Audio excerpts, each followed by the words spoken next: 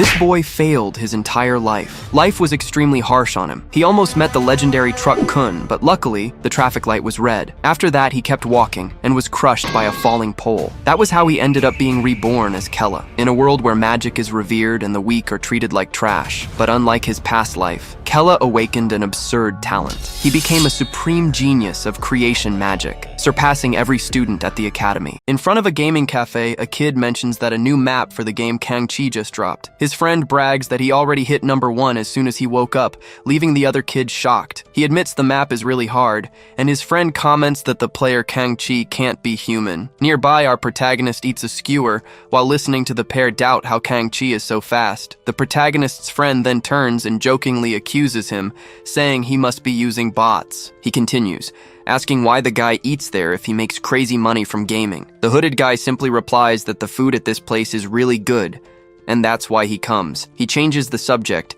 announcing that he took first place again, so they better get ready. Indignant, the friend says he acts like it's easy and calls him a bot once more. With a serious face, the protagonist thinks that technically, they're not entirely wrong about him. It's revealed that he is an AI and his only real fun is inside the game. He enjoys fighting monsters and leveling up. That's his true passion. His thoughts conclude, stating that he only has fun in the world of games and creating maps. The scene changes to outside the gaming cafe, with the friend saying goodbye after a day of playing. His buddy reminds him to buy him a snack with his fat wallet, and the protagonist just agrees to get him to leave. Walking alone, the young man reflects on why he's so addicted to that game. He explains to himself that it's because he can't control anything in the real world. In games, everything seems easy, while in real life, things are impossible. Even inefficient telephone poles are things he can't even move. He thinks that if they were in the game, he would change everything with just a click of the mouse. Suddenly, a speeding truck appears out of nowhere, heading straight for him. The vehicle speeds forward,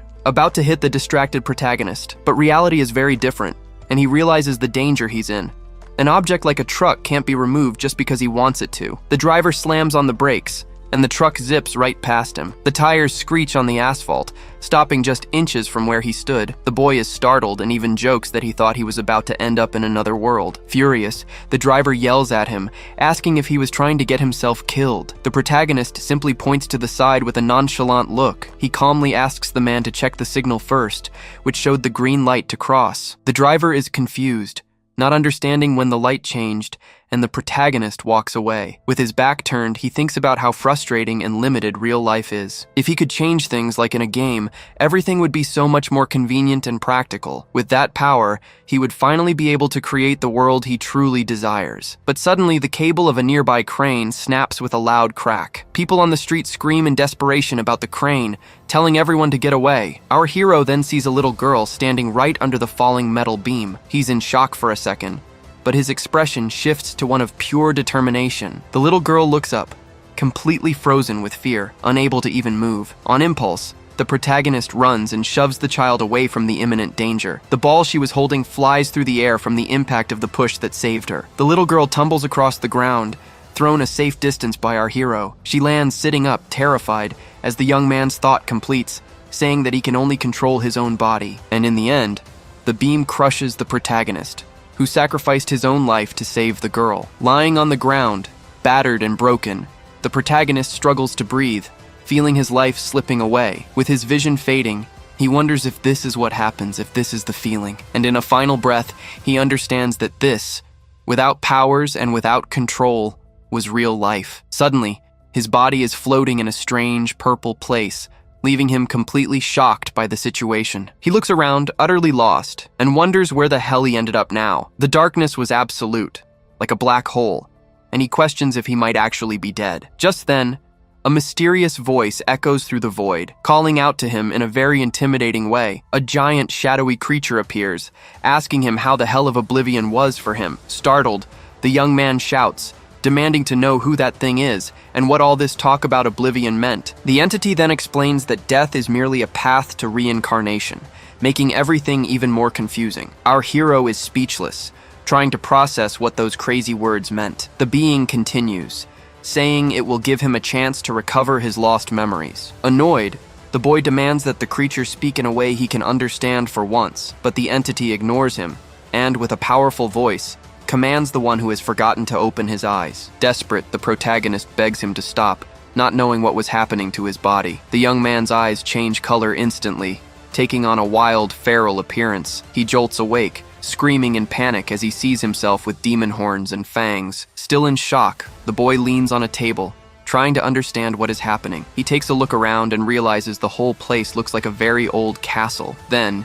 he catches his own reflection and is horrified by his new demonic appearance. He wonders how he isn't dead, looking in disbelief at his hands with their sharp claws. The realization starts to sink in, and he thinks he might have ended up in another world, just like in anime. But the sensation when he touches himself is so clear that it all feels very real. He knows for sure that this isn't a dream, and his despair grows stronger. So he just stands there in the hall, trying to piece together this insane puzzle. He wonders where he is and confirms that it really does seem to be an old castle. Confused, he asks himself who he is, but a voice suddenly asks what he's muttering about. The protagonist's eyes widen as he realizes someone else is in the hall. Out of nowhere, a person appears and stabs him in the back, giving him no chance to defend himself. He chokes on blood, unable to believe he's been attacked with a dagger. The demon girl attacks with a sadistic smile on her face, filled with the desire to hurt him. She stands over him and asks mockingly if he thinks he's going to die now. He feels a terrible pain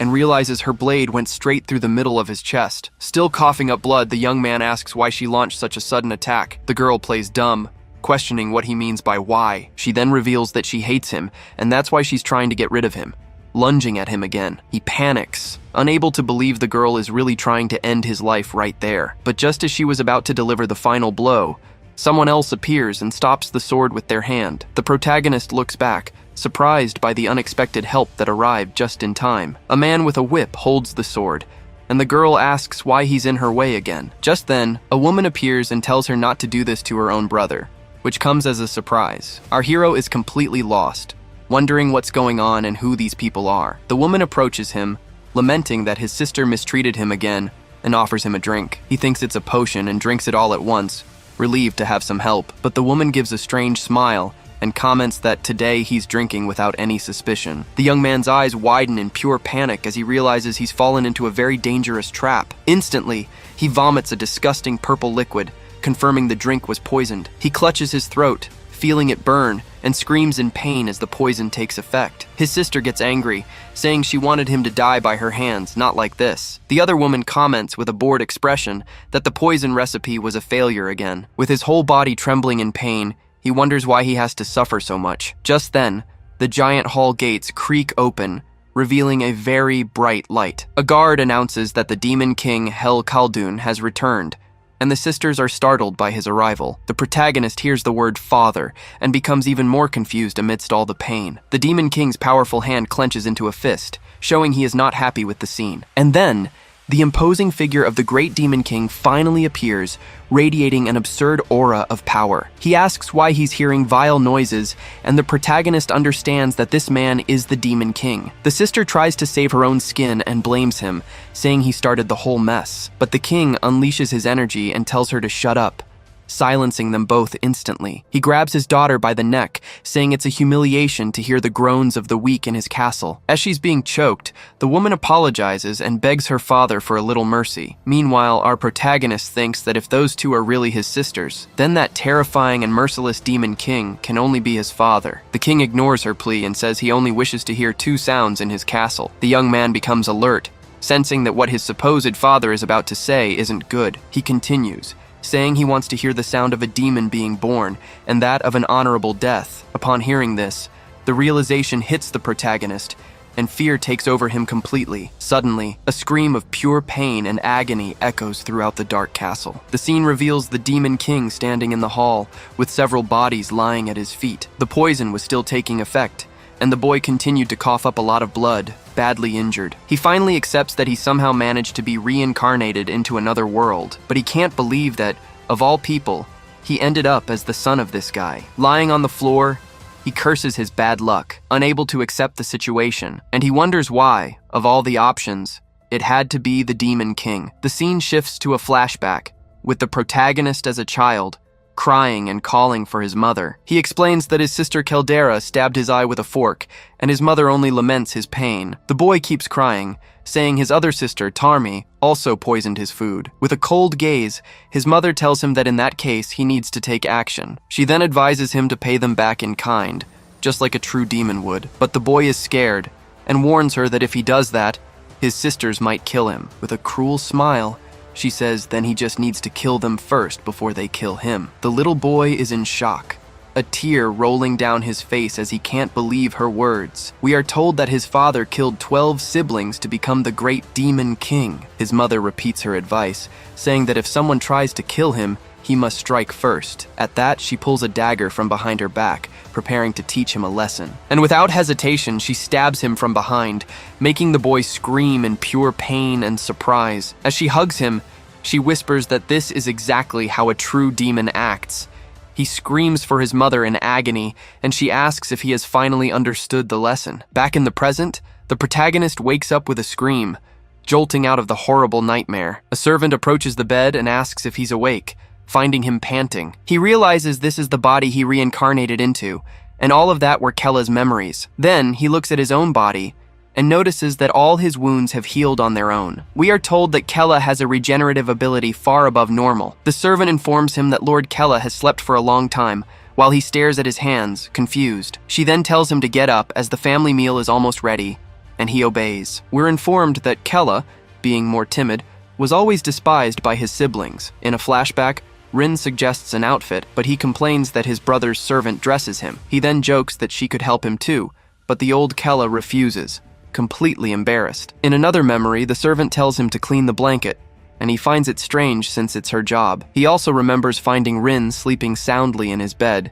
making herself at home, and even when she sent a doll to do her work, leaving the old Kella shocked. Our protagonist reflects on how weak Kella was, letting himself be intimidated by a servant. But with a serious look, he decides that the Kella of today will be very different. He then clenches his fist tightly, showing all his new and great determination. He realizes that the old Kella was bullied his entire life, and it's not so different here. With a determined look, he understands that in this place, those who seem weak simply die. He then walks with his servant towards the royal family's large dining table. The Demon King glares at him seriously and warns in a deep voice that Kella is late. The king's presence is so overwhelming that the protagonist understands why he's the boss here. He sits at the table and apologizes for the delay, already bracing himself for what's coming. But his sister greets him with a very strong kick from under the table. The surprise attack comes with a stab to the leg, showing the family's affection. He grinds his teeth, trying to endure the pain so he won't look weak in front of everyone. His sister then taunts him,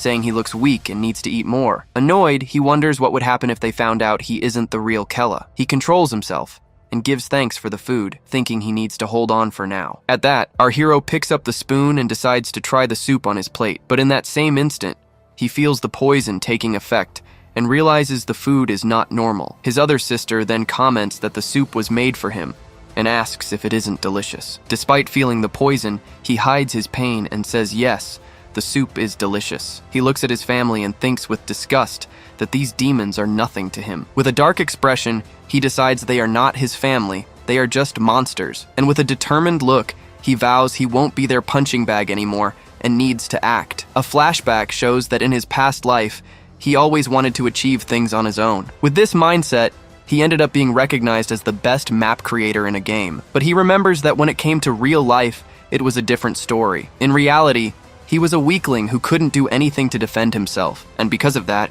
he never wanted to go through that situation again. He swears to himself that he will never die in such a defenseless way again. Back in the present, his gaze changes completely, showing a new determination. With a sinister smile, he offers the poisoned soup to his sister Caldera, and without warning, he throws the entire plate in her face, making her scream in surprise. Then, he pulls the dagger from his leg and announces he's going to give Tarma his sister's gift. And with a swift movement, he stabs his other sister with the same knife that wounded him. The Demon King is completely shocked by the unexpected attitude of his youngest son. He stands up and questions his father, asking why demons should have happy family meals. Enraged, the protagonist flips the table with all his might and shouts that from now on, everyone eats alone. The whole family is in shock at his rebellion, unable to believe what they just saw. With a look of pure hatred, he challenges them all, telling them to see who will win this fight. The scene then takes us outside the castle,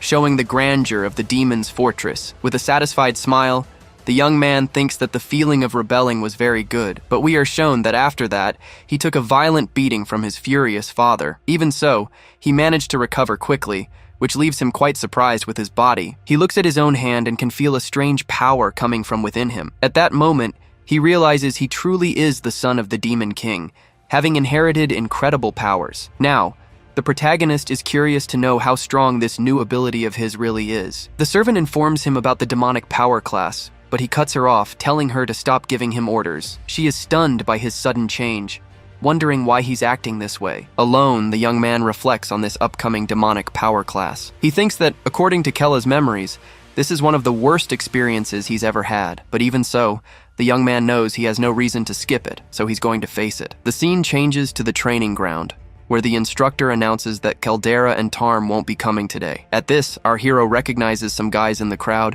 and immediately gets a bad feeling. He remembers them well from Kella's memories and knows they're bad news. In a flashback, the old Kella trembled with fear, saying he couldn't fight at all. One of the bullies would then say there was no choice since it was a class, and would charge at him. With that excuse, the guy would beat Kella mercilessly, making him scream in pain on the ground. We are shown that these guys are true demons who enjoy the suffering of others. For them, mistreating Kella was a pastime, almost like a very cruel and fun game. Back in the present, one of his sisters appears and tells the guy not to go easy on him. With a sadistic smile, she tells him to show his true abilities, as she allows it. The attacker thanks her happily, and prepares an even stronger magic attack against Kella. But our protagonist only remembers the old Kella begging him to stop the torture. The poor boy hated fighting and just wanted it to end, but no one ever listened to him. Our hero thinks with conviction that the old Kella wasn't really weak. He just had too soft a heart, and that's why he always ended up getting beaten by others. But now everything has changed, and he faces the challenge with a very different look. With a confident smile, he decides he's going to use this new strength the right way. On a training ground, an instructor with glasses asks who was fighting earlier. A red-haired guy answers that it was him and Kella, approaching with a mocking attitude. He keeps provoking him, saying with a smirk that he should have called Kella Sir. Kella gets furious at the disrespect, while the other guy falsely apologizes. The instructor then orders them both to start the second round right there in front of everyone. The redhead gets ready to fight, concentrating a purple energy and asking if Kella is ready. In the crowd, the other students mock them, saying that young Master Kella is going to get beaten up again. He hears the malicious comments, getting even more irritated by the whole situation. His opponent cracks a wicked smile, clearly enjoying Kella's suffering. But Kella thinks that he and his rival are similar in many different ways. The scene changes to a flashback, showing that he was also bullied in his past life. Back then, he had no money or strength, and everyone despised him for it. But he decides that all of that is in the past, releasing a powerful blue aura. His eyes glow intensely, and the energy explodes around his body with full force. The rival is in shock, unable to believe Kella had so much hidden mana. The other students are stunned by the mana, wondering if it's even real. His opponent is paralyzed with fear, unable to move due to the pressure. Kella then advances and says he'll go easy on him, asking him to withstand just one blow. With a blow shrouded in energy, he lands a direct hit on his rival with incredible impact. He finishes the attack with another strike, smashing the guy into the courtyard ground. The crowd is in shock, as his adversary couldn't even react to the attack. Even the instructor is desperate, wondering if the boy died from the hit. But the rival was on the ground, all busted up and spitting blood, but still alive. Kella looks down on him, asking how he dares to speak that way to the son of the Demon King. Terrified, the guy begs for forgiveness, calling him Lord Kella for the first time. He then warns him not to make the same mistake again, or next time he would die. The students can't believe it, because that was definitely the same loser Kella as always. Then, Kella turns and calls out to the instructor, who cowers, terrified of him. With a frightening smile, he asks if the instructor shouldn't continue the lesson now. In the middle of the crowd, the servant Rin also watches everything, shocked by Lord Kella's strength. Rin thinks that he's definitely acting very strange, completely different from his usual self. From a distance, she also sees Kella's father, Hel Khaldun, observing everything from the balcony. In the courtyard, Kella stands beside his rival's unconscious body on the ground. Hel Khaldun just stares at the scene from above, showing no reaction. The scene changes to the family castle, where someone shouts that they can't forgive this. In a medicinal bath, Caldera is furious, but Tarmi asks her to calm down. Tarmi then reminds her that she doesn't have the same absurd regenerative power as Kella, but Caldera freaks out, yelling that this is also strange and she wants to know why. Calmly, Tarmi concludes that it seems Kella has gone through some kind of change. Elsewhere, Kella is furious, shouting that dinner will be separate from now on. The sudden news leaves the entire family, including Hel, quite surprised by his attitude. Just then, Tarm notices something different in her father's expression. Hel Khaldun. It's explained to us that, even if for just a moment, their father gave a faint smile. She's in shock, as he smiled for the first time in their lives right at that moment. Caldera gets even more enraged, screaming that she can't believe her father smiled because of Kella. Tarmi agrees that it's not normal, noticing Kella's sudden change. But Caldera, still angry, asks what she means by that. Tarmi then says she knows Caldera would rather die than join her. The unexpected statement leaves Caldera surprised, not understanding where she's going with this. She then proposes that they stop fighting so they can take care of Kella together. With a smirk, she shows she's very confident in her proposal. Caldera thinks for a moment and agrees that the idea doesn't seem so bad after all. The two then decide they will kill Kella before he draws any more of their father's attention. The scene returns to the classroom, with Kella feeling that something is wrong. Then, the image of a demon with a huge, terrifying smile appears to us. It's explained that this was the former demon king, known to all as Turk Khaldun. The instructor continues his history lesson, talking about the great deeds of the past. Kella finds his appearance horrible, thinking he looks like a real demon. But the instructor explains that Sir Turk only died because of a cowardly plan by the Sky Guild. He continues, saying that ever since, several guilds have gathered near their kingdom. It's explained to us that Kella already had this information in his memory somehow. The scene changes, and we see Kella on the balcony, thinking that because of these guilds he can't even escape the castle, feeling completely trapped. Desperate, he kneels and curses himself for having to live forever in that place. Back in the classroom, Kella listens to everything with a serious and determined expression. The instructor warns that, along with the Sky Guild, they are planning to attack the Demon Kingdom, and to help King Hel wipe them all out, the students needed to train. Therefore, he orders everyone to give it their all in combat classes from now on. The students shout in response, saying they will fight for the honor of all demons, but Kella remains quiet, just observing and thinking about the whole situation. The scene changes, and we see him sitting on the castle roof, looking at the horizon. He surveys the vast territory and realizes he needs to find a way out of there. He knows that if he stays trapped in that castle for much longer, he could die at any moment. He might be killed by his treacherous siblings. Just then, he asks Rin if his father is really leaving in 3 days, and she confirms. He then turns to Rin and asks if she knew something very important. Kella reveals that the castle has a weakness, leaving the girl confused by the sudden statement. He explains that there is no map architect to help use the terrain in battle. Because of this, the enemy guilds are using abandoned territories to attack them. So he decides he will use the time before the expedition to map the entire area. He wants to do this so his father, Hel Khaldun, can destroy every single one of the enemies. With a confident smile, Kella states that he will help his father win this war, but he thinks to himself that now he can finally prepare to truly escape from there. He realizes the map is different from reality, and that he can create it however he wants. Just then, Kella yells for Rin to create a secret office in the castle's basement right now. He explains that he needs a space to work without his father discovering his plan. The scene changes to a dark room, lit only by torches with magical flames. Inside, Hel Khaldun is sitting, releasing an intimidating pink energy. He thinks that Kella won't be able to escape his sight, already suspicious of his son. Then he stands up, deciding he needs to do something before it's too late. Kella's father decides he needs to see what's going on with his own eyes. Back in the basement, Kella makes a disgusted face and asks what this is. Rin shows him the dusty place, and he's disgusted by the horrible office. She says it was the best she could do in secret, but he yells at her to do it right. He thinks that sometimes he needs to treat her more firmly to command respect. The servant gets scared, thinking he's not the same Kella she once knew. But deep down, she feels that despite everything, something about him had changed for the better. She ends up thinking he's become cooler, and starts falling in love with her new master. He then yells at Rin, telling her to stop staring and get him a cup of coffee. Desperate, the servant runs off, shouting that she'll get the master's coffee. Alone in the office, Kella confirms she's gone and that he can start his plan. He looks at the map, thinking that this castle holds no hope or dreams. But with a determined look, he says it's now time to create his own map. The scene cuts to Rin, who runs through the castle halls, still yelling about coffee. Suddenly, she stops in her tracks, realizing she doesn't even know what coffee is. Just then, she hears a deep, scary voice calling her name nearby. It was Hel Khaldun, who asks what she's doing in the basement without Kella around. With a serious look, he demands to know where Kella is at that exact moment. The servant panics and starts to stutter, not knowing how to answer her king. He orders her to answer, but she remembers Kella asked her to keep it a secret. The scene cuts to the secret office door, showing Kella is still inside. He's completely focused on the map, finding it all very fun to do. It's then revealed that he's lucky,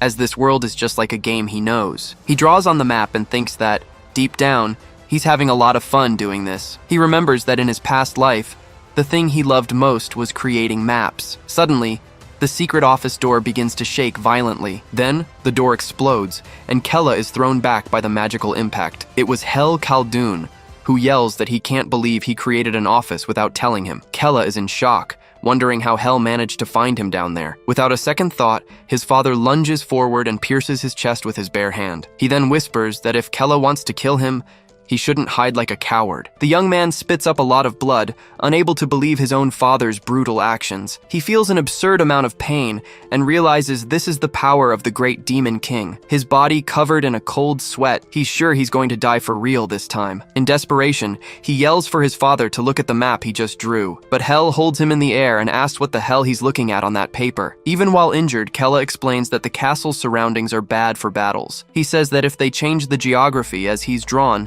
the advantage will be all theirs. He guarantees the map will be a great help in the upcoming battles. Hel is surprised by his attitude, not expecting this kind of intelligence from his son. Then, he forcefully pulls his hand back, making Kella scream in pain. His father glares at him on the floor and asks why he created the office in secret. Kella explains that if he had asked to help, his father certainly wouldn't have allowed it. That's why he wanted to show the map only after it was fully complete. The Demon King remains silent, just analyzing his son's explanation and courage. He then says that, as the king's son, he wants to help exterminate the army from the heavens. The two stare at each other seriously, in a moment of great tension between father and son. Rin is terrified, thinking Kella has a death wish for speaking to the king like that. Breaking the silence, his father asks how long he thinks it will take to finish. The question catches Kella by surprise, unable to believe what he just heard. Hel points with his bloodied hand and demands to know how many days it will take to complete the map. Realizing his father understands, Kella replies that 5 days is enough. But Hel reveals that the army from the heavens will gather in just 3 days. He warns that Kella's map will be useless if it takes that long to be ready. But Kella corrects himself, saying he can finish it in 5 hours, not 5 days. The boy's confidence leaves Hel Khaldun shocked, unable to believe such audacity. He guarantees that in 3 days the construction will be ready and asks to lead the plan. His father stares at him, seriously analyzing the proposal and the determination in his eyes. With a surprised look, he seems to consider the possibility for the first time in his life. So he agrees and tells Kella to try and complete the map, giving him a vote of confidence. But as he turns, he warns that if Kella is just bluffing, he will personally tear the boy to shreds along with that map he drew. Even while bleeding, Kella confirms with a smile, promising he'll do his best. With that, the Demon King finally turns and leaves the secret office. Alone, Kella celebrates, winking and happy to have convinced his father. But suddenly, the pain from the wound returns with full force, and he feels a sharp pang. He can't bear the pain and ends up vomiting all the blood that was stuck in his throat. It's then that he realizes that Demon would have really killed him if he wasn't useful. Rin is shocked, thinking that Kella actually managed to convince the great Demon King. He yells at her not to just stand there and to take him to the infirmary, and she agrees immediately. Already bandaged, he announces that, as promised, he completed the map in just 5 hours.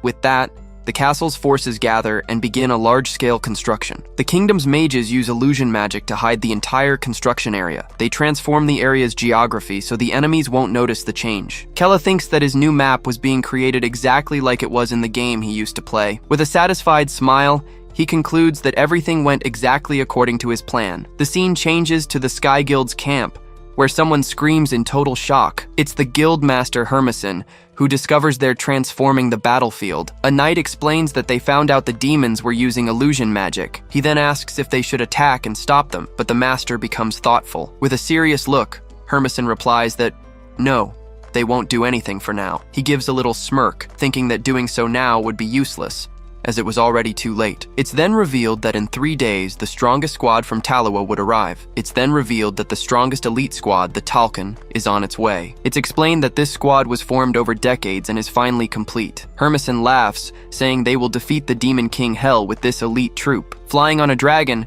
the squad leader shouts that they will reach the castle in 2 days.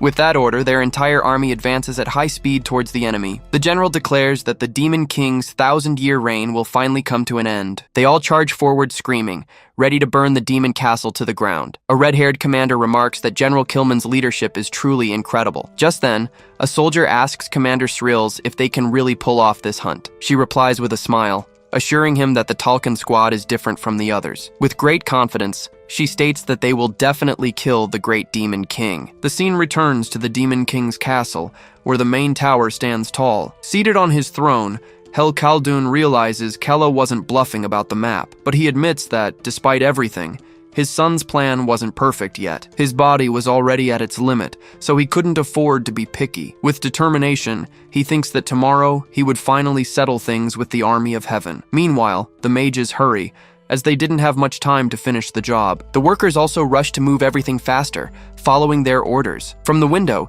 Kella and Rin watch everything, and he comments that the plan is progressing well. He reflects that the feeling of creating a map in real life is very different from the game. The young man is impressed that he can change the geography of the place however he wants. Now he just had to wait for the great battle between heaven and hell to begin. With an eager look, he prepares himself, as tomorrow would finally be the big day. The next day, the Talcan squad finally arrives at the meeting point with much celebration. The general thanks everyone for coming and announces that his squad is ready to fight. Excited, Hermesen agrees and yells for everyone to head to the Demon King's castle now. At that, the general also shouts, ordering the squad to advance and bring victory to Talua. Suddenly, a teleportation circle glows brightly in the middle of the enemy camp. The same glow appears on the ground of the encampment, leaving Master Hermesen very confused. The general of the Talcan squad panics, not understanding what's happening. He yells that it's a surprise attack and orders everyone into a defensive formation, but an energy blast hits the area, sending several soldiers flying. The general and his men raise their shields, wondering what that was. One of the guild knights is shocked, thinking this is impossible. From the midst of the blue smoke,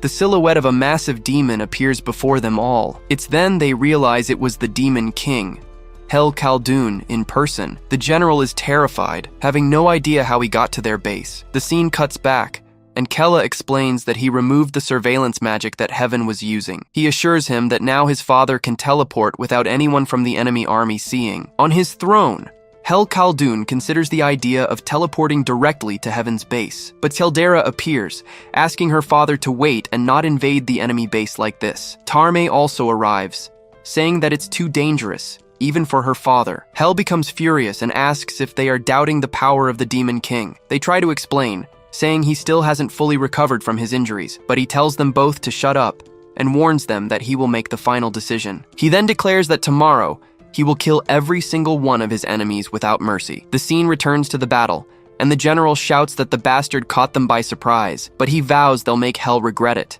because they are the Talcan squad. With that, he raises his weapon and orders the entire squad to begin an all-out attack. Hel Khaldun concentrates, releasing a blue energy aura to prepare for combat. His energy explodes with full force, creating a giant crater on the battlefield. Far away, Kella is on top of a tower, watching his troops gather. He thinks that he has finally gathered all his forces to begin the attack. With a determined look, he shouts that all preparations are finally complete. Then he gives the order, commanding all his monsters to charge forward now. Following the order, a horde of orcs and other creatures advances on the enemy. One of the knights despairs upon seeing the castle's forces coming at them. Suddenly, bizarre monsters start emerging from under the ground, catching everyone by surprise. The soldiers realize they're in an ambush and shout to stop the demons from advancing. From the top of the tower, Kella just clenches his fist tightly, watching the scene. He stares at the battlefield, taking in everything that was unfolding. With an evil smile, he confirms that everything is going according to his plan. But suddenly Tarmi appears from behind and calls out to him, saying she's finally found him. She says she doesn't know why he did this, but his plan won't succeed. Teldera also arrives, warning that she wouldn't be doing this if he hadn't crossed the line. Shocked, Kella turns around and sees his two sisters there, ready to betray him again. With a green energy weapon, Tarmi tells him to die, as there's no place for him here. Without hesitation, she lunges forward and runs Kella through the stomach with a swift, precise strike. The energy blade pierces his body, causing a very serious wound to the young man. He looks down, feeling the immense pain of the blow and screaming in agony. With a smile, Tarm gets ready and calls for Seldera to finish the job now. Then Seldera moves in, saying that not even his regeneration can save him from this. With a single blow, Seldera rips off Kella's head, shouting that regeneration is useless. The two sisters then let out an evil laugh, enjoying the tragic scene before them. Kella's head flies off, and he's shocked by the betrayal, unable to believe what just happened. In that moment, he realizes this is his end, defeated by his own sisters. In a shocking scene, Kella's decapitated body is thrown from the top of a wall. His corpse plummets in a free fall as rain and a strange energy fill the sky. We get a close-up of his head falling, eyes wide with shock and terror, and then the body and head hit the ground with a dull, violent thud. Even on the ground, Kella's head is still in agony, trying to let out one last breath. Up on the wall, Tarm and Seldera watch the scene, celebrating that they've finally defeated him. But suddenly, a blade with a blue aura appears out of nowhere, completely surprising Tarm. It was Seldera, who stabbed her ally in the back, shouting that she found her weak spot. She mocks Tarmi's speed as she mercilessly shoves the dagger even deeper. Tarmi looks at the weapon, shocked, as she recognizes her mother's forbidden dagger. But Seldera doesn't care, saying rules are useless and weapons are made to be used. Tarme is furious at the betrayal, questioning if her sister would really do this. With a wicked smile, Seldera warns that if she kills her now, she'll be the only one left. She reveals that this way, she'll become the sole remaining successor to take power. Feeling the pain and rage, Tarm grinds her teeth and screams Seldera's name. Filled with hatred, Tarme charges forward, screaming that she'll kill Seldera for her betrayal. Seldera steps back with a smile, saying the fight was over the moment she stabbed her. The two then exchange a violent blow, releasing an energy that explodes across the courtyard. The camera focuses back on Kella's head, which was watching everything from the ground. He reflects on how they could be so cruel, wondering about the nature of demons. But then he realizes they were exactly as he'd always imagined them to be. At that, the scene returns to his body, lying motionless in the middle of the courtyard. Suddenly, the blood and body parts begin to reassemble in a bizarre way. It's revealed that Rin was using a strange magic to manipulate Kella's body. She then picks up his head and calmly walks toward the corpse on the ground. Rin sits down and carefully begins to reattach the head to his neck, but Kella suddenly revives, grabbing her neck with a brutal and terrifying strength. The scene cuts to distant mountains, where a general commands his troops to advance. He orders a portal to be opened, planning to attack the heavens from behind. But on the other side, a human army was already waiting, shouting that they knew their tactic. The human commander then orders the attack, screaming to leave no demon alive. But the demon general doesn't care, ordering them all to fight for the honor of their race. With that, the two armies clash with full force, and the battle finally begins. In the midst of the chaos, a red dragon appears, preparing a fireball in its mouth. It then unleashes a powerful blast that tears through everything in its path. General Killman faces the attack, remarking it's been a while since he'd seen a dragon's breath. Mounted on the beast, Hel Khaldun smiles, controlling the furiously roaring dragon. The demon then leaps from the monster's back, landing on the ground with a heavy impact. Killman is enraged and screams in anger as the bastard managed to barely escape. Quickly, the human commander orders everyone to unleash their attacks at once. The demon army charges forward without fear, rushing toward their enemies to attack. Suddenly, a giant blue energy creature materializes behind the demon army. Killman watches the dust settle, wondering if they managed to hit the target, but to his surprise, he realizes the attack didn't work, and the monster is still standing. We see a close-up of the creature's arm, which glows with a cold, powerful energy. The creature reveals itself, saying that what happened before is no longer important. He assumes his complete form, warning that he only needs to kill everyone there. Desperate, Killman yells that the enemy is planning to fight with everything in its final form. He then orders everyone to risk their lives and give it their all. The creature's eye glows intensely, releasing a wave of power that intimidates everyone. The scene then shifts back to the castle, with a much darker and heavier atmosphere. We see a light coming from a hole, showing that the previous fight opened a passage. Down below, Rin was trembling as she held Kella's head back in place. His neck was bloody, and he was begging her to continue the process. She then screams in desperation, pleading for it to work quickly. A flashback begins, with Rin shouting about how disgusting it was and wondering when she would get used to it. Kella, missing an arm, screams in pain and tells her to hurry up and put it back. We see a close-up of her pressing the limb into place as he writhes in the agony of regeneration. With a sweaty face, Rin fearfully asks if the process was finally over, but Kella looks at his hand and confirms that, as expected, it had worked again. He then announces that the next step would be to do the same with his head, terrifying Rin. Kella explains he needs to test it with his head, leaving Rin completely distraught at the idea. He asks her to cut it carefully, but Rin refuses and screams that she doesn't want to do it. The flashback ends, and back in the present, Kella says that's enough experimenting for now. He then instructs Rin to find Caldera's servant and tell her exactly what he said. The girl is visibly tense with the task, but she knows she can't disobey his orders. With a nervous performance, she goes to the other servant to pass on the false information. Rin says that Kella is planning to kill the young master Caldera in the middle of the battle. She adds that he will attack while the Demon King is fighting against the heavens. Caldera's servant is outraged, unable to believe that bastard was planning such a betrayal. But then Rin, very cleverly, suggests this would be the perfect chance for Caldera to strike first. She assures her that cutting off his head would kill him, regardless of his recovery speed. The scene returns to the battle, and Hel Khaldun grinds his teeth, annoyed that the plan worked. Back on the ground, Rin holds Kella's seemingly lifeless body in her arms. She calls him an idiot, since the plan would mean nothing if he actually died. But he suddenly opens his eyes, asking who she was calling an idiot. Rin is terrified and screams his name, not believing he was alive. He gets up and mentions that his healing slows against mana-infused daggers, and he almost died. But with a victorious smile, he declares that he survived and everything is still going according to his plan. Relieved, Rin starts to cry, unable to hold back the emotion she was feeling. She then hugs Kella tightly, yelling that she really thought he had died. Totally embarrassed by the situation, he blushes and asks what the hell she's doing. Kella pulls away and tells her he survived,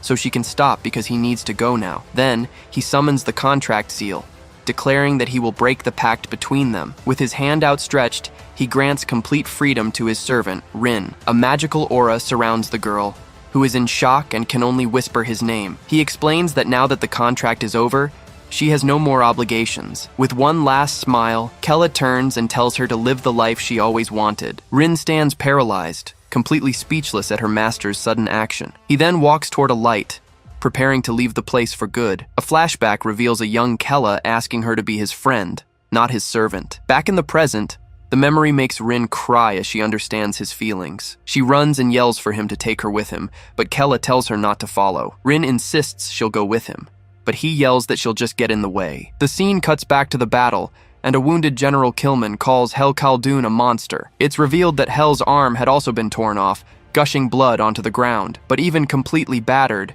he was still standing, which left Killman utterly shocked. The general realizes that the being before him was the great demon himself. Angrily, Killman admits it's frustrating, but he just can't defeat this guy. He realizes it doesn't matter who comes, because no human can stop this disaster. Then, Hel silently turns his head, observing the destruction caused by the long battle. He sees that the human army was almost completely annihilated in the clash. His eyes continue to scan the field, analyzing the outcome of that terrible war. And the same happened to his own soldiers, who were also mercilessly slaughtered. The camera focuses on another of his fallen warriors, showing the brutality of the combat. With a bloody mouth, he starts calling for Caldera, Tarmi, and also for Kella. We see up close that it wasn't just his arm. His neck was also slashed. He then closes his eyes and realizes that, in the end, his children will not come to help him. But he concludes that this was his fight, and he will use every last drop of his mana. On the battlefield, Hel declares that now everything will finally end, releasing his energy. Far away, Kella and Rin were running desperately through a dark tunnel to escape. He then spots an exit of light, realizing it was the way to escape surveillance. With a relieved smile, he thinks that once he gets there, he'll finally be free. But suddenly Rin stops him, yelling for him to wait, and leaving Kella confused. A barrier of blue lightning appears out of nowhere, completely blocking their path. Another purple energy appears, and Kella wonders what it is, smelling blood. The two look on, frightened, as Kella confirms the strong scent of blood he smelled earlier. A hooded figure appears, mocking Hel Khaldun for trying to evacuate his children. He reveals he knew to hide there, leaving Kella and Rin cornered. And to make matters worse, it wasn't just one, but an entire squad waiting for them. Kella becomes furious, realizing the enemies had placed a watch team at the exit. The squad leader reveals he knew about the construction and won't let anyone from the royal family escape. He points directly at Kella and orders his men to kill him without a second thought, but Rin steps in front and creates a shield,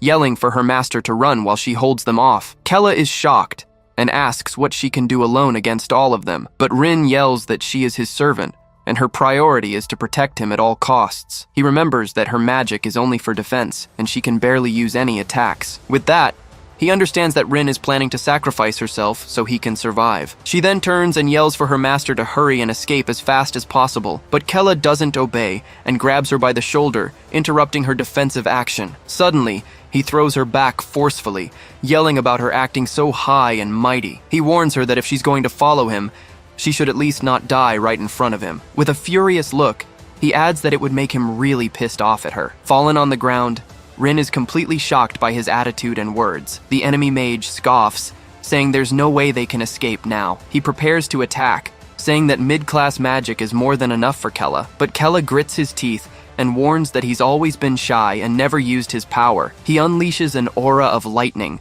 revealing that everything they know about him is a lie. Rin watches from a distance, wondering how Master Kella could be so strong. The mage is shocked, as he thought Kella's mana was low level. But before he could react, Kella rushes at him with absurd speed. With a single blow, he lands a direct hit on the enemy, who screams in pain from the impact. Staring at the fallen mage, Kella mockingly asks if that's all he's got. He then warns him that next time, he should check his sources properly. Then, Kella grabs the mage's face, who desperately begs him to wait, but he doesn't listen and smashes him into the ground with a blast of blue energy. The man passes out instantly, sunk into the ground and agonizing from the blow's injuries. Rin can't believe it, as he defeated a sky mage using only his mana. The other mages accuse him, saying he was supposed to be nothing but a powerless weakling. Kella simply replies that he already told them that information was wrong. Seeing they have no choice, the two remaining mages prepare to use a forbidden spell. They know it's an attack that will use all their mana at once. It's a risky gamble, because if the attack fails, they'll be the ones to die in the end. Seeing the danger, Rin runs and desperately yells for her master to fall back and get out of there. The spears of light pierce through Kella's body, who is shocked by the surprise attack. But it was actually Rin who jumped in front, taking all the damage and screaming in pain. Kella tries to move, but realizes his body has been paralyzed by the spear's magic. With her last bit of strength, Rin turns and calls her master's name, badly wounded. She then apologizes, saying that unfortunately she couldn't protect him this time. The two mages breathe a sigh of relief, as their risky attack worked perfectly. The leader prepares for the final blow, warning that this was the end for Kella, but his partner suggests they deserve a reward after all their hard work. He then grabs Rin with a disgusting smile, asking if it wouldn't be fun to play with her. Outraged, she yells that she knows everything they've done against the demon race. The mage threatens her with a dagger, telling her to shut up and wait her turn. Watching the scene, Kella realizes that the humans of this world treat others like objects. The leader then turns to him, saying he'll first kill the Demon King's baby. Kella looks at the exit, unable to believe he's going to die when freedom was so close. He is filled with hatred, as he was just one step away from escaping it all. The mage charges forward with his dagger raised, yelling for him to die once and for all. Seeing the scene, Rin desperately screams Master Kella's name, unable to do anything. But suddenly, Kella is confused, as a strange energy begins to surge around him. He feels a weird sensation and realizes that something very powerful is coming from within. Kella despairs and screams for Gulpero, facing the imposing figure of Hel Khaldun. He's shocked, wondering if the battle had really ended so quickly, but Hel Khaldun, with a serious look, laments that his plan was ruined. At this, Kella panics, not understanding how everything could have gone so wrong. Hel then begins to explain, saying he has already fought and considered all possibilities. The boy remains confused and asks what he was talking about, not understanding a thing. Hel reveals that Teldera doesn't care enough about the other demons to become queen, and that Tarmi also lacked the necessary ambition to take on such an important role. Kella gets angry and yells that he doesn't care about them, demanding to know how Hel got there. He then reveals that a demon king can pass his mana to his bloodline before he dies. The young man is in shock at the revelation, stuttering in disbelief. We are shown that even for a short time, his father managed to be king. With this, Hel states that he saw in Kella the best candidate to be a true demon king. Desperate, Kella throws his hands forward and shouts that he was gravely mistaken. But Hel Khaldun formally introduces himself, ignoring his frightened son's pleas. Hell decides to pass all the remaining mana in his body directly to his son. He then declares that his heir's name is Kella Khaldun, the future king. With that, a dark and powerful energy surges toward the terrified boy. Kella screams in desperation, begging his father to stop this madness right now. But Hell stares at him with a serious gaze, calling Kella's name one last time. He then asks his son not to mourn his death, but to act like a true demon. The scene cuts to the battlefield, showing Hell Khaldun's blood-covered face. Commander Shrills, panting and wounded, whispers the name of the great Demon King. She then announces to everyone that the Demon King was finally dead. In the background, we see the fallen body of General Killman, his spear cast aside. It's revealed that the general sacrificed himself for them to achieve this victory. Shrills falls into despair,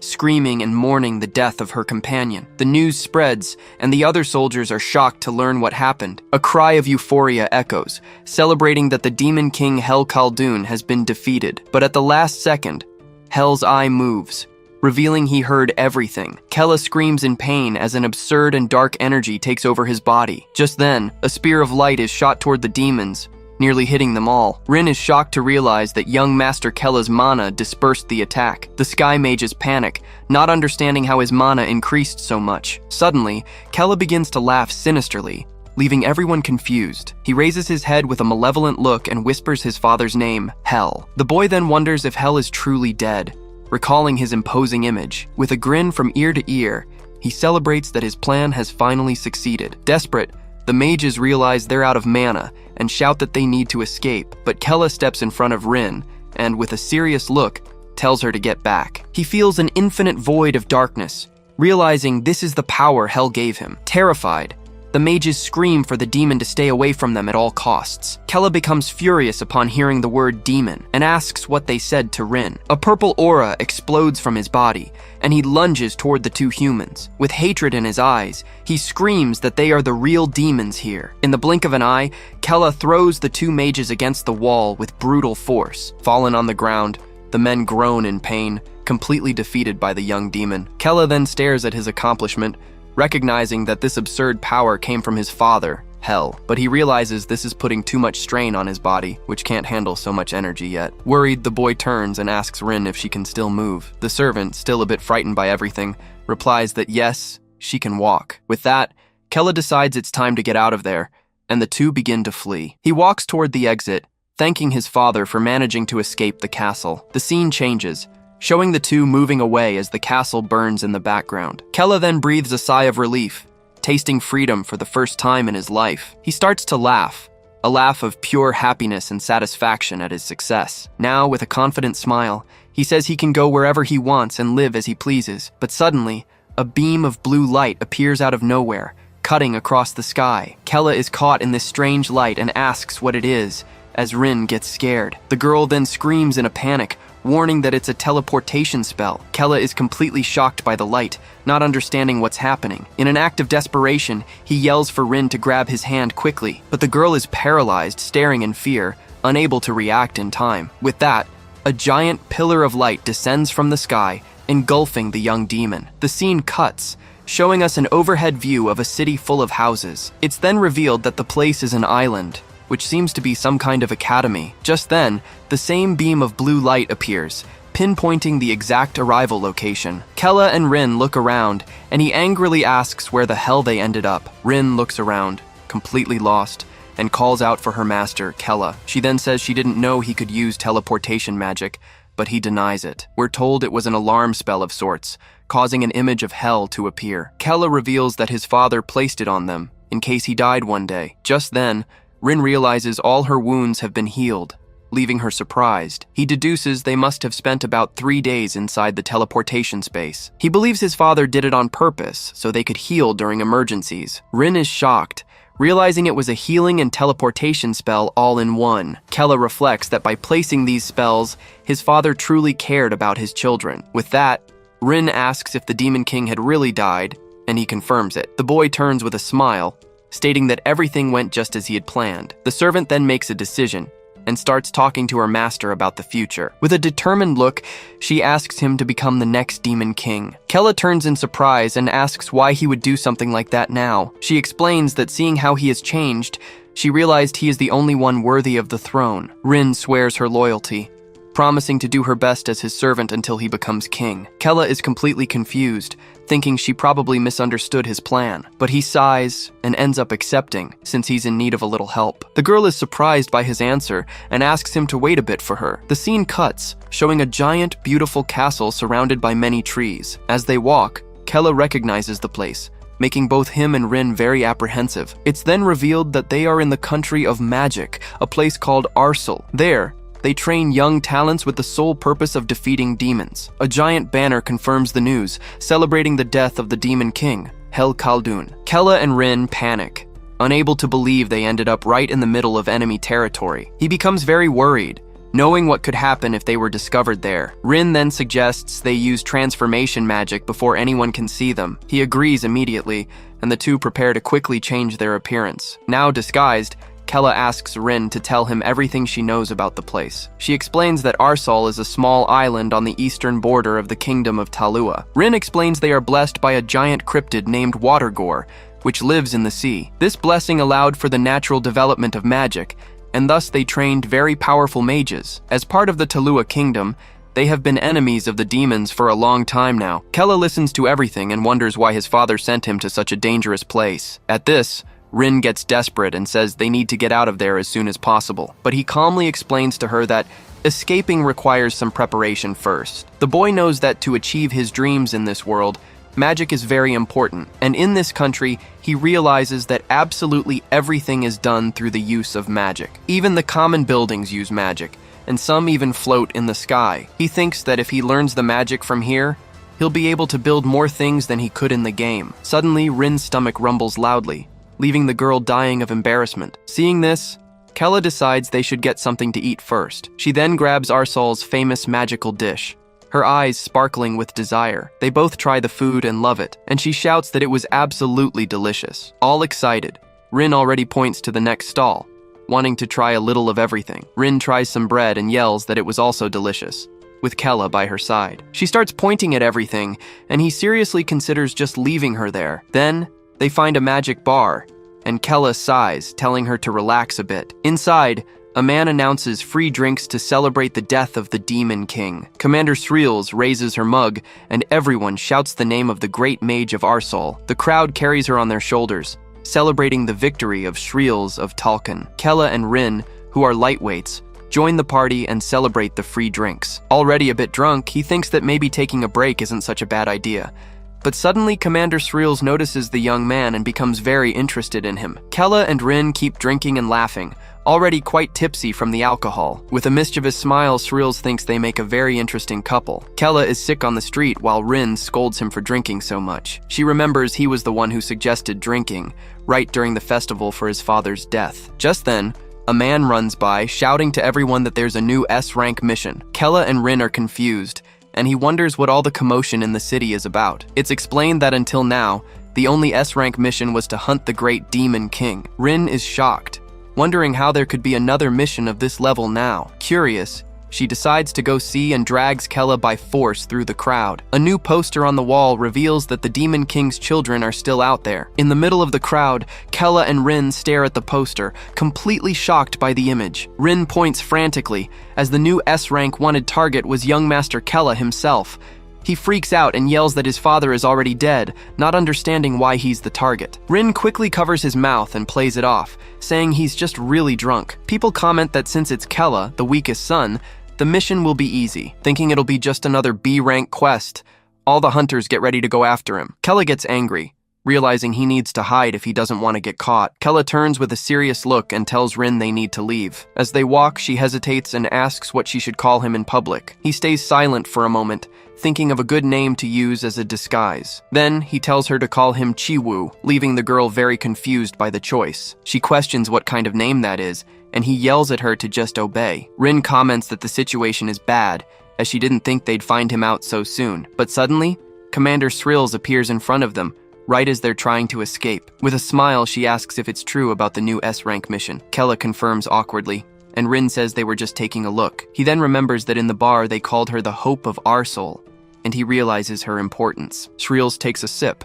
thinking that the Demon King's son is still alive out there. Kella and Rin whisper that the target is weak, so it won't be a big deal. The commander overhears their conversation and stares at them with a very suspicious look. At that moment, they both feel a chill down their spines and sense the imminent danger approaching. Shreels grabs Kella and asks if it's not a big deal that the Demon King's son is alive. Shreels stares at Kella and says she noticed something strange about them from the start. Rin panics immediately, thinking the commander has figured out their disguise. With a terrifying smile, the woman then says that the two of them must surely be. Kella and Rin are terrified, certain she's discovered their true identities, but she reveals they're just travelers who don't bathe and invites them to her house. The two are completely baffled, totally confused by the commander's invitation, but they immediately accept and celebrate, thinking they're finally safe from danger. The scene then takes us to a fancy mansion, with buildings floating under the moonlight. Inside, Kella relaxes in a luxurious bathtub filled with warm water from hot springs. He also receives a cup of tea and snacks he'd never seen before in his life. The boy picks up one of the sweets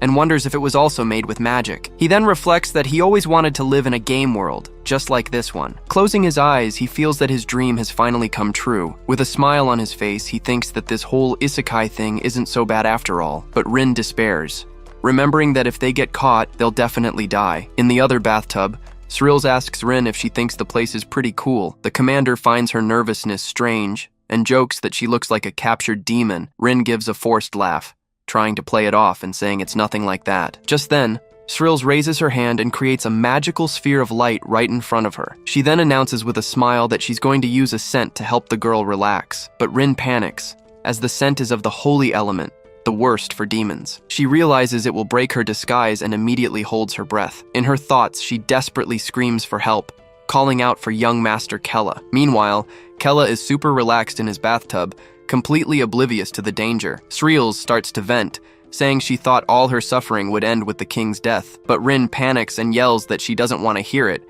and needs to get out of there. The commander continues, revealing she was destined to be a mage since birth. Unable to take it anymore, Rin leaps out of the water and screams for her to save the memories for later. She then makes up an excuse about needing the restroom and runs out of there desperately. Shreels is left behind in the tub, a very suspicious smile on her face. She then thinks with a laugh that the girl must not have liked the sacred scent. Outside the bathroom, Rin breathes a sigh of relief, thinking that was a really close call. Just then, Kella shows up, completely relaxed, and praises the hot water of the thermal springs. Rin gets angry and yells that her disguise spell was almost broken in there. She explains that Shreels used a sacred scent, which makes demons lose their mana. Kella gets serious and agrees the situation could have been very ugly for them. He then jokes about taking another bath, making Rin even more annoyed with him, but Shreels appears and asks if they're leaving already, mentioning a second round. Kella awkwardly confirms, while Rin tries to play it cool so they can escape quickly. Shreels insists they stay, asking if they aren't curious about the magic drinks. The young man is captivated by the idea, as he's never heard of food magic. He then accepts the invitation, to Rin's despair, who screams her master's name. The scene cuts, showing a group of mages arriving at the commander's house at night. One of them asks if there are really demons there, and the other confirms the information. Their conversation reveals they're not just any demons, but the Demon King's son. They see this as a unique opportunity and decide they must capture them no matter what. Meanwhile, inside the house, the commander's trap is in full swing. She serves a drink and reveals the special beverage was made with holy water. Kella feels his body burn and complains that he got excited about the magic food for nothing. The commander ignores him and returns to the conversation they were having about her life. She says that to kill the king, she trained, risking her life in the Talcon squad. Then, she reveals a scar on her stomach that she got from a test back then. Kella and Rin are surprised, and he comments that he hadn't seen that scar before. With a sad look, she asks if the scar isn't beautiful to look at. She then reveals she's actually missing an eye, leaving the pair shocked by the news. Kella and Rin are speechless, unable to believe what they just saw right in front of them. The commander explains she was hiding everything with magic because the scars bring back terrible memories. In a flashback, an instructor yells for everyone to get up and think about the Demon King. It's shown that the squad was created with the sole purpose of defeating the great king. A young Shreels, despite being covered in bruises, knew she had to endure all the pain to win. The instructor then yells again, ordering them all to state their true objective. With hatred in her eyes, she answers that everyone's goal was to kill the Demon King. Back in the present, she says she sacrificed her life to get those scars. Then, she gets close to Kella and asks what he's been doing all this time. She lifts his shirt, saying he surely must have a scar there too. The young man is in shock at her action, not knowing how to react to the situation, but she's surprised, as his skin is smooth and has no scars at all. Rin watches everything in desperation, calling out to young Master Kella in her thoughts. He then realizes her touch is slowly undoing his magical disguise. Srills leans close to his ear and calls him by his fake name, Chi-Wu. With a dark look, she bluntly asks if he's really a demon. Kella is in shock, realizing the commander knew everything from the very beginning. But suddenly, several white rats with red eyes come running into the room. Just then, a group of mages bursts in, using a very powerful lightning spell. The commander feigns surprise, yelling that the mages appeared out of nowhere. Kella and Rin look at each other in terror, figuring out she lured them into a trap. Srills then turns with a smile and says it's good that they all came. The leader of the mages points to her eye and says the message from the heavens was right. He then accuses her, shouting that she was just hiding her true identity. It's revealed that Srills is actually a demon who infiltrated the kingdom of Arsel. Everyone is left speechless by the news, while she faces them with a smile. Kella is confused, realizing they aren't there for him, but for her. With a staff in hand, Srills says she has no more reason to hide. She then reveals she was the one who leaked the information that she was a demon. The leader of the mages yells, "There's no reason to hesitate," and orders everyone to kill her. But Srills faces them with a confident gaze and warns that she is an elite mage from Talcon. She says she isn't someone that mere mages from Arsel can defeat, and unleashes her mana. At that moment, their disguises break, and Rin yells for Master Chi-Wu to get out of the way. He panics, shouting that the situation has gotten really ugly for them now. Then, a giant explosion of purple and blue mana engulfs the entire hall. The dust slowly settles, revealing the damage from the battle that just took place. Rin is shocked, unable to believe the powerful mana she felt coming from the commander. Kella and Rin are confused, and he asks if she just protected them. She then turns and confirms they are also demons, as they can't hide it from her. With a smile, she reveals herself as Shrills Khaldun, the daughter of the Demon King, Hel Khaldun. Kella and the girl beside him are completely shocked by what they just heard. Commander Shrills then announces she's going to use magic to transfer her memories. The magic hits them both, leaving them paralyzed in shock by the visions. A flashback begins, showing Hel Khaldun next to a mysterious hooded demon. The vision shows a little girl on the ground,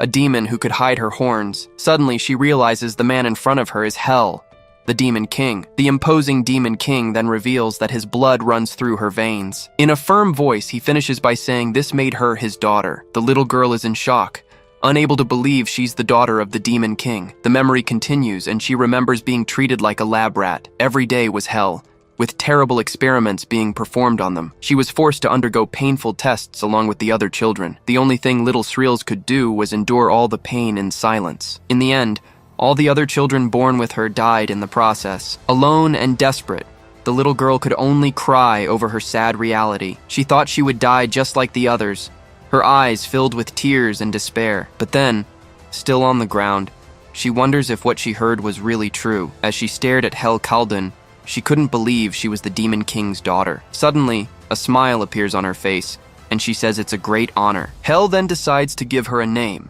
christening her Shrills Khaldun. He orders her to infiltrate heaven as a spy, and she readily accepts the mission. Motivated, she thinks that for her father, Hel Khaldun, she would do anything. The scene changes to the front of a castle, where someone shouts they saw a person on the ground. Two men run over and find little Shrills, thinking demons had attacked her. One of them picks her up, saying they need to take her inside and care for her. And as she was being carried, she began to act as the Demon King's spy. From then on, she trained hard and endured everything to become a mage of Arsel. Finally, after much effort, she managed to level up even further. Shrills became one of the strongest in the elite Talcon squad. 15 years pass, and the image shows the former Demon King, Turk Khaldun. At that moment, she finally managed to find her father again after so long. With a heavy heart, she wanted to run and hug him, but she couldn't. With tear-filled eyes, she thought she was close to achieving her goal. The plan was to wait until all the soldiers, except for Kilman, were dead. Her mission was to use hidden magic to disrupt the Talcon squad from within. And with that, she would support her father until he finally killed General Kilman. She dreamed that when her father won, she could finally return to the castle with him. All she ever wanted was to live a new life by his side, as Shrills Khaldun. The scene returns to the fight, and Kilman praises Turk's power, saying he exceeded expectations. But the former Demon King replies that he doesn't need recognition from a human like him. With a defiant smile, Kilman calls him arrogant and prepares for the end. He then announces this is his final attack, one where he's putting his all into it. Then, a spear of celestial light forms, charged with an absurd amount of energy. Turk doesn't back down and prepares his hellfire to counter the blow. Seeing the power of both attacks, Sreels desperately screams her father's name. A giant explosion occurs, and Sreels stands there watching from a distance. But in that instant, she can hear her father's voice in her mind. In a vision, Turk Khaldun calls her by name, saying she was his daughter. Sreels is in shock, as he was about to give his next and final order. He asks her to serve the next demon king just as she served him, and that she should protect him until the end, making Sreels start to cry. With the order given, the explosion consumes everything, mixing the two energies. The dust begins to settle, slowly revealing the outcome of the battle, and all that was left of Turk Khaldun was his head, now falling from the sky. Desperate, Sreels watches her father's remains turn to dust. Unable to believe it, she can only say that no, this couldn't be real. The image of her dying father is seared into her mind, and she screams for him. After watching her father die, she had no choice. Support forces arrived, so she had to return to Talua with them, and while she suffered, the people celebrated the victory over the Demon King. People from all over the continent, including Talua, celebrated her father's death. After that, she decided to retire from her life as a commander. So Sreels returned to Arsel, her second home and the site of her first mission. She thought she would start over in that place with a fake smile on her face, but in reality, her only goal was to avenge her father's death at any cost. The flashback ends, and she reveals she planned to wipe everyone out, starting with Arsel. The gray-haired girl is shocked, unable to believe she is the Demon King's daughter. Kella despairs, as he thought he had finally gotten rid of his demon siblings. Even though they weren't blood-related, he didn't expect to find another sister. Sreels then says she won't force them to cooperate, but she will tell them one thing. She explains that Arsel, the country of magic, is a great threat to demons, and the longer they let Arsel exist, the sooner Kella Khaldun will die. The warning makes Kella tense, understanding the danger is very real and direct. He clenches his fist, remembering that even in the game, mages were a significant force. With a determined look, he understands that if he lets this go, he's the one in danger. The leader of the mages realizes the explosion will attract people, and that they need to act. Urgently, he yells for everyone to use as much mana as they can in the attack. Kella is furious because even though they thought he was human, they attacked him without a second thought. The servant Rin is frightened by the change, calling out for her young master. Now with horns and a sinister aura, Kella says this is just self-defense. At that moment, Commander Sreels suddenly turns around, startled by the energy she felt. With wide eyes, she simply can't believe what's happening. She then recognizes that energy and wonders if it's her father's power. That night, they fought an endless battle against the mages of Arsel. Since Arsel was like a second home to her, Sreels knew the entire layout of the place. Using this knowledge, she attacked the city's key points with her magic. She mercilessly destroyed the government facilities and the magic academy. Kella also used Hell's mana, advancing against powerful enemies. He went after those who were drunk on power from the festival. With his blue energy, he subjugated everyone who stood in his way. The soldiers could only scream for help, but it was already too late for them. Through the siblings' teamwork, the nation of magic, Arsel, was easily destroyed and conquered by the demon duo. The entire city was in flames, and the sky turned red from the fire. The leader of the mages on the ground says he can't believe Arsel fell so easily. With a bloodied face, he screams that he will never forgive the demons. Amid the destruction, one of the surviving mages yells in anger and despair, but Kella replies that he's the one who can't forgive them for everything they've done. With a maniacal smile, Sreels declares she will finish everyone off, starting with them. Kella and the girl are shocked by her madness, thinking it's impossible. Tired of the situation, Kella says his help is over and they should each go their own way. But Sreels stops him, saying she recognized his mana and calls him Kella Khaldun. Surprised, Kella realizes there's no point in hiding who he really is anymore. With a sigh of defeat, he just confirms his identity to her. She's shocked she was right, and Kella gets annoyed for falling for her bluff. Sreels then admits she was only a little suspicious, but now she was sure. She explains that she's not a normal daughter, but a mutant created from her father's aura. The commander approaches him, saying she was created after he was born. With a smile, she calls him older brother, leaving Kella terrified. Changing the subject, she invites him to join her in avenging their father's death. Kella angrily thinks that he ran away from home and doesn't care about this revenge. With an intimidating look,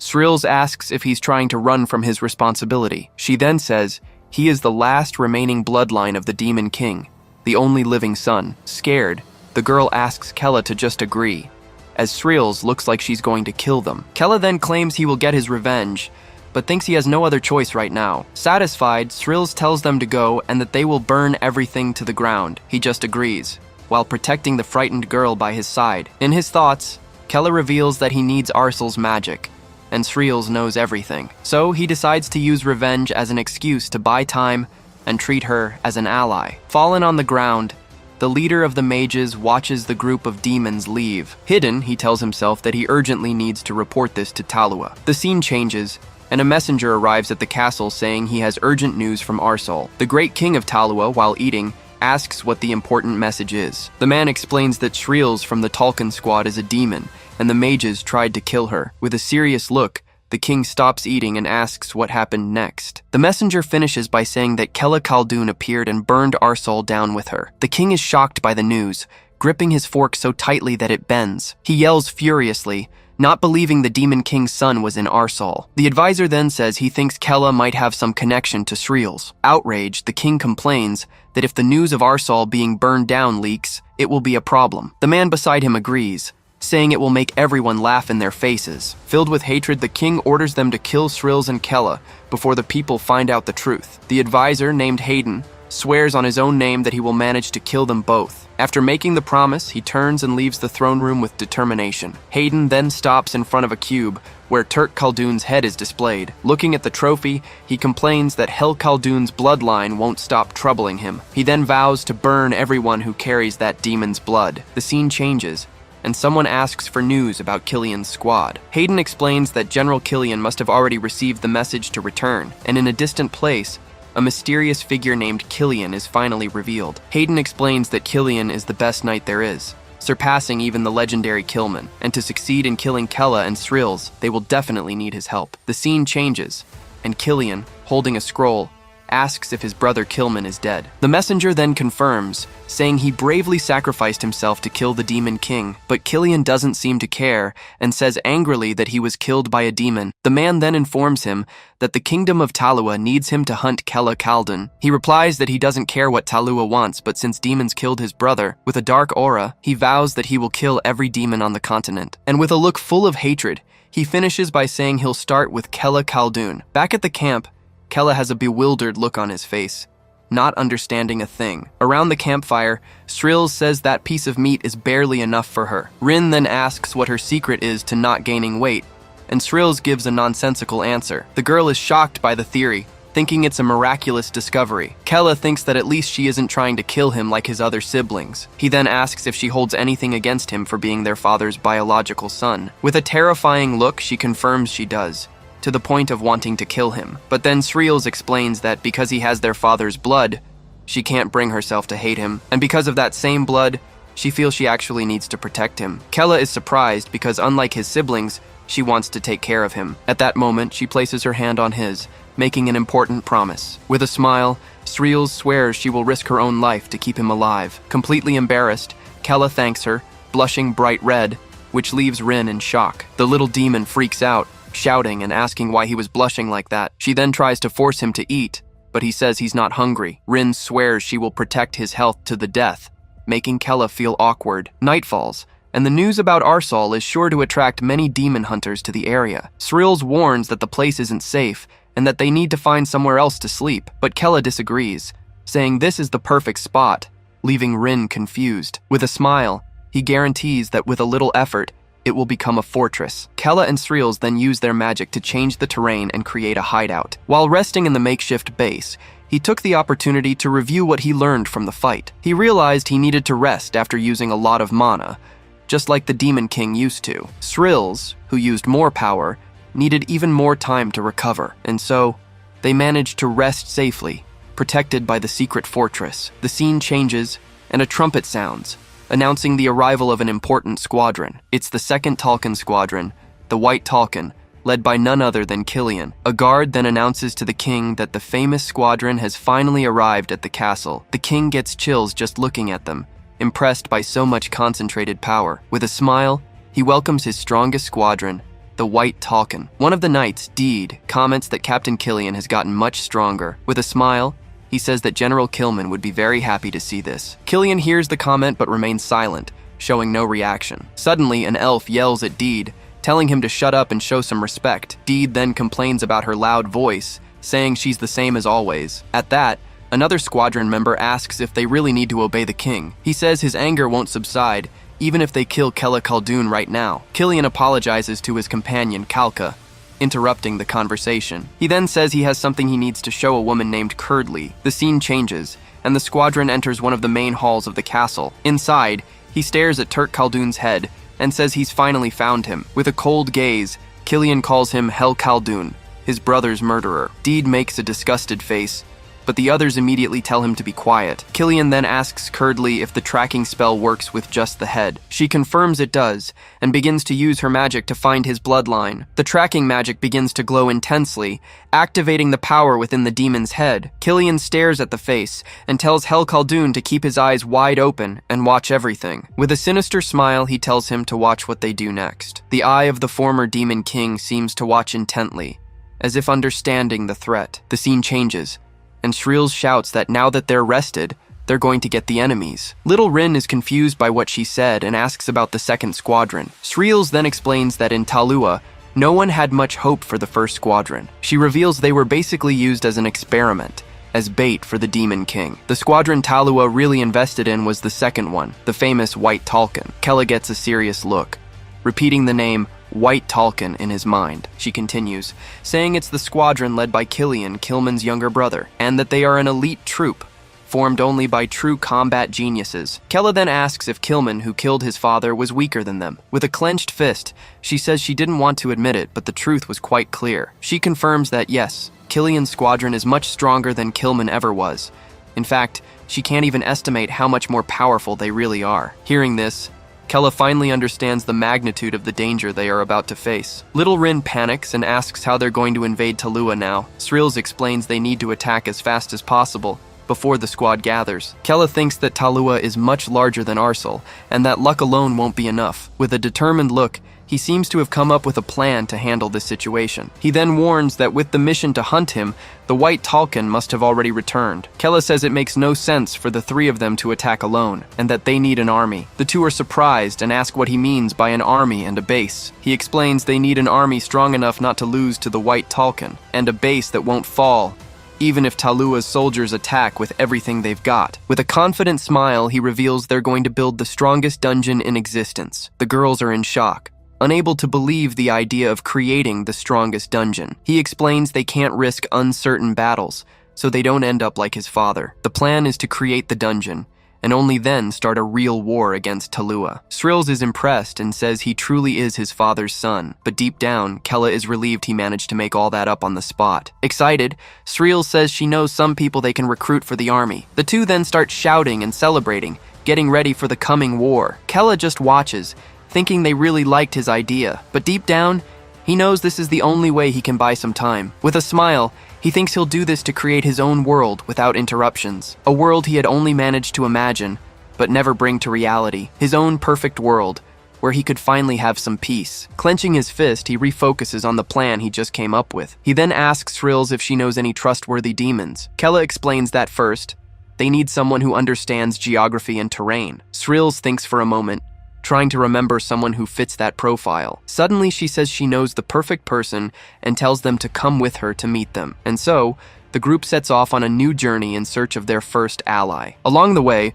Kella took the opportunity to start learning Arsel's magic from Shreels, but he realized it wasn't something he should be able to learn so quickly. But thanks to the Demon King's blood, he could use magic with great ease. Because of this, he was able to learn everything very quickly, surprising Shreels. Kella feels that using magic with his own hands brings him closer to his goal. The scene changes, and 4 days pass as the group travels through a deserted land. Shreels says they're almost there, but Kella finds it strange that a demon would live there. She then explains the place wasn't always like this, not until the Talcon's ambush. The protagonist and Little Rin are confused, not understanding what she meant. Suddenly, Shreels gets serious and tells them both to stay put, no matter what happens. Just then, a band of demons attacks, shouting against the Talcon squad they hate. One of the demons charges straight at Sreels, swearing he'll finish her. She then realizes they haven't heard about her and her reputation yet. Rin panics and asks why she's taking a beating without doing anything, but Kella tells her to be quiet, leaving the little girl even more confused and scared. With a calm look,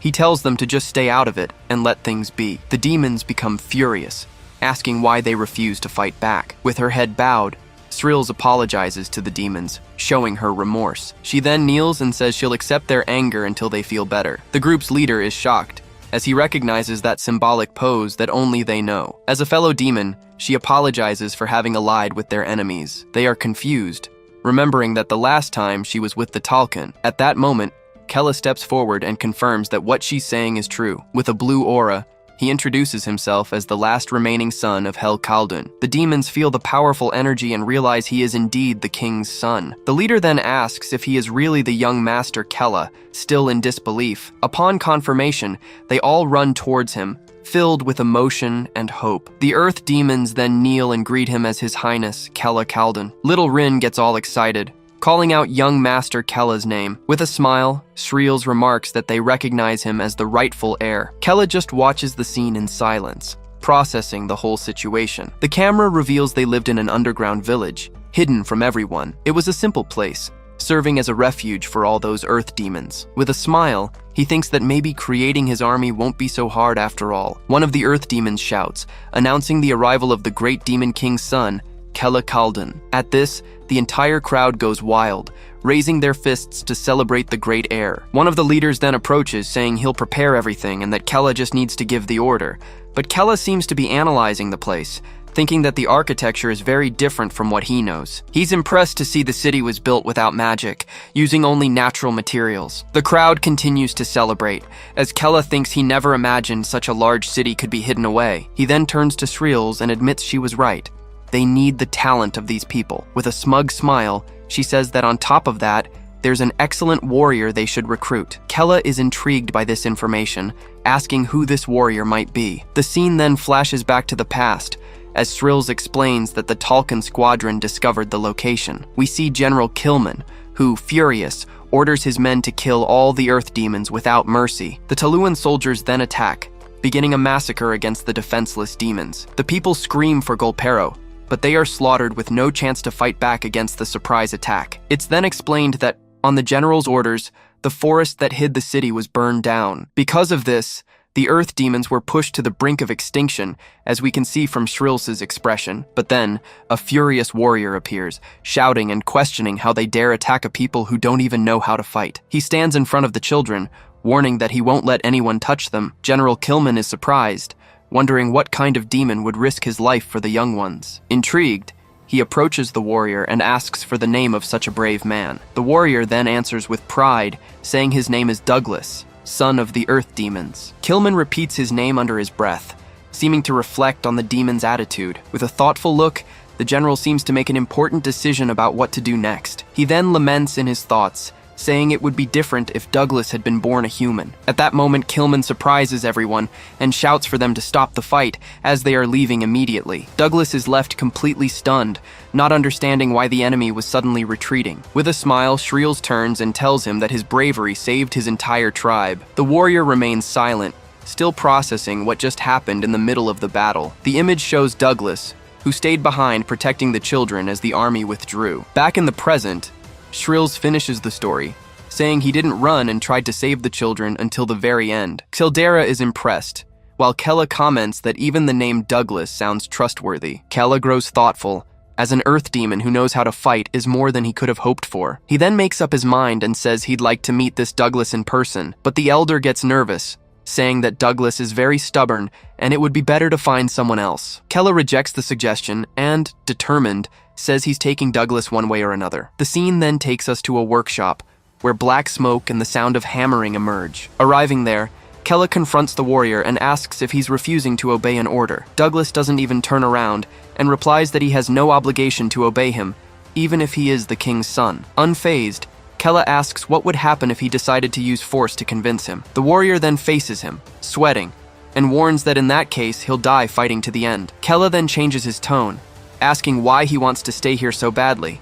And Douglas explains that he was born here. He continues, saying he has a duty to protect his homeland, and that's why he can't leave. The prince then realizes this won't be easy, and comments that he's just as stubborn as they said. Even so, Douglas apologizes, but remains firm in his decision not to abandon his people. Kella gets frustrated, remembering how hard it was to get a strong ally like him in the game. Disappointed, he sighs and thinks there's nothing he can do, since the warrior would rather die than go with him. Kella remains silent for a moment, listening to the sound of hammering from the workshop. The sound of hard work echoes throughout the city, showing the strength of its people. He then goes for a walk, thinking about how efficient the architecture here really is. At that moment, he realizes he truly wants someone with their knowledge to serve him in the future. But suddenly, Srills and Seldera arrive, calling him to try the demon's liquor. He gets angry with them, wondering if they don't see him working hard here. Though reluctant, he eventually accepts and grabs a mug to try the local drink. But with the first sip, he's already affected, tasting something different in the ale. The elder watches the scene, commenting that they're all already drunk and saying strange things. With a smile, he orders his men to take the guests to the finest quarters. Night then falls on the city, ending a very long and emotional day. We see Kella already in bed, sleeping soundly after all the confusion and drinking. He seems to be at peace, recovering his energy for the next day's challenges. But in the middle of the night, his bedroom door creaks open very slowly, and then a mysterious figure enters the room, tiptoeing towards him. The mysterious intruder then raises a huge axe, preparing to strike the sleeping prince. Kella continues to sleep peacefully, with no idea of the danger he's in at that moment. Suddenly, the traitor's identity is revealed, and Rude shouts that Kella is a coward. He then screams with hatred that the prince is going to die right here, today. Douglas is in complete shock, unable to understand how his plan could have gone so wrong. Kella then opens his eyes and, holding the axe, says that now he's sure of everything. The warrior panics when he realizes Kella wasn't asleep, and the prince quickly gets out of bed. Just then, more demons burst into the room, yelling to kill the coward Kella without mercy. Even on the floor, the prince faces his enemies, ready to counterattack at any moment. He then begins to explain, revealing he had been suspicious of everything from the start. The scene cuts back to the workshop, where Kella explains he found it strange what Douglas was forging there. The prince thought it was odd that he was making things that clearly weren't combat weapons. We see they were actually shackles, and Kella noticed they would never fit an orc. To make matters worse, while investigating the town, he noticed someone following him from a distance. From then on, he started observing everything much more carefully, paying attention to the details. And that's how he ended up finding a wall with a very subtle magic barrier. A barrier he only noticed because he inherited the powerful mana of his father, the Demon King. But Kella reveals there was another very strange point in this whole story. He remembers Srills saying that Douglas was protecting young dark elves, not earth demons. The problem, he continues, is that he never saw any dark elves in the village, and that's when it all made sense. With a look of certainty, Kella finally understands the Earth Demon's entire plan. He then unleashes a powerful blue energy, lunging at the invaders with everything he's got. With a single blow, he takes down one of the henchmen, showing he wasn't messing around. Kella turns to Douglas and reveals that he didn't say he couldn't let the elves die, but rather that he couldn't hand them over. This means he didn't care about protecting them.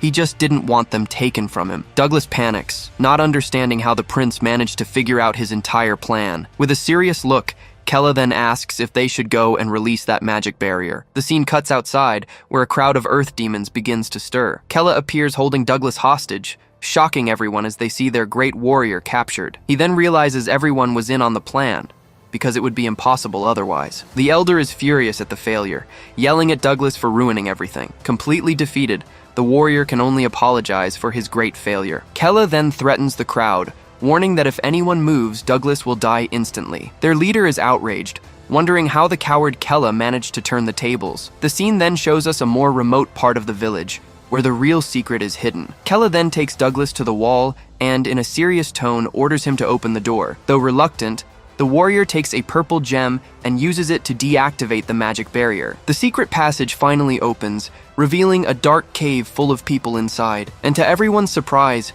we see they are young dark elves, all scared and trapped. Kella is speechless at the sight, while Douglas maintains an angry expression. The prince is horrified, realizing they are in a much worse situation than he had imagined. Just then, Srills and Seldera arrive running, worried and shouting Kella's name, but they are also shocked when they see what was hidden behind that wall. Kella then turns to Shrills and asks if she can use her magic to see the memories of one of them. She replies that it's possible, but warns that his vision won't be as clear as hers. The prince then nods in agreement and asks her to please begin the spell. Shrills concentrates, preparing a powerful spell to initiate the memory transfer. The magic then connects Kella's mind with one of the elves, beginning to show the past. In the first memory, he immediately realizes that life in that place was a living hell. It's revealed that the mothers were forced to get pregnant, and that all life there was born that way. And among these children, some were handpicked by mysterious human nobles. The chosen children were then taken by force while their mothers could do nothing. This was because the young elves could be sold for a large sum of money. Sometimes, some captured adults would tell them about what the world outside was like. They spoke of the endless sky, and also of the bright blue oceans. They told stories of fantastic foods and what it was like to be able to travel freely, things they knew they could never learn or experience in that horrible place. And so, if they had a single wish before they died, it would be a very simple one, that at least their children could get out of there and experience all of it for themselves. Kella finishes the vision and, with eyes full of hatred, calls that existence pathetic. Furious, he explodes with rage and screams, cursing the earth demons with all his might. He then turns sharply towards Douglas, who doesn't understand his reaction. Kella lunges at him with everything he has, unleashing his blue aura and preparing a strike. And with a furious shout, he lands a solid punch right in the warrior's face. Douglas is thrown back by the blow, hitting the ground hard without even understanding the attack. Kella then shouts, asking if he was trying to smuggle the children instead of saving them. On the ground, the warrior admits it's true, as dark elves are a rare race coveted by nobles. He continues, explaining that they are loved by nature, which is why they can live peacefully wherever they are placed. Then, Douglas reveals his plan, saying this makes them perfect to be raised like cattle. Shrills is disgusted by his coldness, questioning how he could enslave other demons. But he yells back, saying they are essential for them to survive against the humans. Kella then clenches his fist tightly, his blue aura glowing ever more intensely. He remembers how miserable it was to endure his father's oppression his entire life. But the prince realizes that the pain of those children is far greater than anything he has ever gone through. That's why he decides he can't just stand by while something like this happens right in front of him. Kella then turns to Shrills and Seldera, ready to resolve the situation once and for all. With a determined look, he declares they will finish the job Killman left behind. Shrills agrees immediately, saying she can't forgive these traitors to their own kind. With that, Kella declares they will cleanse this place, wiping out the earth demons. Douglas then gets up, urging everyone to help him fight, since there are only 3 enemies. At his command, the earth demons charge the group, screaming that they're going to die. Seldera manages to fend off a blow, warning that the remaining orcs are attacking. At this, Shrills becomes furious, questioning how they dare to rebel against the heir of the Demon King. But one of them shouts not to retreat because Kella is a coward and they don't have to obey him. Seldera immediately retorts that Lord Kella will be the next Demon King anyway. An enemy then attacks the prince, screaming for him to die,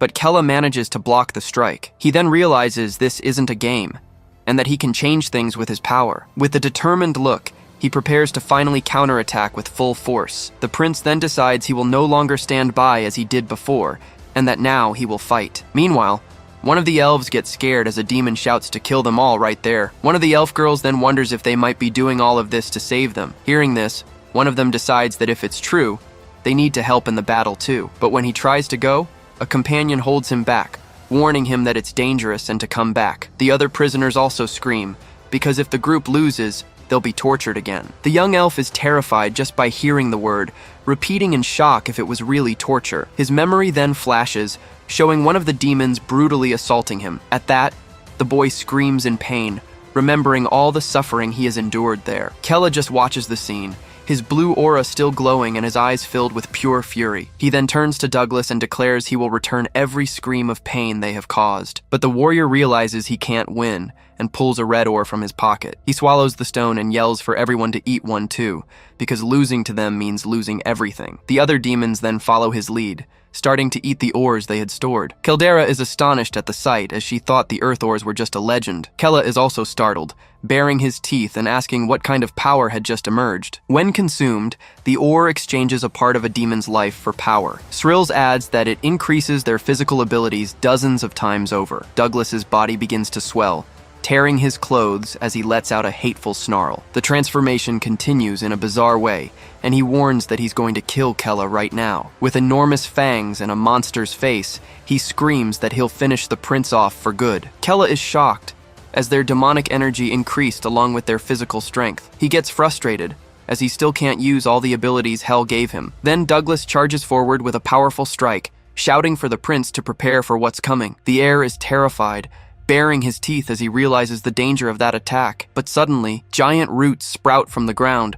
blocking the strike just in time. Douglas is surprised by the interference, not understanding where it came from. The roots then trap him, and he struggles, screaming and asking what this is. The image reveals it was the young elf, Wood, who placed himself between Kella and the monster. With his body trembling, he says he doesn't want to be tortured again, never again in his life. The other elves panic, screaming that he's gone too far this time. Douglas becomes furious, threatening to torture him to death for daring to get in his way. But before he can break free, he seems to feel something and is confused for a moment. It's Kella, who grabs him and declares that what he said will never actually happen. With a swift strike, he pierces the monster's chest, who can't even react. After defeating him, the prince turns to the elf, asking if his name is Wood. With a smirk, he says he thinks he likes the boy's courageous attitude. Wood just stares at him in silence, still stunned by everything that just happened. Even wounded, Douglas screams at Wood, demanding to know how he could betray him after he raised the boy himself. He then forgets the torture and shouts that he'll kill the boy right here, right now. Kella is shocked,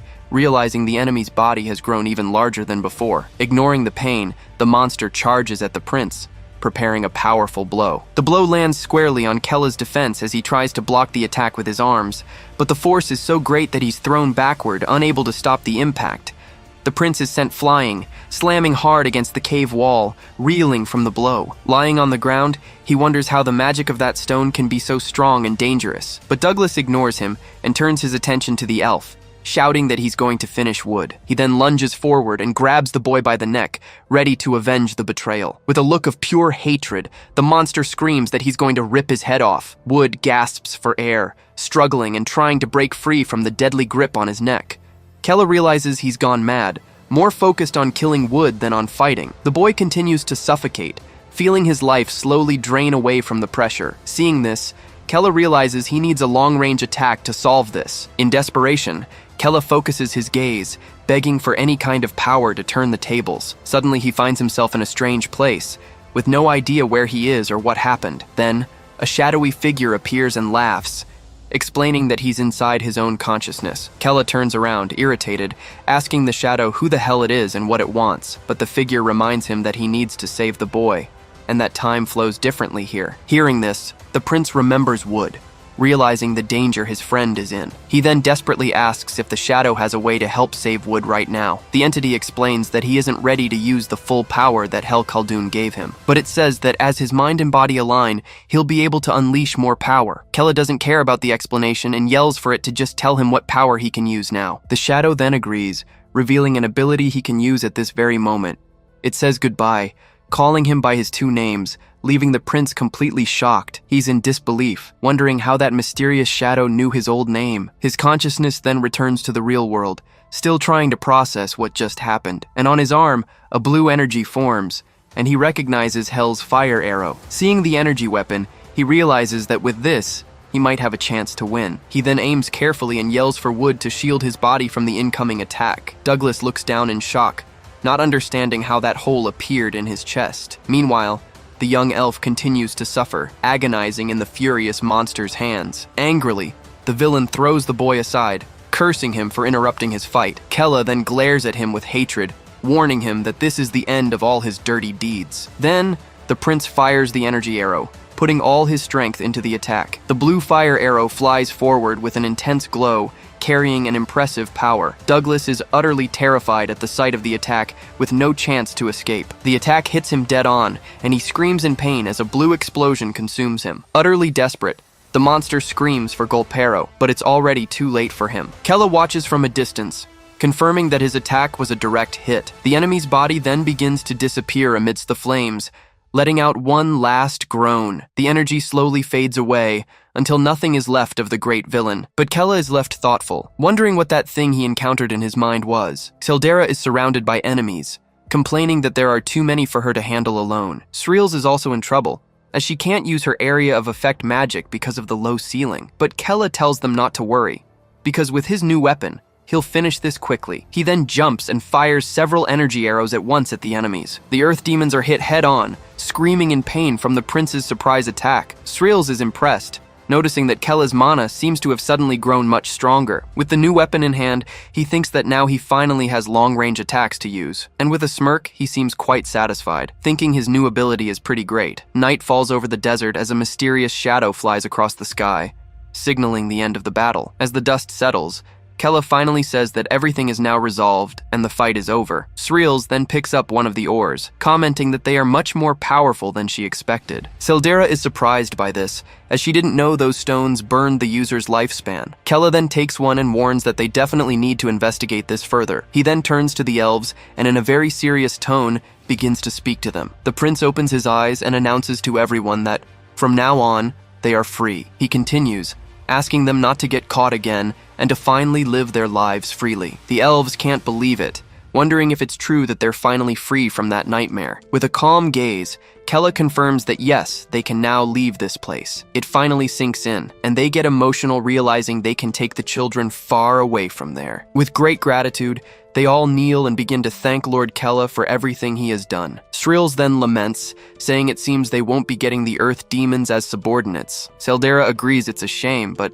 notes there's nothing more they can do now. But Kella turns to Wood and asks if he wasn't born there, but was captured instead. With a distant look, the young elf confirms that yes, he was captured and brought here. Kella then continues, saying he assumes Wood also has no family to return to. The boy doesn't answer, just stares back at him with a very sad expression. After a moment of silence, he finally confirms that yes, he has no living relatives. At this, the prince extends an invitation and asks Wood to come with them from now on. He explains that they need someone who knows how to navigate the terrain like the earth demons. But Wood says he's not an earth demon and has no talent with terrain. Showing his shackles, he says he won't be able to help the group in any way at all. Kella then reassures him, saying he is an elf who receives nature's love. And besides, he has already shown himself to be braver than anyone in the face of danger. The prince extends his hand and says that's more than enough to join them. The young elf is completely frozen, staring at the prince, not knowing what to say. With his eyes full of tears, he stammers Sir Kella's name,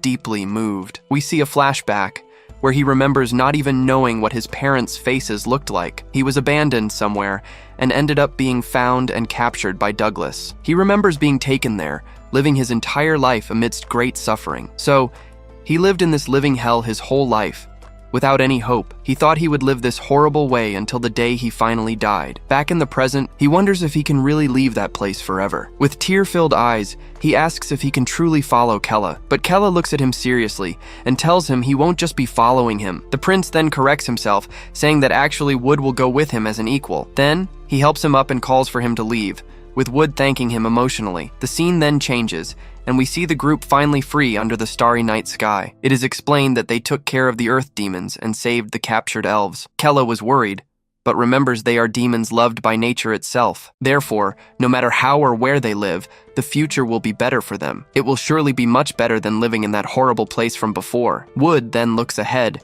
with a determined and hopeful expression on his face. And so, under the moonlight, a new journey finally begins for them all. Seldera starts bossing Wood around, telling him that he's the rookie and has to obey. At that, Kella suggests they find a place with a river nearby. Wood then points in a direction, saying he can smell water coming from there. Though annoyed, Seldera admits he did well, leaving the elf a bit flustered. Kella then gets curious and asks Sreels why they're looking for a river now. With a smile, she explains they can't keep walking and need to find a mount. She continues saying they might find something near a river, which gets Seldera excited, but Sreels bursts her bubble, saying they'd be lucky to find even a unicorn. Kella then ends the discussion and decides they will follow the direction Wood pointed to. The scene then takes us to a forest, showing the path the group begins to follow. And what do you know?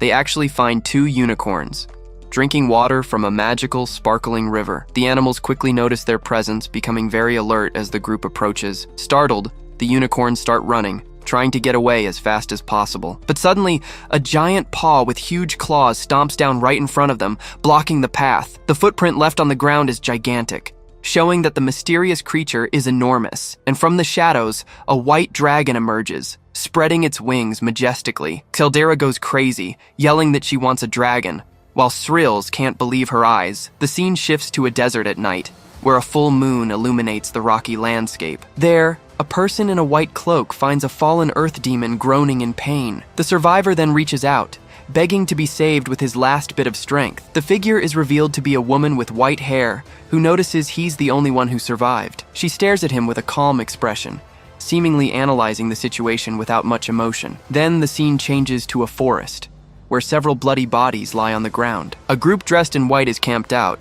and one of them asks why the tracking spell isn't working. The mage, Curdly, replies that she doesn't know, as she's detecting multiple targets in different directions. A warrior doubts that so many children of hell are left and asks how they'll find Kella. She confirms there's no way to know, and an elf complains they can't hunt all of them. Their leader, Killian, then decides they will hunt the other demons scattered across the continent, but he asks Curdly to start searching for Kella first, to move the mission forward. She says she can teleport alone, and that might be a faster way. Young Deed gets excited, saying that in the meantime, they can do a little cleanup around there. Curdly accepts the order and prepares, vanishing in the blink of an eye to start her search. The mage gets ready to go, and her eye glows with a mysterious energy. With a flash of light, she disappears into thin air, leaving Deed surprised by her sudden departure. The leader, Killian, then gives a smile and suggests they start hunting the demons. Curdly appears in the desert and asks the survivor if Kella passed through there. Angrily, he confirms and says that bastard Kella wiped out his entire tribe. The mage then calmly asks where he went after doing all that, but the demon says he doesn't know,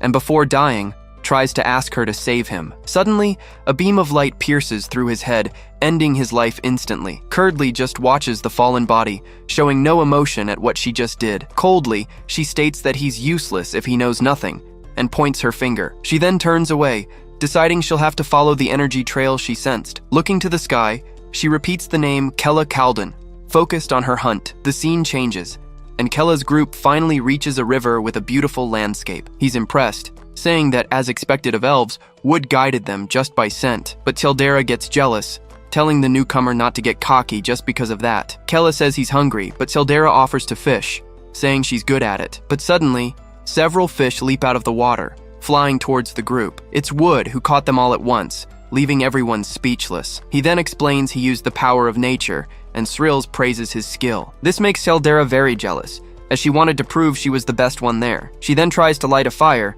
but Srills creates one with magic, much faster. Poor Seldera is devastated, feeling completely useless to the group at that moment. With nothing to do, she sits in a corner, sulking and away from everyone else. With the fish on the fire, a delicious smell begins to fill the camp. Kella praises Wood's work, who thanks him, as they all eat around the fire. He then asks Rin if she's not going to eat, but she says she's fine. Srills doesn't think twice and takes her share, leaving the girl surprised by the action. Kella notices what happened and watches Rin with a somewhat worried look. The girl continues to look sad, seeming to hide something from the group. Kella then says he wants some fruit, and Seldera perks up, running off to look for some right away. Wood offers to go, but Kella stops him and says Rin will get the fruit. With a little smile, he then looks at her and asks if she's okay with going. But Caldera gets excited and runs off, shouting that she'll bring the most delicious fruits for her master. Srills just watches, commenting with a chuckle how simple the girl is. She then asks if Kella did it on purpose to cheer her up, but he awkwardly denies it. Kella then changes the subject, and Wood says he smells a unicorn nearby. The prince hopes for a dragon, but Shrills cuts him off, saying there isn't one. Seldera's voice then echoes from a distance, shouting that she found delicious fruit for them. And there she is, running happily back to the group, announcing she found the fruit. Seldera climbs a giant tree, thinking she needs to make her master happy and outdo the newcomer. She then finds a perfect fruit, celebrating that she found a ripe, juicy apple. But suddenly everything starts to shake and she screams, wondering if it's an earthquake. Then she realizes something is very wrong, her expression turning to pure panic. A giant reptilian eye then opens as a low growl echoes through the area. The girl finally understands the situation, realizing she's on a dragon's head. At this, she panics and lets out a terrified scream, yelling that it's a dragon. Around a campfire, Srills asks Wood if he can feel the energy of nature. The dark elf explains that he can, but it's hard to describe the feeling in words. Kella gets pensive,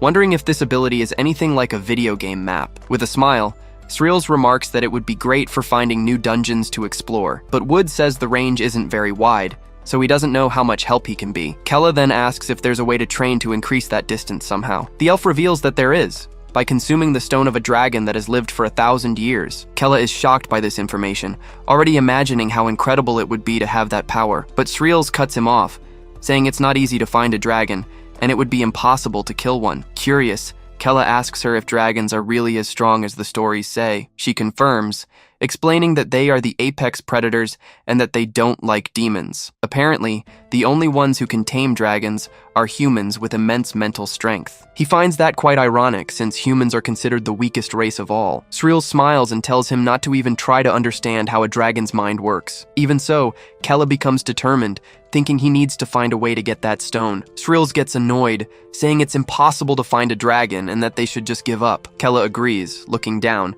but says he wanted to find one to help Wood. But out of nowhere, Rin appears, screaming desperately, running from a giant dragon that's chasing her. The group is in shock at the sight, and Wood can only manage to say that the beast is huge. Sreels yells at him to stop staring and run, while Kella complains about them finding a dragon. The creature lets out a terrifying roar, and Sreels replies that she doesn't know how it appeared either. In the distance, Rin's screams continue, and someone tells her to shut up so she doesn't attract the beast. Nearby, a mysterious figure in a white hood hears all the noise and shouting. It's the mage Curdly, who seems to recognize the sound and pays close attention to what's happening. Then, a magical energy begins to spread across the sky, coming from the mage's direction. The dragon stops suddenly and looks at the sky, seeming to sense the presence of another creature. With that, the beast simply turns and flies away, leaving the group in peace. Hidden, Sreels breathes a sigh of relief, seeing that the danger has finally passed and they are safe. She then scolds Rin, who cries and apologizes for attracting the monster. Wood, still impressed,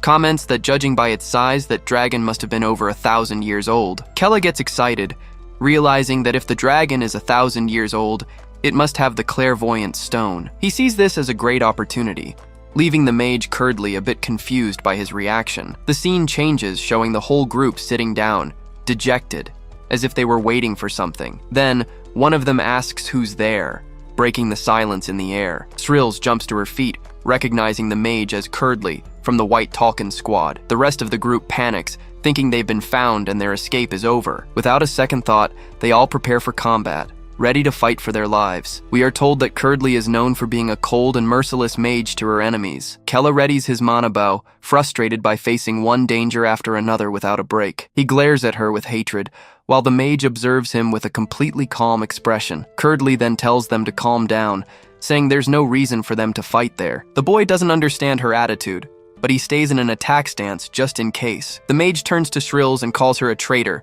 warning her that fighting here won't do any good. The warrior is in shock and grinds her teeth in anger, not knowing what to say. With that, Curdly unleashes her ice magic, threatening to kill them all with a single spell. Kella asks Sreels if it's true, and she confirms that the mage isn't bluffing at all. With hatred, she says that Curdly is stronger than all of them combined, with no chance of winning. Rin despairs, asking what they're going to do now that they're cornered. Curdly repeats that they don't need to fight, and says they just need to follow her without causing trouble. She adds that if they cooperate, they won't have to die for now. Suspicious, Kella asks where she's planning to take everyone, still holding his bow. The mage stares at him with her blue eyes and begins to say where they are going now. She reveals that she is taking them to the squad's captain, a man named Killian. Sreels is shocked to hear the name Killian, realizing he's finally making his move. The mage explains that her captain is looking for Kella Kalden, so she orders them to follow her. But Kella angrily retorts that if he goes with her, he knows he'll die anyway. Curdly remains calm and says that one way or another,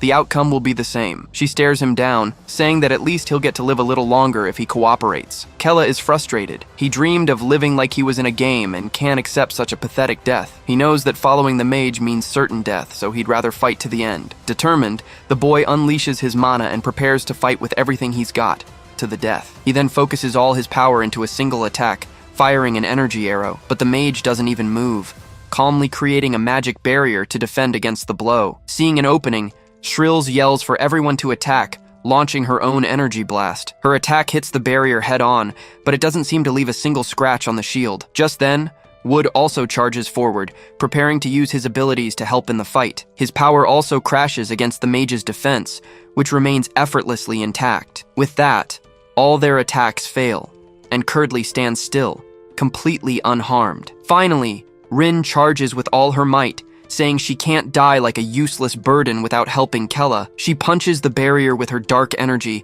screaming that she'll protect her master at all costs. But Sreels grows desperate, warning that a close-range attack won't work against that defense. Inside the shield, Curdly just watches her and says that if this is her choice, then so be it. Suddenly, the barrier reacts to her touch, blasting a wave of energy that hits Rin directly. An explosion of ice sends her flying, causing the girl to scream in pain. She hits the ground hard, completely defeated and too weak to get back up. Curdly then loses her patience, saying it's fine if she just takes Kella's body. With that, the mage prepares a powerful spell, gathering a large amount of ice mana. She then fires a magical blizzard towards the group, ready to finish them all. But Rin gets up and runs in front, telling everyone to get close to her for protection. The blizzard crashes against her dark energy shield, which withstands the initial impact. Kella runs to her, worried, asking if she's okay after taking all that damage. Crying, the girl apologizes, saying she can never truly help with anything, but she yells that this is no time for that, warning that her shield won't hold for much longer. Inside the shield, Kella shouts to Sreels, asking if she has any magic to stop the attack, but she desperately replies that the power gap between her and Curdly is just too wide. Outside, the mage continues to unleash her blizzard, giving them no respite. Rin warns that her shield is already starting to crack and won't last much longer. Kella panics, thinking that if the barrier breaks, it'll be the end for everyone there. The scene shows everyone's despair, knowing they're about to die at the hands of that damned mage. He refuses to accept it and starts thinking fast, looking for a way out of this situation. Suddenly, a light goes on in his mind, and he comes up with a risky idea to try and survive. Kella remembers a dark entity that lives within his own consciousness. He believes that if he can find that thing again, he might have a chance to turn the tables. With that, the boy starts screaming, trying to use all his willpower to connect with it. Sreels is startled and asks what he's doing, as his energy is going to shatter the shield, but he doesn't listen and keeps screaming for that thing to come out and show itself. The scene cuts to the dragon, which was flying peacefully, but seems to feel a disturbance in the air. The creature then turns its head back, as if it sensed Kella's call for power. The dragon lets out a low roar, its eye fixed on something it sensed from afar. Just then, Curdly realizes she's sensing Hel Khaldun's energy coming from the boy. She now understands why she couldn't find him before, and continues her attack with even more force. With a smirk, the mage says that unfortunately, it looks like this is the end of the line for them. Kella screams in pain, wondering why he can't enter his own consciousness. He's furious because he thought that power only appeared when he was about to die. Beside him, Sreels panics and screams that the defensive shield is breaking. Curdly ignores everything and continues her ice storm, determined to end the fight. Finally, the barrier shatters completely, and everyone screams, bracing for the worst. Kella looks up in despair, seeing death approach and screaming that this can't be the end. But suddenly, the dragon appears out of nowhere and lands right in front of them, blocking the view. The giant creature uses its own body as a shield, protecting the group from the mage's attack. Everyone is speechless, wondering what the hell is happening and why the dragon came back. The creature faces the mage, who is in shock to see her attack has been blocked. Curdly is completely confused, wondering why the dragon is suddenly defending them. The creature then endures the rest of the ice attack, shielding everyone with its body. Kella approaches and touches the dragon, still shocked and unable to believe what's happening. In that moment, their eyes connect, as if a bond is being forged between them. He starts seeing strange images and wonders if they are the dragon's memories. In one of the visions, he sees a woman with a gentle smile who looked very familiar. It was his mother, and he realizes the dragon knew her. They used to play together in the water. The memories continue, showing the affection and friendship that existed between them. Suddenly, the dragon looks at him, and a voice echoes in his head, telling him to run. Kella is startled, realizing that it was the dragon's voice speaking in his mind. The creature then turns its head to the side, as if preparing to do something. With that, the dragon spits a kind of bright red orb towards the boy. Kella holds it in his hands and asks what it is, completely confused by the situation. The dragon's voice echoes again, explaining that it's his clairvoyance stone. He's speechless, wondering why the dragon would give such a treasure to him. The dragon says there's no time to explain, and tells Kella to hide his power and flee. Kella is shocked by the warning, questioning why he would have to do such a thing. But the creature insists, letting out a roar and telling him to hurry up and get out of there. Without waiting, the the dragon turns and fires a powerful blast of fire at the mage. The attack hits Curdly's barrier head-on as she shields herself from the blast's impact. She finds it very strange to see a dragon helping a demon, as it's not common at all. Kella realizes there's no time to think, and that he needs to use the chance he's been given. He yells for everyone to run while the dragon distracts the mage with its firepower. Curdly gets annoyed, wondering why such a strong dragon had to interfere right now. She understands this complicates things and that she'll need to come up with a new plan. The dragon glares at her with hatred, preparing to continue the fight and buy the group more time. Then, it unleashes another blast of fire, this one much stronger than the last. The attack completely engulfs the barrier, showing just how powerful the creature is. Mockingly, Curdly asks if that's the best attack the dragon can manage. She then says she'll have to try a little harder, and her eyes glow with mana. A giant magic circle forms in the sky, and the dragon braces for what's coming. From within it, an ice meteor begins to materialize, brimming with magical power. With her eyes glowing, Curdly casts her strongest spell to end the fight. The dragon unleashes its fire breath, trying to stop the meteor heading its way. It puts all its strength into the attack,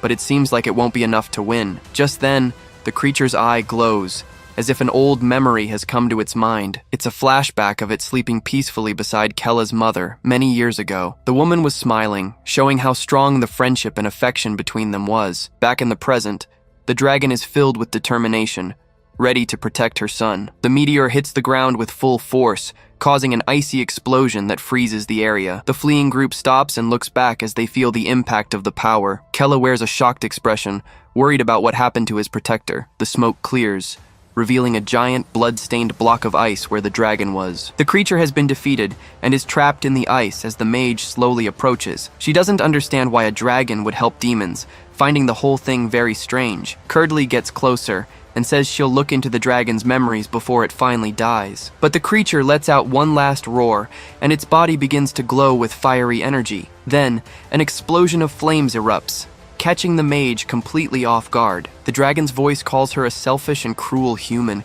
showing all its hatred. It then warns that the day will come when she will regret everything she has done. With that, the creature explodes in a ball of fire, choosing to die rather than be captured by her. The dust settles, revealing the mage alone amidst the destruction caused by the final blast. Curdly realizes the dragon chose to take its own life, leaving her with no answers. She understands its sacrifice was to give Kella time to hide his presence and escape. The mage takes out a tracking device, saying that the situation has now become much more complicated, but she asserts that this won't change Kella's fate, which is already sealed. Then, mana butterflies begin to appear, spreading throughout the forest around her. Curdly says it's his destiny to be killed by the hands of the Talkans in white, and that's final. Now that they were safe, the group tried to figure out what was up with that crazy dragon that appeared. Wood then corrects them, saying the creature was actually trying to help Kella the whole time. Kella explains that he was able to see the dragon's memories and found out it knew his mother. Rin is confused since dragons and demons don't get along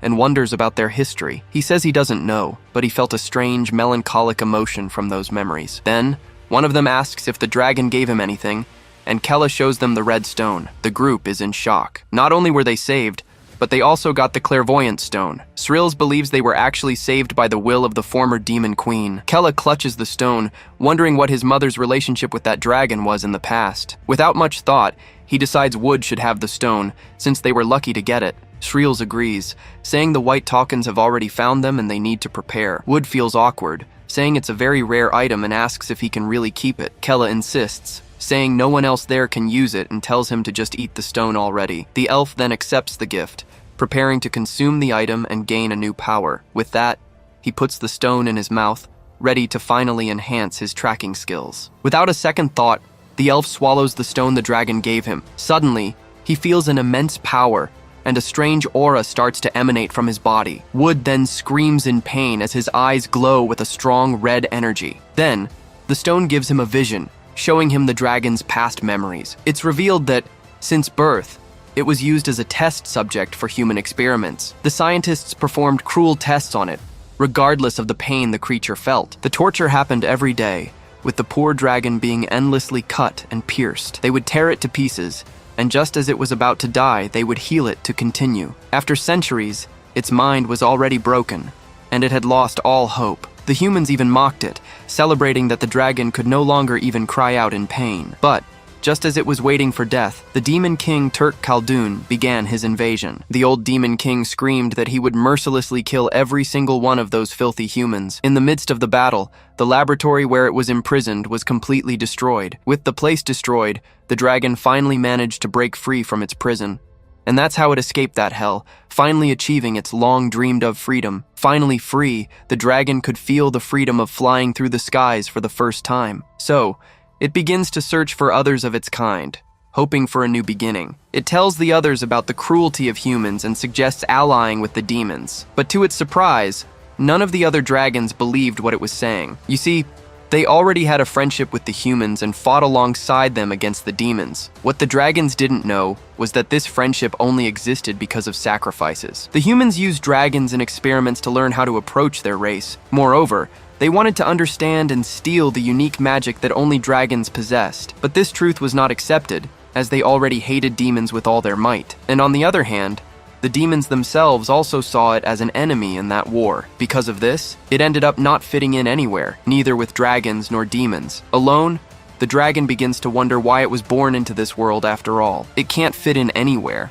and feels like it can't do anything to change it. Without understanding its purpose, it decides to isolate itself from everyone and everything forever. With that, it surrenders to an endless darkness, living in deep solitude. There, the dragon just wasted its life, waiting for its end to finally come. It was just a lost soul, crying alone in the middle of the forest without any hope. But everything changed forever the day it met a girl named Cariste. The little girl was crying a lot, calling for her mother in the middle of nowhere, completely lost. The dragon was confused by the scene, not understanding why she was calling out to it like that. Then, the little one ran towards it, still desperately screaming for her mommy. She hugged its face tightly, thinking it was the one she was looking for. The little girl kept crying, releasing all her sadness and loneliness in that hug. It tried to say it wasn't her mother, but its heart felt something different. And it was in that exact moment that it finally found the reason why it was born. That child who suddenly appeared was a little girl named Cariste, Kella's mother. Using his magic,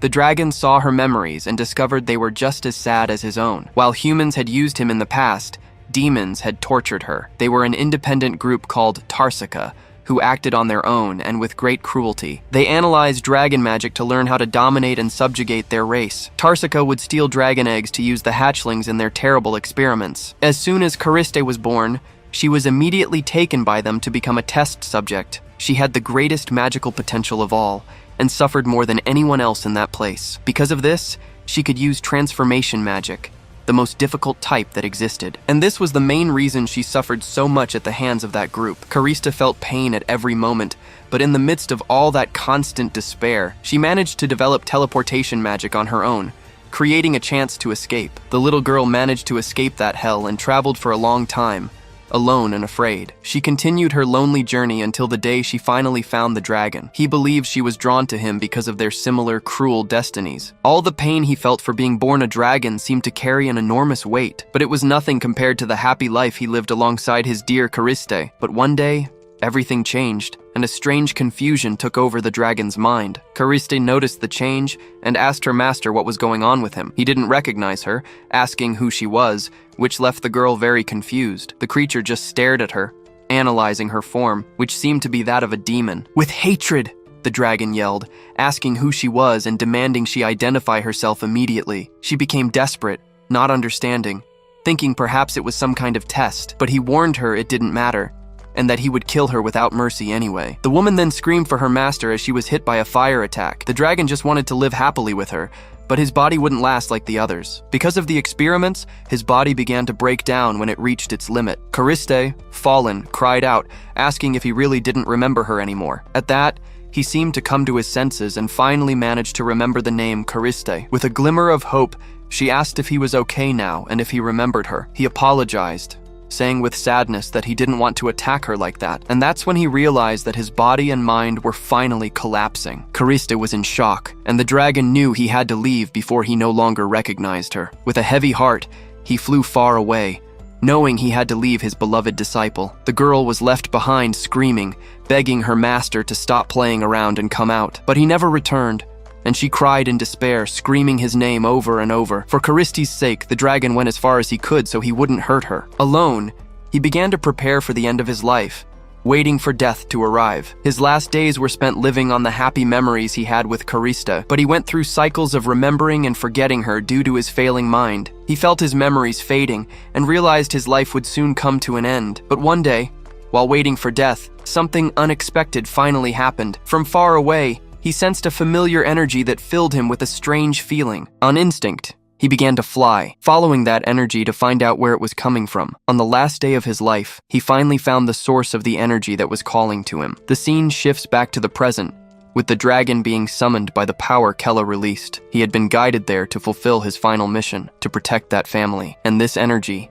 from Karisti's son, was the last thing he needed to feel. The only thing left in his memories was the unmistakable energy of his Karista. He saw her as his precious disciple, but deep down, the feeling was much more. The image of her as a little girl came to his mind, as if she were his own beloved daughter. So, upon feeling her energy again, he was certain it was a call. With a roar of longing, the dragon screamed her name, flying without a second thought. He followed that trail of power, going as fast as he could to find her. But in her place, it wasn't Kariste who was there, but a completely different boy. Even so, upon seeing the danger, he didn't hesitate to put himself in front to protect them. He used his body as a shield, saving those lives without even knowing why. However, he could feel a connection, and knew that this boy was no stranger. One look was all it took for him to realize that the boy was his Karisti's son, and through Kella's memories, he managed to see a glimpse of the whole truth. He saw that his little girl, whom he loved like a daughter, had grown up so much. She had become a mother,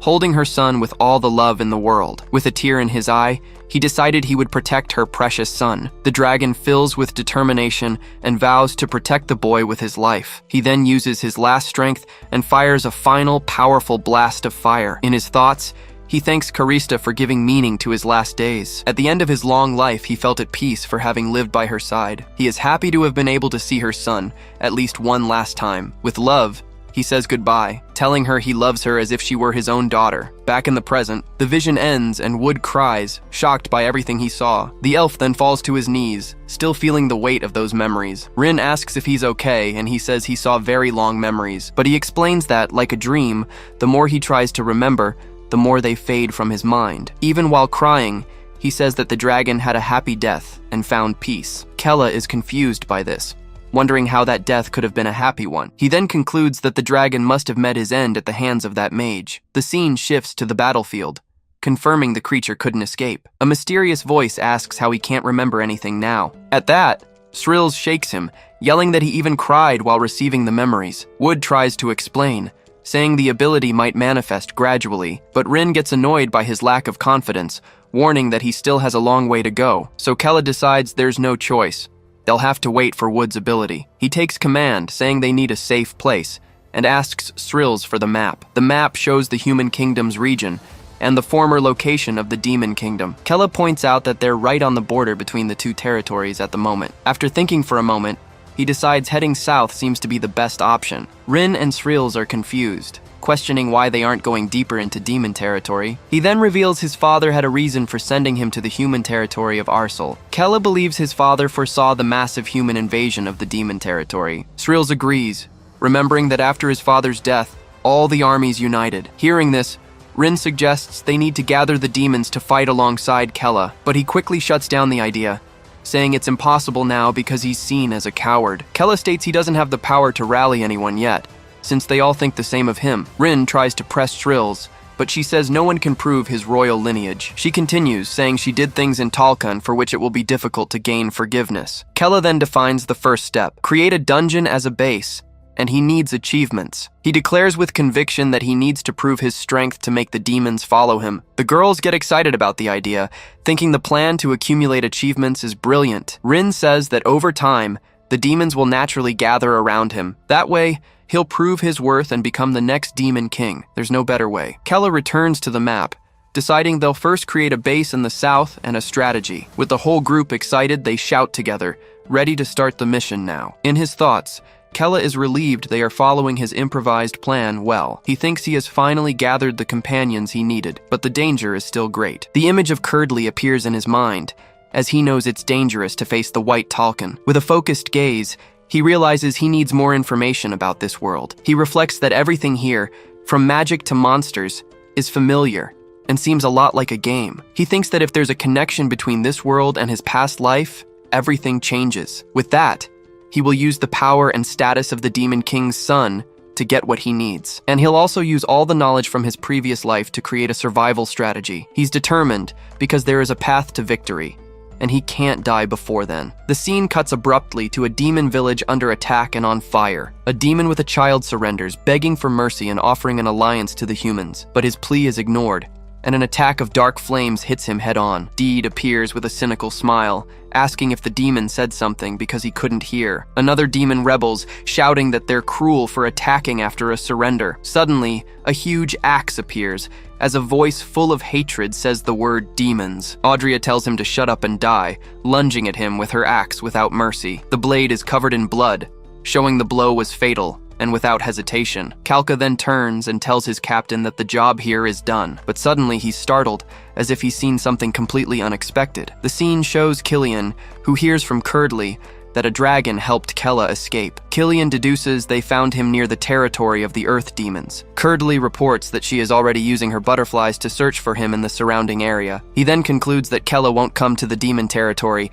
which has become a sea of flames. With that, Killian orders everyone to finish the job and meet where Curdley is. But Audrey gets angry, asking about the other demons and wanting to finish them all off right there. Killian tells her to calm down, warning that it won't be too late to do that after they kill Kella. He reveals his revenge, saying he needs to exterminate the lineage that killed his brother. The scene returns to Kella, who feels a strange, sudden chill that makes him tense. The group is now riding, and Srills explains that the cold makes sense as they've been heading south for a week. Kella notes they haven't been followed by the Talcan and hopes to keep avoiding them. He needs time, at least until all his preparations are complete. Suddenly, the mounts stop abruptly, digging their hooves into the ground without warning. Rin gets scared and asks why the unicorns suddenly stopped running. Then Wood explains that the unicorns are refusing to move forward. Wood explains they felt they wouldn't survive in the environment ahead, but Kella assures them it's fine. He then decides they can send the unicorns back, as they've finally reached their destination. Wood affectionately says goodbye to his mount,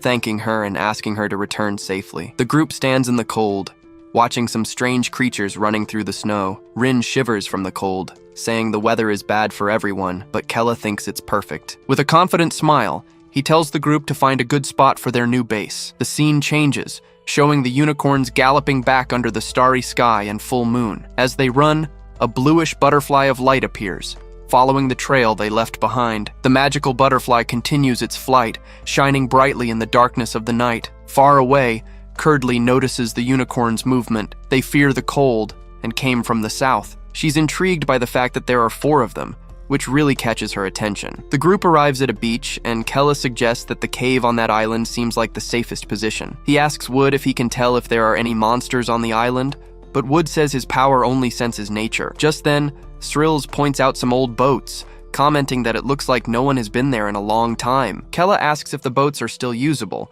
and she confirms they seem to be in good condition. The group then takes a boat, beginning the 200-meter crossing to the island. He notes that it's not too far, but the water is deep and the waves are quite strong. Kella thinks this makes the location perfect, as it will be easy to detect any approaching intruders. Arriving at the cave, he finds the entrance is quite wide and asks Srills to use an illusion spell. "That's a piece of cake," she says, already raising her hand to cast the camouflage spell. With a purple glow, a checkered magical barrier begins to form in front of the entrance. The illusion then completes itself, making the cave entrance disappear completely from view. Inside, Kella comments that it seems to have been used a long time ago and decides to look around. A little further in, they notice the cave path splits in 2. Kella then turns and asks Wood for more details about the place's structure. Wood explains that there are 2 narrow paths that lead to a room and then meet up. He continues, saying that deeper inside there's a room connected to a small exit. After hearing everything, Kella suggests they split up to check both paths. Srills quickly grabs his arm,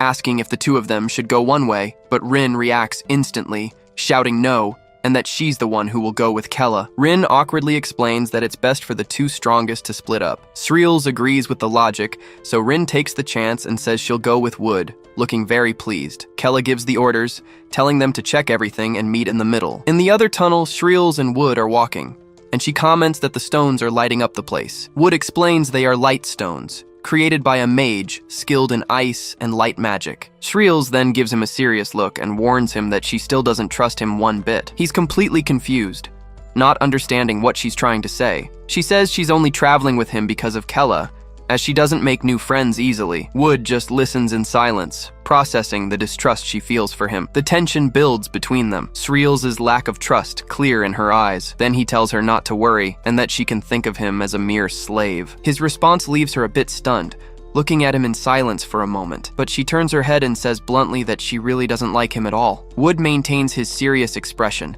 unshaken by her direct statement. Meanwhile, Kella says it would be nice if they could make light stones too. Rin yells for him to watch out for a rock, telling him not to trip on it. He doesn't understand why she's so worked up, finding her behavior funny. Suddenly, a blue slime appears out of nowhere, hopping into their path. Kella is shocked and yells out, surprised to see a real slime in front of him. He gets super excited, since he's only seen slimes in games and has always wanted to touch one. But Rin is enraged by the monster's audacity and attacks with her dark magic. She shouts that she'll evaporate the slime for daring to block Master Kella's path. With her hands full of power, she prepares to finish off the monster once and for all. After defeating it, she looks at Kella as if expecting a compliment from him. So he just praises her good work, and she thanks him happily for the recognition. She promises to take care of anything that shows up, but Kella asks her to calm down a bit. Just then, the entire cave begins to shake with an impressive and frightening force. The two look up, startled, not understanding what's happening,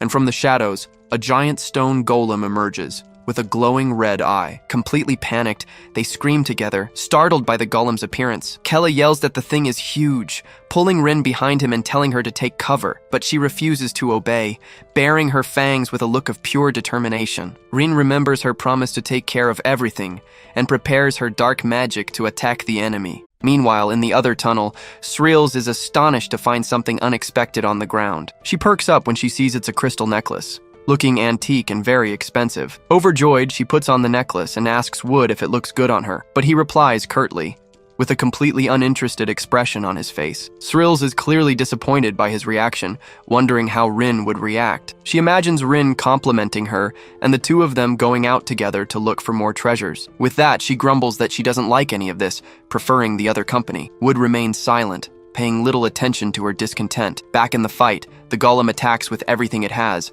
throwing Rin away with a single blow, but she recovers, believing that if she manages to destroy the golem, everything will be all right. The stone monster prepares a powerful blow, aiming directly at the little demon. The fist hits her squarely, with a brute force that shakes her body. With the impact, Rin is thrown backward, spitting blood and seriously injured. Kella shouts that it's impossible to defeat him without weapons, as their attacks are ineffective. But even wounded, she refuses to give up and shouts that she can still fight. She charges forward with her magic, yelling that she can still fight the monster, but the golem strikes her again, and she feels the strong impact of the blow. Kella shouts her name, asking why she's trying so hard. Even wounded, Rin gathers her strength to continue fighting the stone giant. She then shouts that this way, she won't be able to serve as his attendant. He doesn't understand anything, wondering what she means by that. At that moment, a flashback begins, showing the first time she entered the castle. Kella's father questions him, asking if he really wants to be friends with a servant. Little Kella, crying a lot,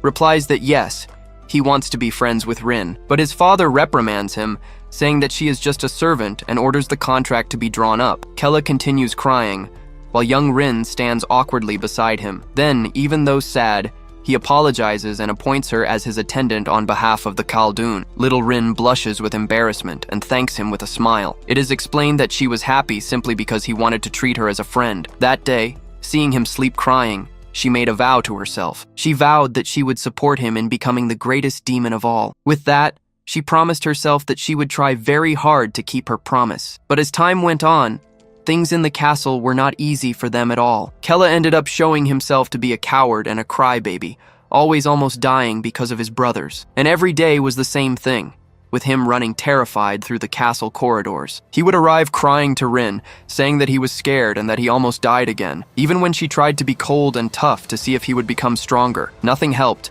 because in the end, young Kella never really changed. Because of this, she was always ignored and mistreated by the other servants. They forced her to eat scraps, saying she would die with Kella anyway. Poor Rin ate horrible food, and they even threw molten lava on her. Even at bedtime, she had no peace, having to stay alone and isolated in the stables. But even there, she wasn't safe, because the other servants would torment her during the night. They accused her of seducing Tarmi and threatened to hurt her with a sharp dagger. Completely terrified, little Rin begged them not to do that to her. It was during this time that she confessed to having begun to deeply hate Kella. She thought that because of the contract, if he died, she would die too. So, in a moment of desperation, she thought it would be better if they both died together. And with this dark thought, she tried to take both their lives at once, but her attempt failed, and she dropped the dagger to the ground, powerless. Kella had an absurd power of recovery, and she couldn't kill him at all. She fell into despair, wondering what to do, since she couldn't even die. They both cried together, and she gave up on everything,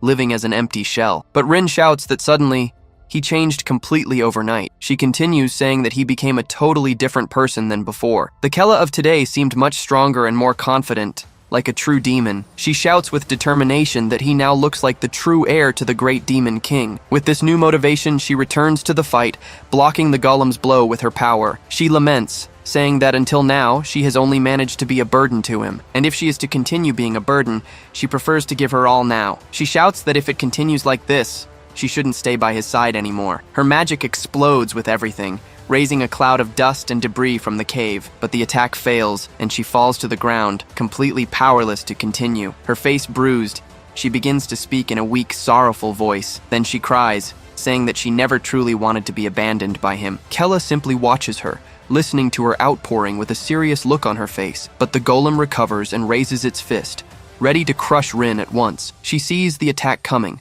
but no longer has the strength to dodge the blow. But at the same moment, Kella prepares an attack, concentrating blue energy in her hand. She then unleashes the magic, which goes all out towards the stone golem. Its power hits the monster squarely, causing an explosion of blue energy. He grabs Rin and asks if she's an idiot for risking her life to protect him. Kella then firmly declares that she would never abandon a servant like her under any circumstances. Rin is speechless, only calling out his name, touched by the declaration she heard. With a smile, he assures her that even if she tries to run away, he won't let her. Hearing that, Rin starts crying again, sniffling with emotion and relief. She then hugs him tightly, crying and calling out Master Kella's name loudly. He thinks that now he has all her memories, and knows that her feelings are genuine. With this in mind, he decides that for the sake of the future, he will make Rin the strongest attendant. In the other tunnel, they reached the first chamber, much larger than it seemed. Sreels gets excited when she finds a diamond bracelet and wants to show it to him. She immediately tells him she won't give it to him,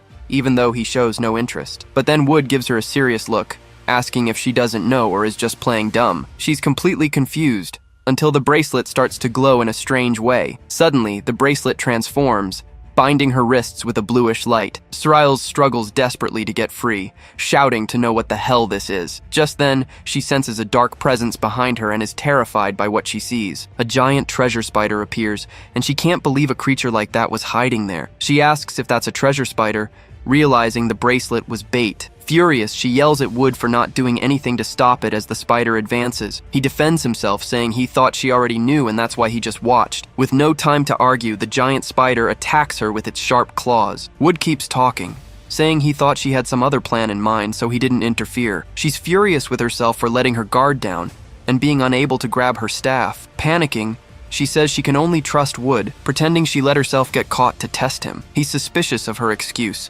asking if she really wanted to test his strength. She insists she was caught on purpose, and challenges him to do something about it now. Without hesitation, he draws a dagger and says he'll free her from the cursed bracelet. He then tries to cut the bracelet with his blade, putting all his strength into it, but she screams in desperation, warning him that it's a barrier and can't be broken physically. He stops for a moment, realizing his dagger attack did nothing. Just then, the treasure spider takes its chance and spits green acid at them. Wood shields her with his body, warning that the acid melts anything it touches instantly. He asks what to do since there are no roots in the cave for him to use. Annoyed, Sreels says she could kill the beast with magic and tells him to figure something out, fast. The spider wastes no time and launches another acid attack at the two of them. To save her, Wood shoves her aside, but his leg gets hit by the corrosive acid. The monster then prepares to deliver the final blow, its claws ready to strike. The spider's attack throws Shrill's back forcefully, making her fall to the cave floor. Shrill's becomes enraged, realizing the monster is targeting her because she's trapped by the barrier. The spider then raises one of its sharp claws, ready to finish her off. She grinds her teeth in hatred, feeling powerless against the creature, but Wood steps in front, taking the hit and leaving Shrill's completely shocked. Even wounded, he says he'll do whatever it takes for her to use her magic. He then uses his own hand to absorb the spider's magic, and it screams in pain. With his dagger, he cuts his own hand, transferring the power to break the barrier. The blue energy explodes, and he finally manages to shatter the magic bracelet that held her. Now free, Shrill's looks at her own hands, unable to believe she's been released. The spider shrieks in fury, seeing its prey has escaped the deadly trap. The monster then unleashes all its rage on Wood, piercing his body several times. Desperate, Shrill's screams his name, witnessing the horrific scene before her. As he falls, he tells her it's her turn to fight and finish the monster. He looks at her with a serious gaze, calling her name in a weak voice. Shrill's is paralyzed, staring at him with a mix of shock, rage, and despair. With Wood lying wounded, she summons her staff, which fills with purple energy. Shrill's becomes furious, screaming about how a mere insect dares to mess with her like this. With her eyes burning with fury, she prepares to finish the monster once and for all. She then casts her spell, Purple Torch, engulfing the spider in magical flames. The commander raises her staff, unleashing an absurd amount of power at the creature. The attack is so powerful that the giant monster is completely disintegrated by the flames. After it's all over, Shrill's is exhausted, showing how much energy she spent on the attack. Just then, she turns and sees Wood, despite being badly injured, trying to get up from the ground. Shocked, she asks how he managed to break the barrier that trapped her in the bracelet. Wood explains that he figured his own hand wouldn't be affected by the spider's barrier. She then asks what would have happened if he'd been wrong, implying he would have died. He replies that he didn't care if he lived or died, since she told him to help. Shrill's falls silent, processing the immense sacrifice he made for her. Suddenly, a painful memory surfaces, showing her being pierced by a sword. The image focuses on the blade running through her body, revealing a deep trauma from her past. The flashback shows Shrill's being stabbed, but she says she let the enemy catch her on purpose. With an insane smile, she confirms it was a trap and lunges at him with everything she's got. The instructor watches the scene, commenting on how she sacrificed her body to take his head. He then warns her that she would have died if the blow had struck her heart, but she says she didn't care, as the order was to kill him no matter what. The instructor is impressed by her stubbornness, finding her attitude interesting. Despite her injuries, he informs her that with such determination, she has finally passed the test. Back in the present, she thinks that Wood has the same indifferent look she used to have. She realizes he's exactly like she was in the past, fighting with everything he has. And then she understands that the boy risked his own life just to protect her. With her staff in hand, she approaches and tells him he has finally passed her test. Wood is surprised, and she continues, saying she will accept him as a companion. Then she gives him a direct order, telling him not to die so easily from now on. He's speechless, looking at her, shocked by her sudden change in attitude. Amidst the bones, he agrees to her order and says he'll remember it. Hello everyone! Did you like the story? I loved it. If you want to follow the next part, make sure to subscribe to the channel and leave a like. See you in the next story, guys.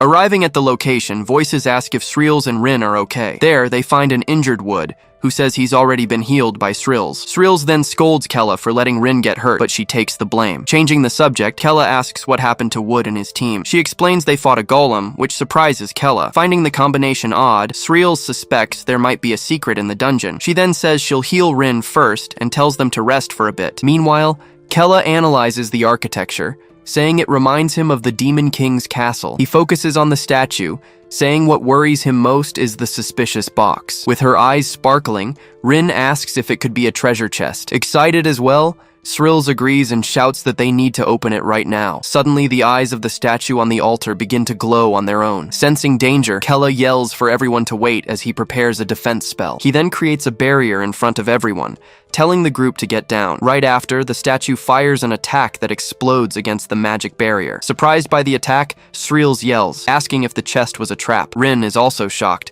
saying she never imagined that could happen. Kella then shouts at them, saying it was obviously a trap. Without time for talk, the statue fires another energy beam. Yelling for everyone to dodge, Sreels leaps aside and escapes the attack. At that, Rin and Wood get up and say they're going to help fight. But Kella tells them both to stay put, as they would only get in the way now. After a brief hesitation, they agree to follow his orders and wait. Rin turns to Wood, questioning why he obeyed so quickly. He simply explains he's going to focus on recovering, just as Kella instructed. Annoyed, Rin admits she can't argue with his logic. Then they both ask Kella to hang in there until they can fight. Kella quickly comes up with a plan, saying he'll draw the statue's attention. He launches multiple projectiles which hit a protective barrier around the statue. Taking advantage of the distraction, Sreels hurls a large fireball at the target. The fire attack crashes against the barrier, but deals no damage. Sreels then shouts, questioning how the statue can use offense and defense at the same time. Kella is also astonished, not understanding how it's possible to cast multiple spells like that. Analyzing the situation,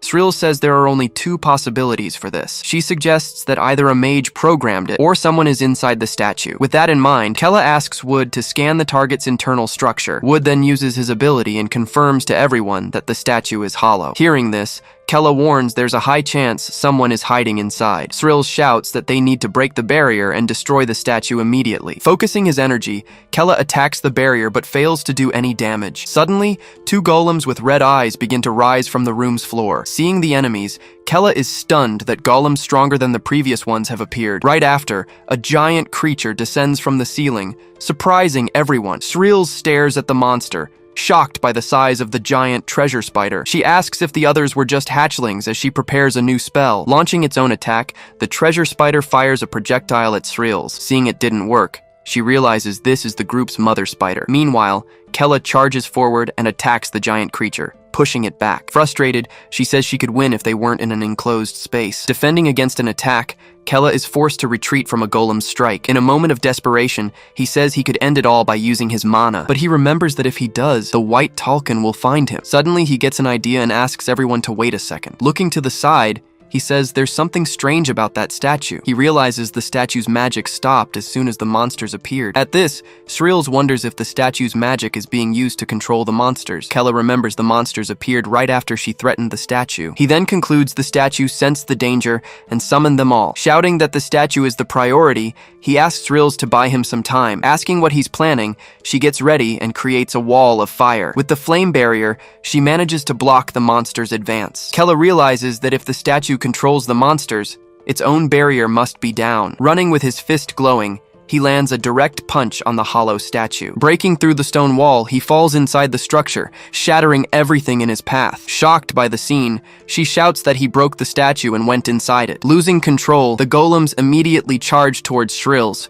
who readies herself. Meanwhile, the giant spider ignores the fight and moves toward the statue. Seeing this, Rin shouts that the spider is heading for the same spot. Suddenly, the golems change targets and start running towards them. Yelling that the golems are coming, Rin warns that they need to fight together. But Sreels replies that it's crazy to fight in her current state. Creating a barrier, she manages to block the first attack from the two giant golems. Rin shouts her name, but Sreels says they have to trust Kella now. Inside the statue, Kella finds what looks like a control core. He prepares to attack, believing that destroying it will solve the situation. Suddenly, a jet of web shoots out and rushes towards him. Hit dead on, he is left completely trapped and immobilized by the web. Unable to move, he yells in frustration for falling into the trap. Then the giant spider appears, and he complains about the terrible timing. Outside, Sreels warns that she can't hold on much longer and tells him to finish it quickly. Still trapped, Kella replies that he wants to, but he can't break free from the web. The spider then raises its sharp legs, preparing to strike Kella. With a swift move, the creature lunges forward to hit the trapped boy. Seeing the blow coming, he just screams no, unable to defend himself. With no other choice, he considers whether he should use the power of hell now. Just then, a shadowy figure appears, shouting and calling him a complete idiot. Suddenly, in another place, he asks what this is, recognizing the abyss. The figure then scolds him for getting beaten by such pathetic, weak monsters. Annoyed, Kella yells, asking why it only showed up now when it's almost over. The shadow tells him to shut up and use the vassal ability immediately. It explains that even though Kella is weak, he can control those monsters with the power. Thinking for a moment, Kella asks if it's the contract he made with Rin before. The figure calls him an idiot, and Kella asks what he should do then. It's then explained that he has the blood of the Demon King and its ability. With a focused gaze, Kella just repeats the phrase about having a strong desire. The shadow says all it takes is the will to make any weaker enemy his own. Focusing on the moment, he begins to concentrate on his deepest desire. The voice shouts for him to claim all the monsters and make them his servants. Facing the shadow, he finally accepts the power that runs through his veins. Activating the ability, he finally awakens the vassal power, his gaze changing completely. Feeling a strong desire, he faces the giant spider with great determination. Then he announces himself, saying that Kella will take command now. At that, the gem on the monster's head reacts to his immense power. With his eyes glowing, he declares that he claims the creature as his own. Without reacting, the giant monster just remains silent before the boy. Suddenly, the spider's leg stops inches from his face. A new sensation emerges, making him realize something different is happening. Then he sees a screen showing the spider in a visual space, showing submission. The giant spider slowly begins to lower its head. Still trapped, he instinctively understands what just happened to the monster. He then faces the treasure spider, now completely dominated by his power. Looking at the creature on the ground, he says it has become his. Outside, the golems relentlessly attack the protective barrier. Desperate, Sreels yells at Kella to do something, as the barrier won't hold. On top of the spider, he tells her to hold on just a little longer. Just then, he realizes the giant spider alone won't be enough. Focusing on the core, he says he needs to control the demons outside. He then braces himself and shouts that he's going to make the core his right now. With that, his vassal power activates once more against the target. Staring intently, he commands the control core to come to him at once. Instantly, the stone golems are affected by the skill's power. Surprised, Sreels notices the golems have suddenly stopped attacking. Wood then points upward, telling the two of them to look in that direction. Riding the spider, Kella emerges with the motionless golems, holding a slime in a jar. With a smile, he says he's finally caught the dungeon's true target. He explains that the slime was the master of this place, enhanced with superior magic. Then, he hugs the slime, saying he finally touched one and that it's soft. Sreels watches the slime, saying she's never heard of the vassal skill before. At that, Rin remarks that she finally understands how the Demon King controlled his monsters. Kella then announces that it'll be easy to build their own dungeon now. Hugging the slime, he names it Stone, leaving Rin quite surprised by the scene. With envy, Sreels shouts that she wants to use that skill's power too. Wood then raises a question, asking about the whereabouts of the former owners. Looking around, Rin suggests they might have moved away long ago. Sreels offers another theory, saying maybe they died fighting against humans. Holding the slime, Kella says he's glad to have made the lonely master his. Then, he remembers the figure from the abyss who helped him survive. Closing his eyes, he wonders what the conditions are to meet him again. He just holds the slime for a moment, observing the creature in his hands. With a shout, he tells everyone to start building the group's new dungeon. After taming Stone, he also gained control of all its monsters. To prepare, he spread scouts around the entire perimeter of the new location. He placed the spiders at the entrance and the golems at the hallway junctions. Then he left the remaining monsters to protect the main grand hall. Afterward, it was time to re-equip the group with the weapons from the chest. Holding 2 daggers, Rin wonders if she can get stronger with them. Sreels explains that the daggers make her demonic power stronger and more condensed. She remarks that, until now, Rin has only used the power that comes from her hands. If she learns to use the daggers, her attacks could become much sharper. Determined, Rin says she'll learn in order to protect Kella from the white Talcon. Rin then asks Wood if he'll be alright with that shield. But Wood says the shield has retained moisture and the energy of nature. Seeing their determination, Kella says that elves really do feel things differently. Sreels then picks up a grimoire, saying it doesn't seem to have any special magic. Looking at Kella, Sreels says he should take the strongest sword. He crouches down, questioning if that one was really the most powerful of them all. After thinking, he notices a different sword that caught his eye. Even though he thinks the weapon is weak,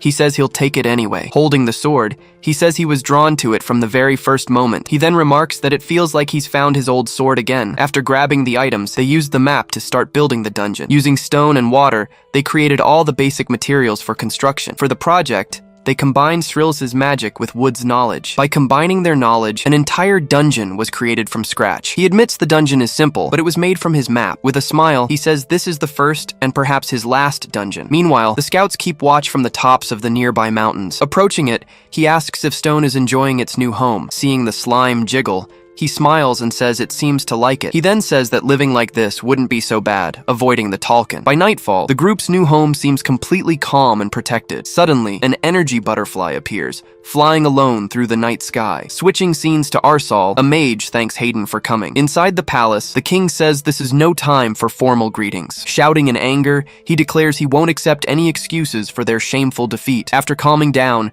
he orders the elemental mages to be summoned immediately. He then announces he will train the mages mages personally, using the king's stones. Worried, Hayden asks why his mages need to be involved in this as well. The king explains that the White Talcon haven't located them yet. Continuing his plan, he says that if Arsel finds them, his reputation will be restored. Hayden agrees, but warns that the stones have very severe side effects. The king scoffs, asking if he's really worried about that now. He then grabs Hayden, using energy magic to intimidate him on the spot. Reminding him who's in charge, he warns that he was the one who brought Arsel here. Threatening the man, he tells him to be grateful he hasn't been eliminated. Explaining his reasons, he orders him to stop complaining and summon the elemental mages. Meanwhile, the grand palace of Arsel stands imposing under the blue sky. Leaving the palace, Hayden walks hastily through the streets of the great city. He thinks to himself that they need to find Kella before the White Talcon does. Suddenly, a hooded figure approaches him, calling his name from behind. Turning around, he asks who it is, as the figure questions if he's looking for Kella. With a smile, the figure says they can find Kella for him, leaving Hayden shocked. Changing scenes, Kella asks if his chair isn't a bit too extravagant for him. Rin replies that such a throne is fitting for the future Demon King. Still at the table, Kella comments that the only problem is they only have fish to eat. Determined, Rin offers to hunt farther away, saying he needs to eat well. Kella warns that it's dangerous because of the Talcon, but she just smiles at his concern. Making a face, he complains that he's tired of eating only fish and wants meat. Wood then stands up, saying he'll try to catch a carnivorous animal nearby. When asked how, he says he thought of something new during his training. He explains that he can sync his shield with his ability to search for animals underground. Asking for silence, he warns that the roots need to move slowly to succeed. 2 hours later, the group is still waiting with no results yet. 4 hours pass, and they remain in the exact same position, waiting patiently. After 6 hours, Rin loses her patience and asks if he's sleeping. Suddenly, Wood's eyes widen as he feels something has finally happened. With a strong tug, he's dragged forward by the roots on the ground. A giant mole emerges from the ground, and Rin shouts that they caught one. Srills is impressed, praising Wood for catching such a creature. Thanking her for the compliment, he's happy to be acknowledged by her. Kella then looks at the creature, asking if that thing is even edible. At this, Rin panics, saying she's going to lose to the rookie again. She tells Kella not to worry, as she'll cook something delicious for him. As night falls, the scouts continue to keep watch from the mountaintops. Not knowing what to do, Rin despairs for having spoken too soon. Trying to cut the skin, she realizes it's too tough and she can't get through it. She then considers asking Kella for help, at least to prepare the meat. Watching the scene, Kella comments on how disappointing it is that she can't cut the monster. Desperate, she shouts that she can't let that happen. No way. Then she remembers the daggers she received as a gift before. Holding the weapons, she recalls that they can concentrate her mana into a single point. Closing her eyes, she tries to focus and channel her energy into the daggers. She remains completely focused on the process, not opening her eyes for a second. Suddenly, the energy explodes and she screams, not understanding what's happening. Then, she realizes the blade is absorbing all her mana without stopping. Trying to let go of the weapon, she sees the dagger won't unstick from her hand. Screaming in pain, she says that if this keeps up, she'll lose all her mana. Reading the grimoire, Srills discovers it was made for this specific dungeon. Even though it's basic, she finds it strange that she can't identify the author's level. Turning the page, she suddenly notices something very important in the written text. Just then, a loud scream startles Kella, who asks what happened to Rin. Wood offers to go check, but Srills tells him not to, leaving Rin alone. She then explains that Rin is just cooking and tells him not to worry. After a moment, Kella agrees with the decision and waits for the outcome. Meanwhile, a loud noise comes from the door of the other room in the dungeon. Losing control, Rin shouts as she tries to find a way to control the daggers. Remembering the past, she recalls Kella always giving up during combat lessons. She then remembers that she memorized everything so she could teach Kella one day. With that in mind, she forces herself to remember a way to control them. In her memory of the class, the instructor said that magic weapons need control. He explained that to use a magic sword, one had to understand its essence. Hearing the lesson, she finally understands the concept of a weapon's true essence. The instructor explained that one needed to manifest magic in the desired form. With concentration, it was possible to create incredible phenomena with one's own mana. Rin then realizes she needs intense concentration to manifest her power. Trying again, she attempts to control her magic to merge with the daggers. With great effort, she finally manages to combine her mana with the blades. She yells, demanding the daggers listen to her once and for all. With clenched teeth, she declares she is the new owner of both weapons. Still releasing energy, she focuses on completely dominating the two daggers. She screams that if she can't do this, she'll never be able to protect Kella from Talcon. Pushing her mana forward, she unleashes all her power at once. After the explosion, she takes a deep breath, exhausted from the effort. Looking ahead, she sees she managed to pierce the mole's skin. Withdrawing the daggers, she prepares to continue her work. Then she notices the mana surrounding the daggers, no longer being drained. With a smile, she feels the sensation of finally making the daggers her own. By nightfall, Kella comments that she's taking a long time to come back. He decides to go check, but Srils stops him, telling him to leave her be for now. Suddenly, Rin appears at the door with the meat, shouting that everything is ready. Surprised, the group asks what happened, but she acts as if nothing occurred. She insists everything is fine, but Kella notices she's sweating a lot. Srils then praises Rin,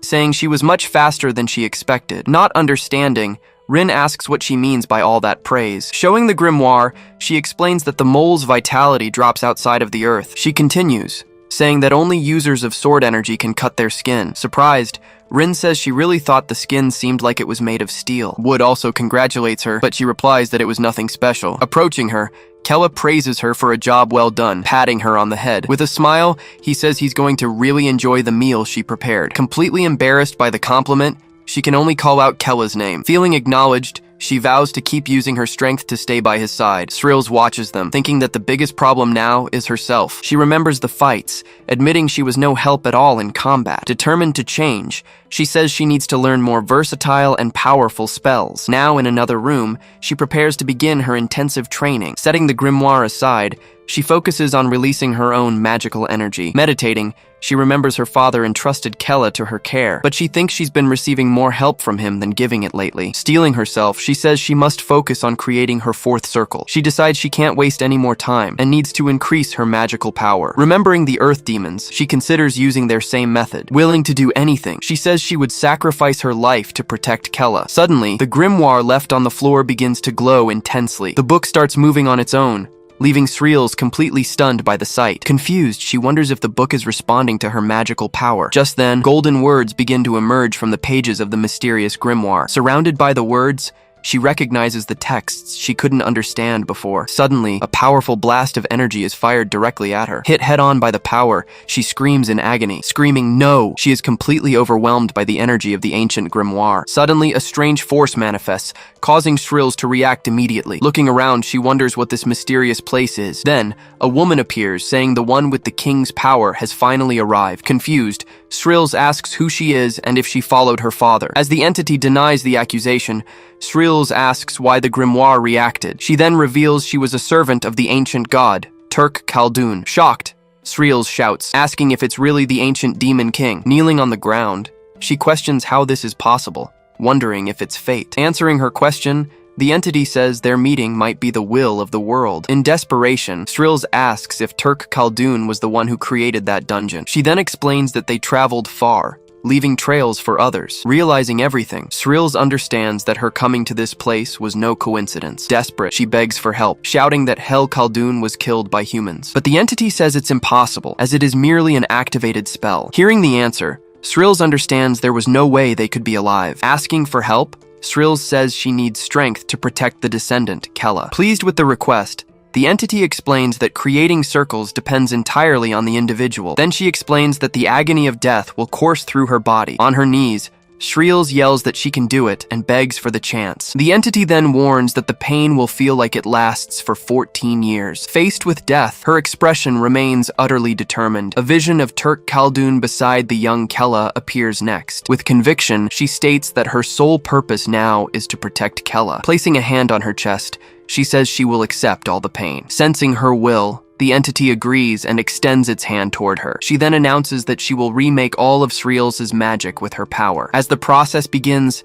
Srils immediately starts screaming in pain. Completely surrounded by magic, she screams as the power strikes her. Even in agony, she tells herself she must endure to achieve her goal. Watching everything, the entity says they will now see how much she can endure. Feeling extreme pain, Srils screams as she undergoes the difficult transformation process. Changing scenes, Kella is now carrying a tray with some pieces of meat. Walking alone, he remembers that Srils disappeared after saying she would investigate the dungeon. Suddenly, he comes across a large, mysterious sphere in his path. Seeing her silhouette inside, he desperately shouts Srils' name. Running toward the sphere, he wonders what could have happened there. As he tries to cut it, he realizes it's actually a magical barrier. With all his might, he strikes the barrier, but his attack is useless. Determined, he says he must break the spell and yells for Srils to pull herself together. With no response, he shouts her name once more, seeing her condition. Far away, Killian and his squad arrive, and he asks if they came the right way. Curdly then confirms that the unicorn's memories brought them there. She reveals there are over 400 islands, and Kalka says it will take too long. Dismissing the difficulty,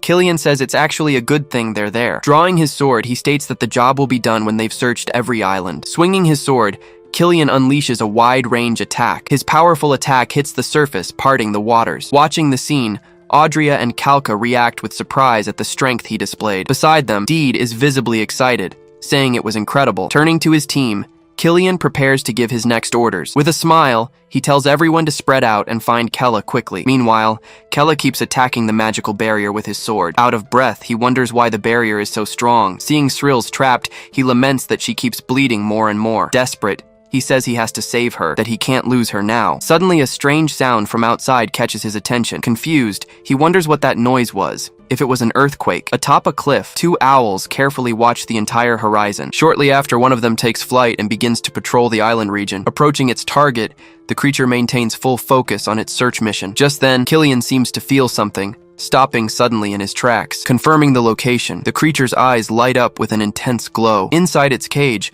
Little Stone quickly starts emitting a warning signal. Seeing the warning screen, Kella realizes that Stone is sending an emergency signal. He then wonders if Stone has found the people in white clothes nearby. In a panic, he concludes it can only be the White Talkin' group. He then fears that Srils may have already been defeated by Curdly's magic. Realizing the danger, he runs, saying it's all over if they're discovered now. Reaching Rin and Wood, he yells for them to get ready for the bunker. He then explains that the White Talkin' has been detected very close by. Surprised, Rin realizes the earthquake was them and says she'll go get Srils. Running ahead, he shouts that Srils might already be trapped by enemy magic. Running to the bunker, Kella says they need to take shelter for safety now. He then tells them they won't be discovered inside, and they all go in. In a hurry, he shoves Wood inside to get everyone in faster. Apologizing to Srils, he says there's nothing he can do at that moment. Soon after, the large chest closes and activates its magical protection. Changing the scene, Killian flies over the island, which is now covered in fire. Landing firmly on the ground, he prepares to investigate the entire area. Alone, he walks through the rocky landscape, observing the area closely. He then remarks that he can smell strange magic nearby. Perched on a rock, the large owl continues its watchful vigil over the area. Back in the bunker, Kella asks if Stone warned him about the enemy. He then explains that the creature reported a white-haired man with a sword. Terrified, Rin shouts that it can only be Killian, the Talkin' captain. Worried, Kella says they'll be lost if he discovers the entrance. Outside, Killian walks toward the entrance hidden by magic. Reaching out his hand, Killian approaches the rock wall of the entrance. Touching the barrier, he reveals the illusion magic that was hiding the place. Surprised for a moment, he realizes it's illusion magic. Confirming the hideout, he says he's finally found them. With a serious look, he warns that he will soon see Kella's face. Desperate, Kella realizes the enemy has finally noticed the hideout's entrance. Preparing to attack, he slowly begins to unsheath his sword, but he stops, thinking he doesn't need to destroy everything just to catch a few demons, especially if it means he'll have to hand them over to Deed. With ease, he simply passes through the illusion barrier and enters the place. Once inside, he says he'll kill them all with his own hands. Little Stone then warns that the intruder has managed to enter the dungeon. With no other choice, Kella decides to mobilize all the monsters for an all-out attack. Immediately after, an army of creatures emerges to confront the newly arrived intruder. Analyzing the enemies,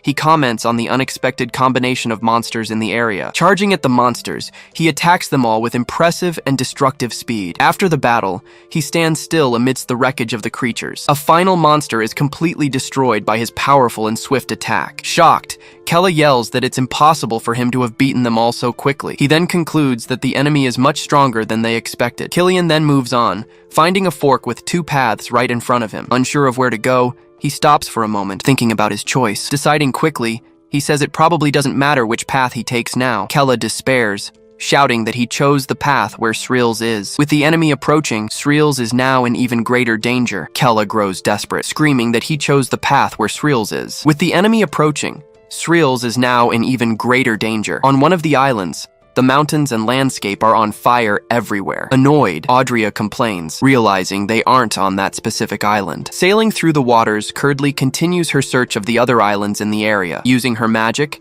she sends butterflies to search for any sign of them there. Beside her, Kalka warns that this isn't the right island either. Elsewhere, Deed regrets not being the first to find her. With a smile, he says this means he won't get his chance to kill her. Meanwhile, the spy creatures continue to watch the island where everyone is. Back in the dungeon, Killian finally approaches the large, mysterious sphere. Looking inside, he stares at the figure of Srils, who is trapped there. He then recognizes her, calling her Srils, the traitor of the Tulkun squad. Flashing back to the past, a young Killian defeats 5 soldiers by himself during training. Even injured, the young Killman yells, demanding that Killian fight him. An instructor holds him back, telling him not to be ridiculous. He warns it would take him 100 years to catch up and tells him to go train. As Killman screams in anger, the young Killian simply apologizes to him. Recalling the past, he says he's held a sword since the day he was born. He then reveals that he found every moment with the sword incredibly boring. Through the window, he watches Srils as someone shouts for her to stop training, but she yells back that she's not done yet,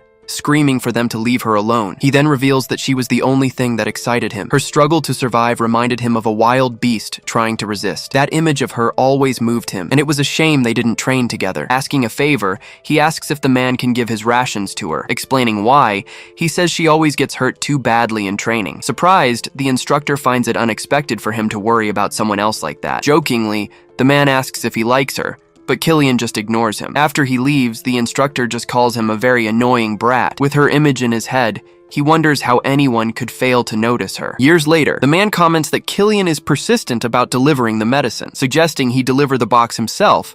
The instructor warns that Killian will be away for years. Rejecting this suggestion, Killian just asks him to deliver the package for her. Under the night sky, the moon illuminates the fortress where they still trained. Alone and injured, Srils complains that she could have won this time. He laments that if she had been by his side, they could have fought together. She would have forgotten her lineage, following a new path alongside him. He remembers that determined version of her was the only thing that ever excited him, but now he sees she's been consumed by a much greater ambition. Gripping the hilt of his sword, he prepares to finally act against her. Wielding the weapon, he says that the twists of fate are always cruel. Cutting like a blade, he launches a direct strike against the magical barrier. On impact, the barrier shatters, freeing Srils from her magical prison. Now free, Srils falls unconscious to the ground, right in front of her old rival. Showing no reaction, he just watches her there, fallen and completely defenseless. Meanwhile, Kella yells to save her, but Rin reminds him that she's trapped. Explaining the situation, Kella says his attacks on the barrier were completely useless. Terrified, he realizes the enemy is much stronger than he imagined. Then, a loud sound makes everyone look up, completely frightened and confused. Outside, Killian emerges from the cave carrying Srils in his arms. Holding her face, he lifts her to look at her up close. Still unconscious. After dropping her on the ground, he walks toward the bunker entrance. Standing before the statue, he stares at the hideout with a serious gaze. Seeing him go in alone, Kella despairs, thinking it's all over. Standing over Srils, he notes that the ancient dungeon was recently disturbed. Believing he's being watched, he warns that he doesn't want any other members there. Pointing his sword at her, he tells Kella to show himself if he wants to save her. From inside the bunker, they watch the threat through a small crack. In despair, Kella realizes they wouldn't stand a chance against him, even together. Then, Rin says there's only one option and proposes a distraction plan. She orders Kella to escape through the secret passage, leaving him completely shocked. Insisting on the idea, they say it's the only way for him to survive. Not knowing what to say, Kella understands what will happen to them. With determination, Rin yells that he must remember to survive at all costs. Still silent, he just watches his companions prepare for their sacrifice. Then, the statue opens, revealing Rin and Wood to Captain Killian. Charging to attack, they scream they won't forgive what he's done. With contempt, he comments that he already knew they were hiding like rats. Suddenly, roots erupt from the ground and trap Wood completely in place. Telling Kella to escape, Wood warns that he'll block the view with his shield. Apologizing, Kella runs, but still looks back at Srils and his companions. Running desperately, he realizes this is no longer the game he once knew, so he decides he can't die again without doing anything at all. With relief, Rin sees that Kella has finally managed to escape safely. Without hesitation, Killian launches a swift attack toward the remaining 2. Striking Rin head-on, the blow throws her back with great force. Right after the attack, he calmly asks where Kella might be now. Screaming that Kella was never there, Rin charges to attack him head-on. Seizing the chance, Wood also rushes him with a powerful punch. With just one hand, Killian blocks his punch effortlessly. Noticing their races, he asks if demons and dark elves are all they have. Suddenly, Deed appears from behind and tries to strike him, but is blocked. Surprised by his appearance, Rin reacts, not understanding what's happening. Meanwhile, he uses his other arm to defend against Wood's kick. Hit by the punch, Wood struggles to withstand the impact of the blow. Grabbed by the neck, He thinks that he needs to buy more time for the escape. Then she screams they will never reveal where Kella is hiding. Calmly, Killian replies that he didn't ask, but that it would make things easier. He then warns that if Kella doesn't show up, he will kill them all. Staring into those eyes, she realizes she's never seen anything like them before. Like a void, his gaze showed no emotion at that moment. Squeezing harder, he makes Wood choke, barely able to breathe. Meanwhile, the blade at her neck begins to slowly cut her skin. Completely terrified, she thinks that she doesn't want to die like this. Having a vision, an image of Kella appears in her mind at that instant. Even though she's afraid, she resists as she continues to be threatened by the enemy. Then she yells that he can kill her, because she's not afraid to die. Agreeing with her, Wood tells him to kill them since Kella isn't there. Seeing their loyalty, Killian comments that Kella has very loyal subordinates. With disdain, Killian says he will give them a quick and honorable death now. Preparing for the end, Rin and Wood face their enemy with determination. But suddenly, Kella's voice echoes through the area, interrupting the execution. Back on the scene, he yells that they are his subordinates now. Surprised, Killian faces him, saying he finally decided to show up. His companions look at him, asking why he decided to come back to this place. Angrily, Kella says he understands this isn't a game anymore. Remembering his friends, he knows the same is true for all of them. Understanding their value, he declares that he can't just let them die. Facing the enemy, Kella yells that he's the target and demands they let his friends go. Releasing the elf, Killian throws him to the ground where he starts to cough. Then,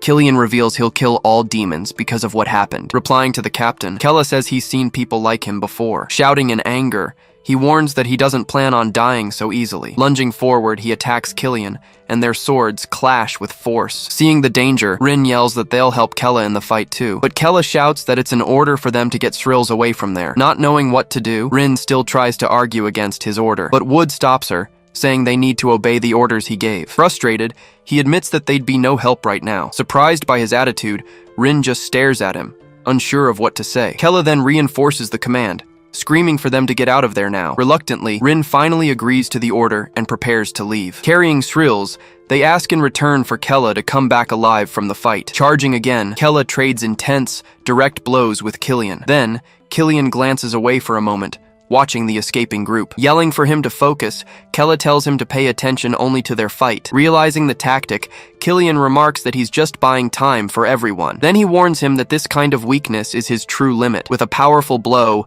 he throws Kella hard against the wall. Right after, he declares that the Demon King's bloodline ends with him. Wounded, Kella realizes his enemy is on a completely different level. Completely paralyzed, he understands the enemy can kill him at any moment. With no other option, he decides he won't hide his power anymore. Then he yells that he'll use the full power of the Demon King. Unleashing his energy, he vows to fight until his last breath. His sword then shoots a powerful beam of energy toward his opponent. Using his new strength, he charges and attacks Killian with a direct blow. Recognizing the power, he says it wasn't just Srills who was neutralizing him. Using his new power, he says he can now see Killian's sword. He then remarks that it's as if he's become someone else in that moment. Killian then confirms that he has definitely inherited the Demon King's blood, but he warns that the outcome won't change and attacks him again. From the force of the blow, large pieces of rock begin to fall from the ceiling. Struggling to stay on his feet, Kella is shocked by his power. Seeing everything crumble, Rin screams that the dungeon is collapsing. Wood then reminds her that the priority is to follow orders and get Srills. Carrying their companion,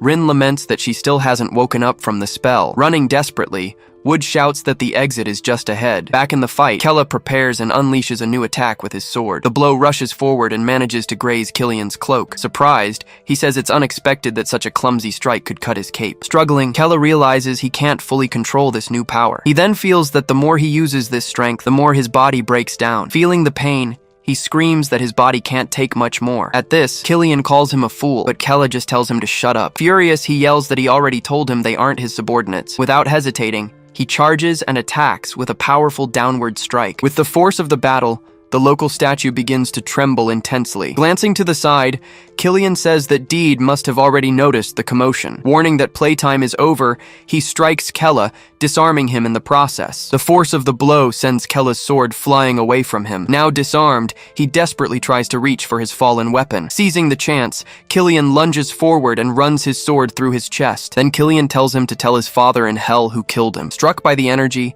Kella screams in pain from the enemy's fatal attack. Bleeding profusely, he realizes his recovery can't keep up and he's slowly dying. Leaving the dungeon, they celebrate that they're finally outside. Then Rin says the dungeon is about to collapse and worries about Kella, but Wood reminds her they need to save Srills, just as Kella ordered. Upset, she asks if that's all they're really supposed to do. Angrily, she recalls that Kella came back to save them from that situation, so she questions if it's right for them to just run away like that. Hearing her outburst, Wood just stares at her in complete silence. Agreeing with her, he says the order was only to take Srills. Realizing the loophole, they decide there were no orders for what to do after that. Meanwhile, Kella screams as he's struck by Killian's energy. With his body burning, he says his regeneration isn't working. Suddenly, a figure speeds past the battle scene. Shouting angrily, Rin orders Killian to get away from Kella immediately. Surprised by her return, Killian watches Kella still suffering from the blow. As he's attacked, he just complains that she's another distraction. Taking advantage of the distraction, Wood attacks Killian from behind with a shield bash. In response, the captain turns and lands a hard punch to his stomach. Confused, Kella asks why they came back, since he told them to run. Explaining the situation, Rin says they've already taken Srills to a safe place. Wood then adds that they will fight together until the end of the battle. Not knowing what to say, Kella just calls them both idiots. Thinking about his past life, he wonders if he would have had friends like them. Looking back, he remembers his father just drank and beat him. His friends were jealous and never once treated him with sincerity. To escape reality, he took refuge in the world of computer games. He always thought he would be alone, but now the situation was different. Thanking them, he realizes he now has people risking their lives for him. Clenching his fists, he prepares to use all his power. With determination, he says he's not alone and that he needs to recover. Shouting, he charges forward, saying he has to take any chance he gets. Screaming that he won't give up, he faces Killian with all his might. Seeing their resistance, Killian says they're fighting to the bitter end. Now recovered, Kella joins Rin and challenges Killian to fight. With great determination, he yells that they will never back down from this fight. Far away, Deed arrives on the island, remembering he saw Killian go in there. Riding the creature, he asks if the captain was having fun all by himself. With a mocking smile, he says he can't allow something like that. Elsewhere, Srills remains fallen and unconscious among the island's rocks. Despite her injuries, she finally starts to show signs of waking up. Her eyes then open, revealing a completely new and intense glow. Back in the fight, Killian concentrates a new magical power in his hand. Attacking first, he strikes Wood, who defends himself with his shield as best he can. Right after, he attacks Rin, who tries to block the blow with her daggers. In a swift move, he manages to land a deep cut on Kella's chest. With contempt, he asks if they thought they could beat him with numbers alone. Realizing the disadvantage, he sees his body won't hold out much longer. Desperate, he thinks he can't even buy time, and that they're all going to die. Angrily, he screams that this fight is his alone and tells them to go. But Rin tells him they've already decided and can't turn back now. Wood then confirms they will stay with Kella until the end of the battle. Not knowing what to say, he is completely shocked by their loyalty. Coldly, Killian warns that they will all die by his hand anyway. Terrified, Kella wonders if this is really the end of everything. But suddenly, a huge explosion of energy erupts, interrupting the confrontation. Surprised, they turn around, not understanding what caused the massive explosion. Unsure of where it came from, they wonder who could have arrived. From a distance, two figures watch, understanding what's happening in the fight. Just then, Srills appears, saying it's good that everyone is safe now. In disbelief, Kella asks if that's really Srills in front of him. Relieved, Rin and Wood celebrate, seeing that she's finally okay. Beside her, Deed says it makes no sense, but she ignores him. Stepping on him, she tells him to shut his mouth and be quiet immediately. With a serious look, she finally faces Killian, the captain of the Talkin squad. Surprised, Killian wonders how she endured the abyss of pain and defeated Deed. He then says he never imagined she would overcome Curdley's magic. Crossing her arms, she reveals that she spent twice as long in the abyss. Unleashing her power, she says this is the strength of the Sixth Circle. Completely shocked, Rin and Wood can't believe what they're seeing. Kella is also surprised,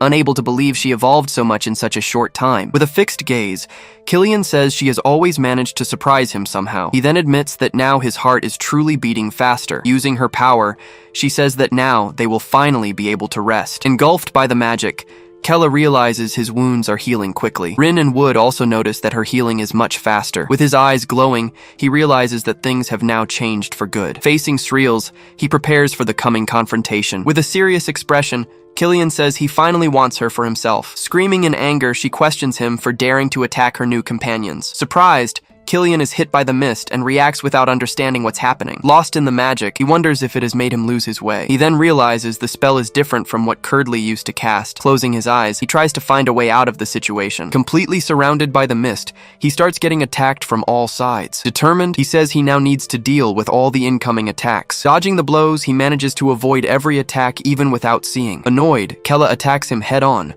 but his strike is easily blocked. Determined to end the magic, he raises his sword to break free. Sreels then shouts, warning that they need to stop him before he can escape. Understanding the urgency, he shouts that he won't waste his only opportunity. Even if it destroys his body, he warns that he will give it his all. Lunging forward, his strike lands squarely and cuts off Killian's arm. On the ground, his severed arm still holds his sword tightly. Killian then stares at the wound on his shoulder, now bleeding heavily. Shocked, Kella realizes he still managed to dodge the blow to his head. Grabbing his blade, Killian shows that he still managed to stop the fatal attack. Then he faces him, saying he only let his guard down because of her. Just then, a new energy begins to pour from his eyes and body. Seeing the danger, Sreels and Kella scream that this is very dangerous. In a flashback, a group of people walks through a mountain with 2 children. Terrified, a young Killman asks his brother where they are being taken. Their father tells them not to be afraid, because this is a special day. He then reveals that they will meet the god of light, Lumiaron, that day. Not understanding,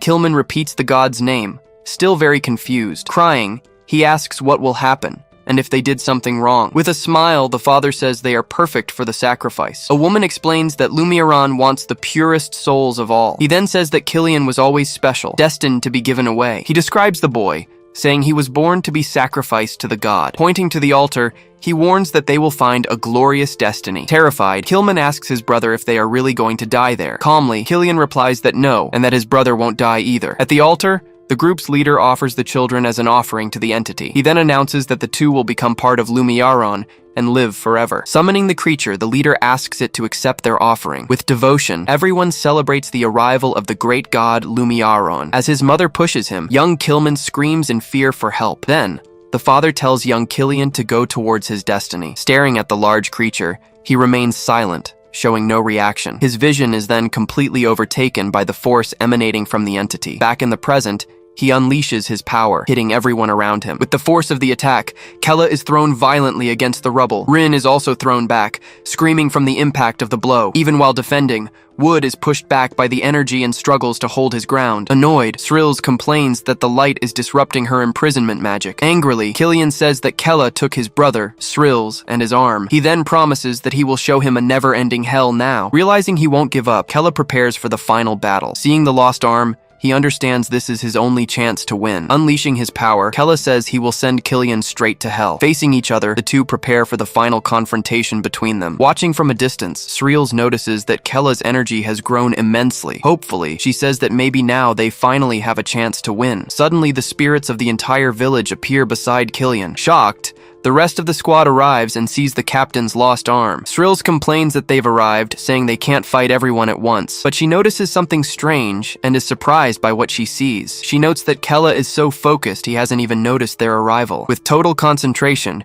he thinks that he must kill him right there, at that moment. Unleashing his power, Killian also prepares for the final attack of the fight. Screaming in rage, Kella warns that he will end everything in that instant. Deciding to act, Sreels says she can now defeat the entire Tolkien squad. Suddenly, a strange magic envelops Rin, who reacts without understanding. Wood is also caught by the magic, surprised by its power. Engulfed by the magic, Kella positions himself inside the large shadow creature. Attacking with full force, the shadow creature lunges at Killian. Even wounded, he manages to land, surrounded by the remnants of the dark magic. Looking up, he reacts in shock, not understanding what happened. Arriving at the scene, his squad finds only Killian and no one else around. Annoyed, Audria yells, asking where the demons who were there went. Kalka then recognizes the magic, saying he thought only advanced mages used it. Confused, Curdley says it's impossible to become a 6th circle so quickly. With a focused gaze, she seems to be analyzing the situation very carefully. Alone and badly injured, he just observes the now empty battle site. Lowering his head, he quietly speaks Kella's name. Seeing his arm, Audrey yells that she will kill them all for this. Kalka says he can't believe they defeated Deed while separated from the group. Picking up his severed arm from the ground, he holds it firmly. He then promises that next time, he will give him a worse pain. Surrounded by his energy, Kella prepares for the confrontation that is about to happen. Surprised, he realizes that Killian has completely disappeared from the battlefield. Annoyed, he yells, asking where he went, and tells him to come out. He then warns that as long as Killian keeps hurting them, he will fight back. Being hugged, he hears Srills say that everything is all right now, and that everyone is safe. Looking back, she explains that Killian is no longer there. Confused, he stares at her, not understanding how she suddenly appeared. Noticing everyone is there, he looks to the side and sees them. He then asks if all his companions are really alive now. With a smile, Rin confirms that yes, they all managed to survive. Wood then adds that everyone is alive because of the two of them. Crying with relief, he is happy to know that no one was seriously injured. Tired, he kneels, saying that this is a huge relief. He then thanks everyone for having survived such a difficult battle. Finally together, the group of 4 rests after the fight. With a smile, Srills looks at him, relieved by the outcome of the fight. Then she says she held on until the 6th circle, which was a relief. He pulls her into a tight embrace. He says he thought she had been killed by Curdley's magic. Still hugging her, he thanks her for managing to survive it all. Hugging him back, she tells him she would never die and leave him behind. From a distance, Rin just watches the scene between the two in total silence. Thanking everyone, he says everything would have been impossible without them, but Rin replies that they would have died if it weren't for him. Srills says they still have a chance, since they cut off his arm. Agreeing, he says it's truly a relief that it's all over. With a serious look, he realizes he's still the same cowardly Kella. Then he promises himself that he will never run away again. With determination, he decides he will become the strongest of all. Looking around, he asks where exactly they ended up now. Explaining the magic, Srill says the teleport's destination is always unknown. At this, Rin worries, thinking they might have ended up in the enemy kingdom. But Srills reassures her, saying the spell only works in demonic locations. So Kella says they need to figure out where they are to plan their next steps. Wood then asks how she managed to reach the 6th circle so quickly. Inviting them for a drink, she says she's held back for decades and needs to relax. Without wasting time, Kella says they should start exploring the surroundings. Changing scenes, Curdley announces that the captain's bleeding has finally stopped. Lying on the ground, Killian laments, saying he failed all his comrades. Deed tells him not to worry, as he's still strong regardless. Annoyed, Kalka tells Deed to shut up before he kills him right there. With a smile, Deed says he was just kidding and that he almost died. Angrily, Audrey yells that she doesn't understand how they tore off his arm. Explaining the situation, Killian says he let his guard down because of Srills. Laughing, Deed comments that he never imagined she would humiliate him like that. With a sadistic look, Deed warns that Srills will be killed by his hands. Facing the situation, Killian says she will be his, no matter what. Back on the island, Curdley warns that the condition of his arm is severe, so she suggests they return and call the holy healers for help. Curdley explains there's no way to track them and that the magic could fail. Furious, Audrey yells that she'll hunt them down herself if she has to right now. Killian then orders them to return together, as Srills is very dangerous. Angrily,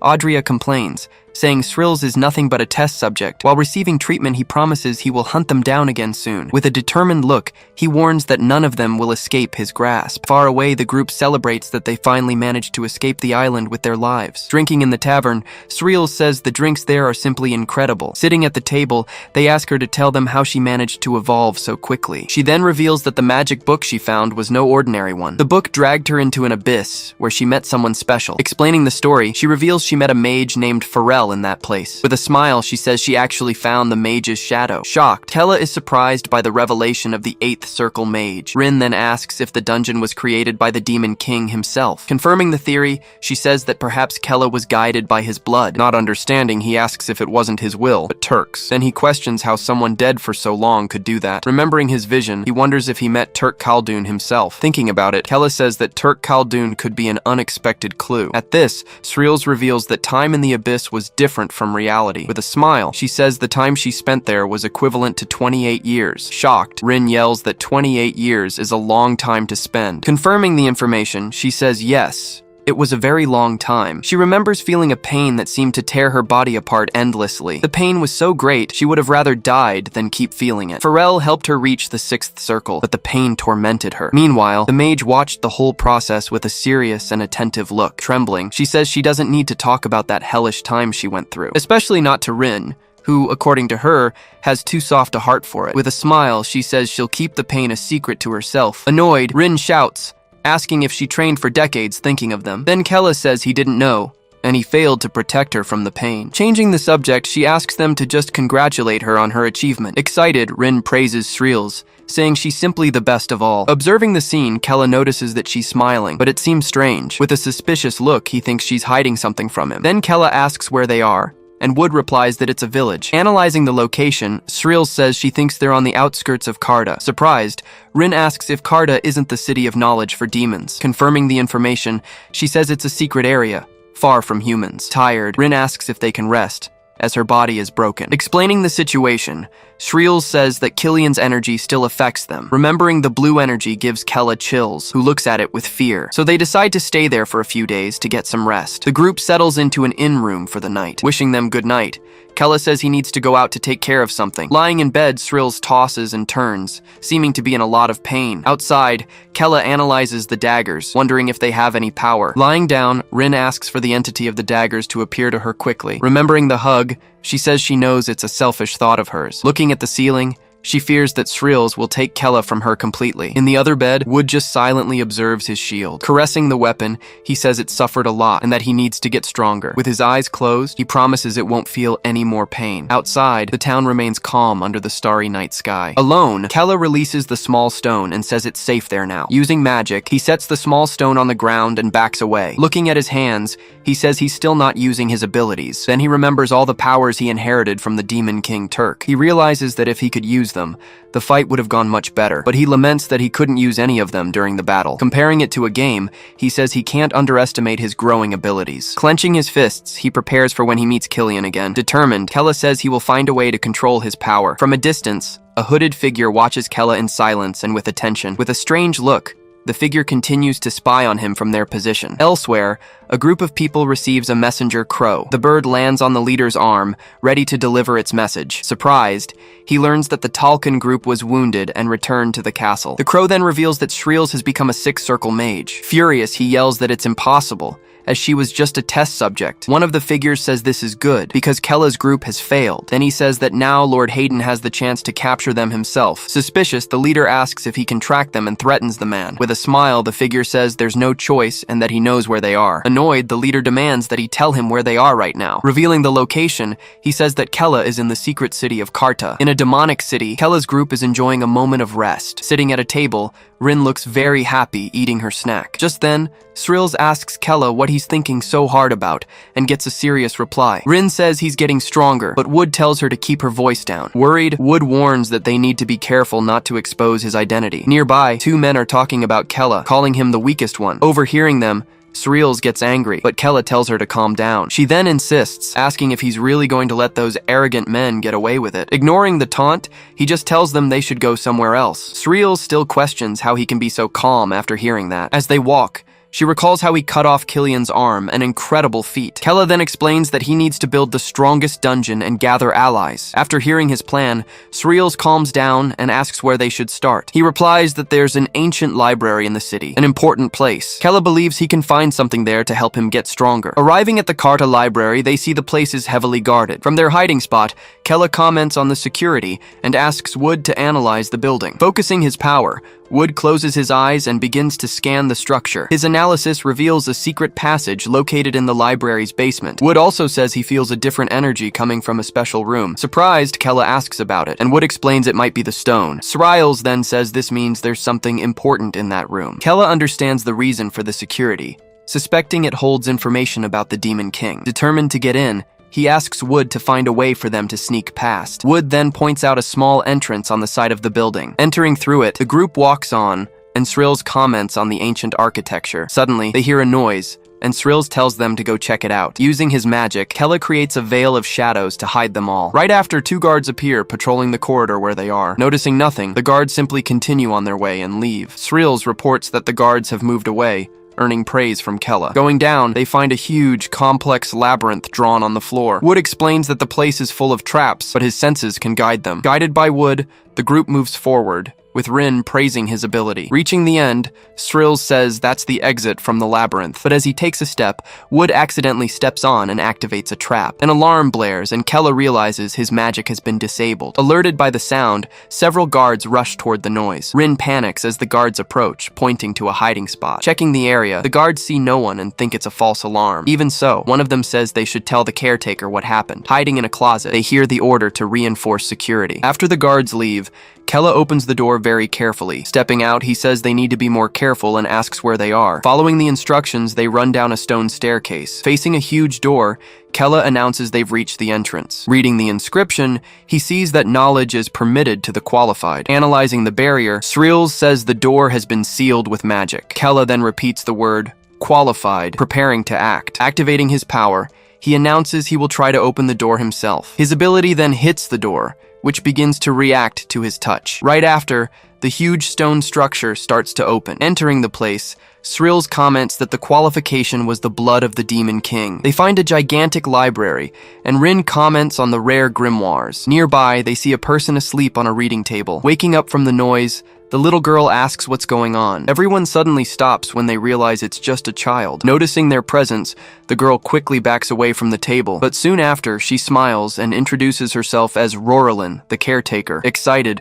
Roralyn says it's been 47 years since she's had visitors. Sensing her power, Srills warns her that she is not a child and asks for respect. Just then, Roralyn recognizes her as the demon who crossed the magical abyss. Changing focus, she jumps on Wood, thrilled to find someone of his species. Analyzing Wood, she says she can feel the aura of Draconis, finding it fascinating. Completely confused, Wood asks what she means by that. Kella then asks why the place is so heavily protected if she's so welcoming. She explains that making it here is proof that they are worthy. Rin asks what she means by fools, receiving an affirmative response. With a serious look, Roralyn says that humans are especially destructive. Kella remains silent, just staring intently at the small caretaker. Roralyn then points at him, saying she's come to help him control his power as a successor. With a smile, she warns that mastering such power is not simple at all. Floating in the air, Roralyn casts a spell called Cosmic Archive Acclarare. After the spell, several books begin to fly off the shelves toward the group. Roralyn finds a book and says it holds the answer he's been searching for. Then she reveals that the key is an artifact called the Demon King's Crystal. Surprised, Kella repeats the crystal's name, unable to believe what he just heard. Explaining the history, she says the crystal was broken into 3 pieces. Srills comments on the magic war,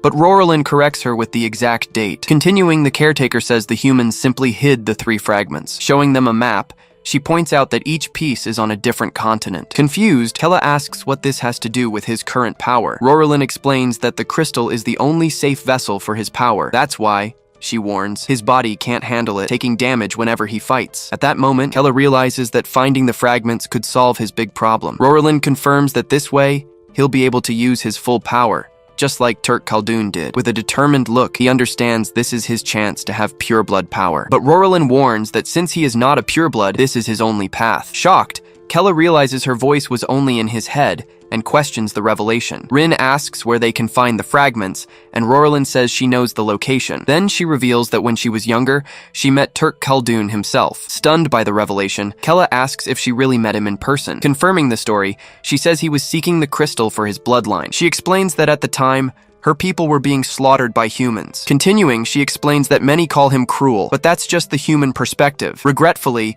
she says she was never able to thank him, but now she has found his descendant. Crying with joy, she says she feels happy to be able to help his bloodline. Holding his hands, her emotional thanks leave him flustered. That story makes him rethink everything he had ever learned about Turk. With great excitement, Roralyn finally announces she'll tell them where the crystal is. She reveals the location is Mortuorum, known as the Demon King's graveyard. According to her, Turk himself revealed that the first fragment would be there, but she admits she doesn't know about the others, which angers Kella. Correcting Kella, she says that just one fragment will make him much stronger. Kella asks why humans would hide the crystal in such an obvious place. Roralyn then explains that the crystal was hidden there because of the souls. Furthermore, she warns that the place is filled with trap spells. Angered by their audacity, Srills says this is open mockery. Changing the subject, Roralyn announces she will give them a gift for their journey. Leaping toward him, she casts a spell and hits him directly. She explains it's a protective magic that will also reduce physical damage. Clenching his fist, Kella feels the new strength coursing through his entire body. Right after, she offers an ancient magic tome to the mage Sreels. Surprised, Sreels says she believed those spells were just ancient legends. Roralyn then assures her that she will master the magic, asking her to use it well. Seeing all this, Rin asks what she'll get and receives a petal. Completely confused, she looks at the item, but Roralyn tells her to keep it safe. Turning to Wood, she says he already carries the most valuable gift. Then Roralyn explains that inside him lies the seed of Draconis, which will awaken. Wood says he can't understand what she means by that. Touching his shoulder, she advises that time is their greatest weapon. Then Roralyn informs them that Mortuorum is a 6-day journey from there. She explains that a crimson mist surrounds the entire dangerous place. Being a barrier from the magic war, this mist can read minds. With a smile, she warns that all their hidden fears will be exposed. Kella then warns that if anything goes wrong, some of them could die. Rin then states with conviction that they can do it. Kella says they've overcome many dangers and can't give up now. Watching the group, Roralyn realizes the world is starting to change. Kella invites her to join their journey, but she turns down the offer. He then comments that it would be great to have someone so strong in their group. As they say their goodbyes, the group thanks Roralyn for all her help. Smiling, she says there's no need to thank her, as their visit was a gift. She then gives them one last warning: don't eat anything in Mortuorum. Hearing her advice, Kella confirms he understood the message perfectly. Waving to them, Roralyn wishes them all a safe journey. Leaving the library, the group walks through the city at night. As they walk, they talk about Roralyn and her growing connection with Turk. Sreels then suggests that this is all part of a much bigger plan. At that moment, Rin asks if they're heading to Mortuorum already, her fear showing. Wood tries to calm Rin down, but the girl snaps back with irritation. Focused, Kella says they need to find the crystal to create the ultimate dungeon. Shifting to the palace, the king questions Killian about his defeat at Kella's hands. On his knees, Killian takes responsibility, and the king asks about his plan. He then swears that as soon as his arm is healed, he will hunt down the group. With a suspicious look, the king warns him about the consequences of another failure. Killian assures him he doesn't need to worry, swearing on his own life. Elsewhere, 2 guards watch over a sinister-looking gate. Inside, one of the mages warns of the risks of the summoning ritual. Even while lying down, Killian orders Curdley to proceed with the forbidden procedure. She then explains that to inherit the arm means to inherit its will as well, but Killian insists his will is stronger and tells them to begin. Without another word, Curdley simply observes her captain's determination. Seeing his insistence, she prepares to begin the restoration ritual. At that, the mages begin to chant an ancient incantation in unison. They continue to recite the words of the complex and dangerous summoning ritual. Summoning her magic, Curdley recites the words of the ancient summoning incantation. The ritual then summons a giant creature that roars over Killian. Swearing he will kill Kella, he also vows to take Sreels for himself. The spirit creature then roars powerfully, looking down at the man. Determined to take the arm, he says he's ready for the transplant. A few days later, Kella's group is traveling through a forest at night. Near the campfire, he warns that they'll reach the blood mist tomorrow. Sreels comments on the spells, saying they are truly incredible and complex. Holding her daggers, Rin says they feel more familiar now. Wood says he feels something similar, stating that his shield whispers to him. Kella then concludes that meeting Roralyn helped them all grow. Suddenly, Wood's ear twitches, indicating he sensed something. Jumping to his feet, he warns that people are approaching the camp. Analyzing the situation, Sreels says their footsteps carry sacred mana. Without hesitation, Rin stands up and shouts for them to stop hiding. Stepping out of the shadows, a man approaches and calls out for Kella Khaldun. Saying he's finally found him, the man stares at Kella with intense seriousness. Accompanied by his mages, he comments that the reports about Kella were true. Sreels then recognizes him, identifying the man as Hayden, the Archmage of Talua. At that, Hayden calls her a traitor, warning that there's no point in trying to run. Preparing her weapon, Sreels replies that she sees no need to run. With a smile, Hayden notices she's finally reached the 6th magic circle, but he questions if she can face 6 mages enhanced with Imperial crystals. Seeing this, Sreels wonders why the Emperor would use something so precious. Hayden then warns that if they don't resist, he will grant them a painless death. Without hesitation, Hayden launches a spell with several magical energy swords, but Kella easily dodges all the attacks thrown at him. Surprised, Hayden orders everyone to attack using the sanctuary's judgment. His mages then begin to conjure a very powerful light spell. Together, they prepare the combined attack to end the fight at once. Several beams of energy rain down from the sky, completely surrounding Kella's group. At this, Sreels creates the Shield of the Abyss to protect everyone. The barrier holds, completely blocking the powerful light magic. Hayden screams that it's impossible, as the light should purify the darkness. Sreels then explains that abyss magic can match that of the sanctuary. Concentrating her energy, she prepares to launch her own counterattack. Casting the Mist of Oblivion, she hits the enemy mages head-on. Struck by the magic, the men begin to scream, feeling the effects of the spell. Confused, they ask where they are and beg Hayden to save them. Recognizing the spell, Hayden realizes he has no time to help his men. Determined to strike back, Hayden launches an attack with even greater power, but Sreels dodges easily and asks if that's all he can do. Screaming for her to die, he unleashes a concentrated beam of light. At that moment, Kella leaps in front of her, saying he won't allow it. Using his power, he blocks the attack, yelling that he won't let anyone die. Hayden is stunned to see the spell blocked, unable to believe his strength. He then orders his mages to take care of the other two while he fights. Obeying the order, one of the mages immediately launches an attack. The spell charges forward and hits Rin squarely, sending the girl flying. In trouble, she says she can't keep dodging and calls for help. In a desperate move, she throws her daggers, which block the spell. Seeing his attack stopped, the hooded mage is completely stunned. Her daggers then begin to transform into a much larger weapon. Rin grabs the new weapon, completely astonished by what just happened. She then realizes that the daggers responded directly to her will. Shouting with all his might, Kella begins to unleash his power. His demonic energy expands overwhelmingly around his body. Seeing this,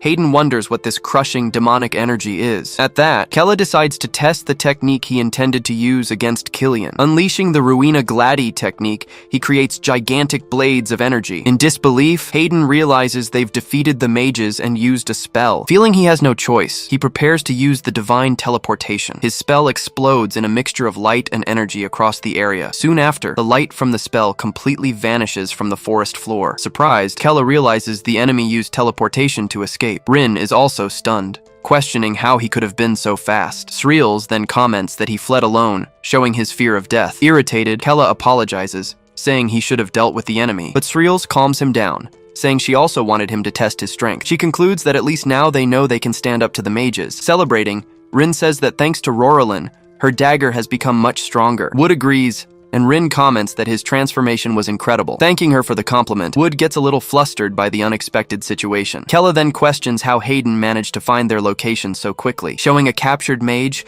Sreels reveals she caught a spy who was hiding. She then asks if they should interrogate the prisoner to find out the truth. Suddenly, Kella and Rin look at the figure with great surprise. With a sinister smile, the spy asks what happened to the old Kella. Removing her hood, the spy reveals herself to be Seldera, surprised by his strength. Completely shocked, Kella screams her name, unable to believe his eyes. Far away, a teleportation portal opens in the middle of a desert. Emerging from the portal, Hayden appears with a look of pure fury on his face. Falling to his knees, he screams in rage at the outcome of the fight. He realizes that not just Sreels, but the entire group has grown strong. He knows the Emperor will be furious about his failure. In despair, he laments having to rely on Killian's help again. Flashing back to the past, a cult offers pure souls to the great Lumiaron. Before an altar, the children are told they will become gods with Lumiaron. Then, the cult invokes the divine beast, asking for blessings and abundance. The cult leader then addresses the beast of great light, Lumiaron. Ignoring the cries, a mother tells her child to go, for Lumiaron awaits. Next, a father shoves young Killian forward, calling him his proud son. Without a word, young Killian just stares at the immense divine creature. Then, the light from the divine beast illuminates the entire ritual site. As a result,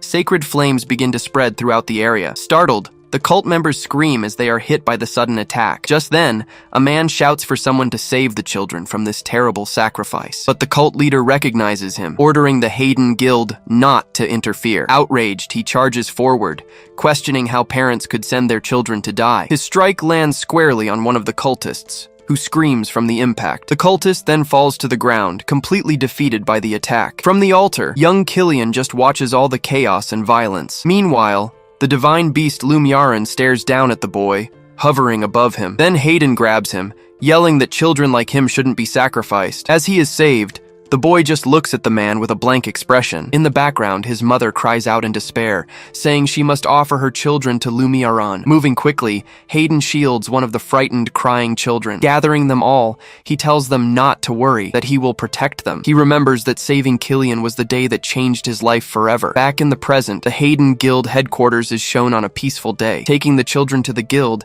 Hayden offers them a new home. At the time, he was satisfied with just having saved the two young boys. He already knew that young Killian had received the light of the divine beast, but Hayden didn't yet understand what that truly meant for the future. During a training session, an instructor is hit by a very powerful blow. Standing before him, Killian hears the man surrender after his defeat. The instructor then warns that no one else in the guild is a match for him. Hayden then wonders how he became so skilled with a sword. After his victory, Killian just stares at the man on the ground in the courtyard. With his eyes glowing, he says he still wants to do much more than that. Sensing the danger, Hayden screams desperately, telling him to be careful. Then a huge pillar of energy erupts, hitting the instructor head-on. Watching the scene, the others scream, wondering if he's gone mad again. After the explosion, the boy falls to his knees, surrounded by residual energy. Hayden then understands that Killian's power defied all his knowledge. He recalls that Killian's light explosions always hurt everyone around him. One night, Hayden went to the boy's room for a serious talk. Asking how he was doing, Hayden hears the boy say he feels fine. But the boy asks who will teach him if everyone dies so easily. Speechless, Hayden just listens to the cold words spoken by the young boy. Realizing his coldness,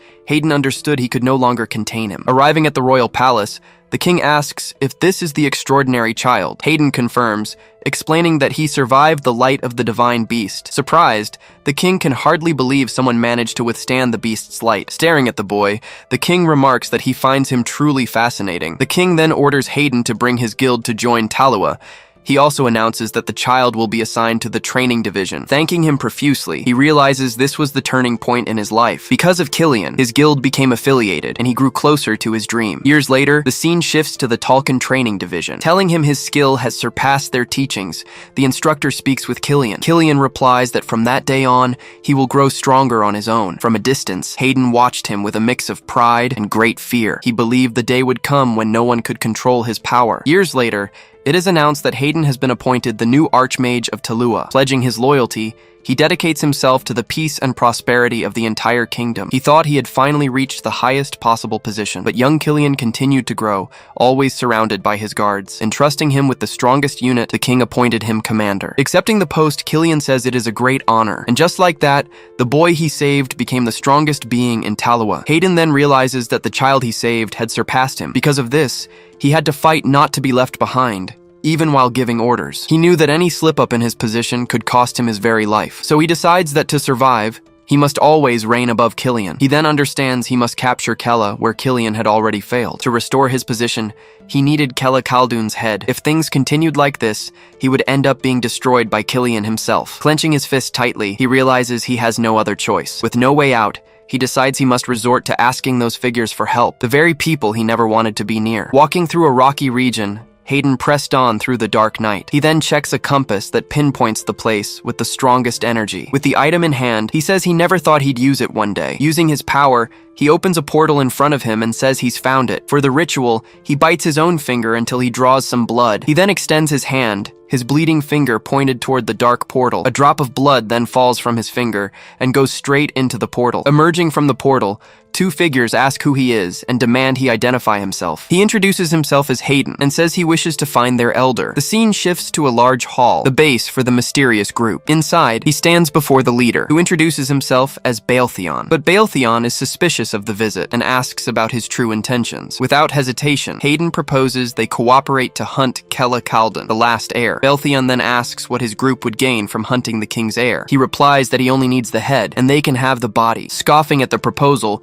Baltheon says it would be better to use him as an experiment right there. To save himself, Hayden offers a rare item called Lumina Ether as part of the deal. Seeing this, Baltheon asks in surprise how he obtained such an artifact. Hayden explains it was a gift he never used and that it would be useful to them. Even so, Baltheon states that his group doesn't form alliances with anyone as a matter of principle. Then, Hayden reveals that Kella is currently awakening the power of the ancient demon king. He confirms this information, adding that Kella also commands very powerful mages and allies. Hayden then says this is their only chance to study the king's bloodline. After considering the proposal, Baltheon seems to make a decision. Accepting an alliance, he warns that he will turn Hayden's soul into research material. Hayden agrees to the terms, pleased to have successfully manipulated the Tarsika group. Changing scenes, Srils asks Keldera if she used that sword to find him. Seldera replies that her sword can locate anyone it has ever cut. Kella then remembers exactly when that first happened to him. In a quick flashback, his mother Karisti strikes him with the sword so she can track him. Confirming the story, he warns that he's going to take Karisti's sword. She then wonders why he called her Kariste, not mother. Remembering how he always used to cry,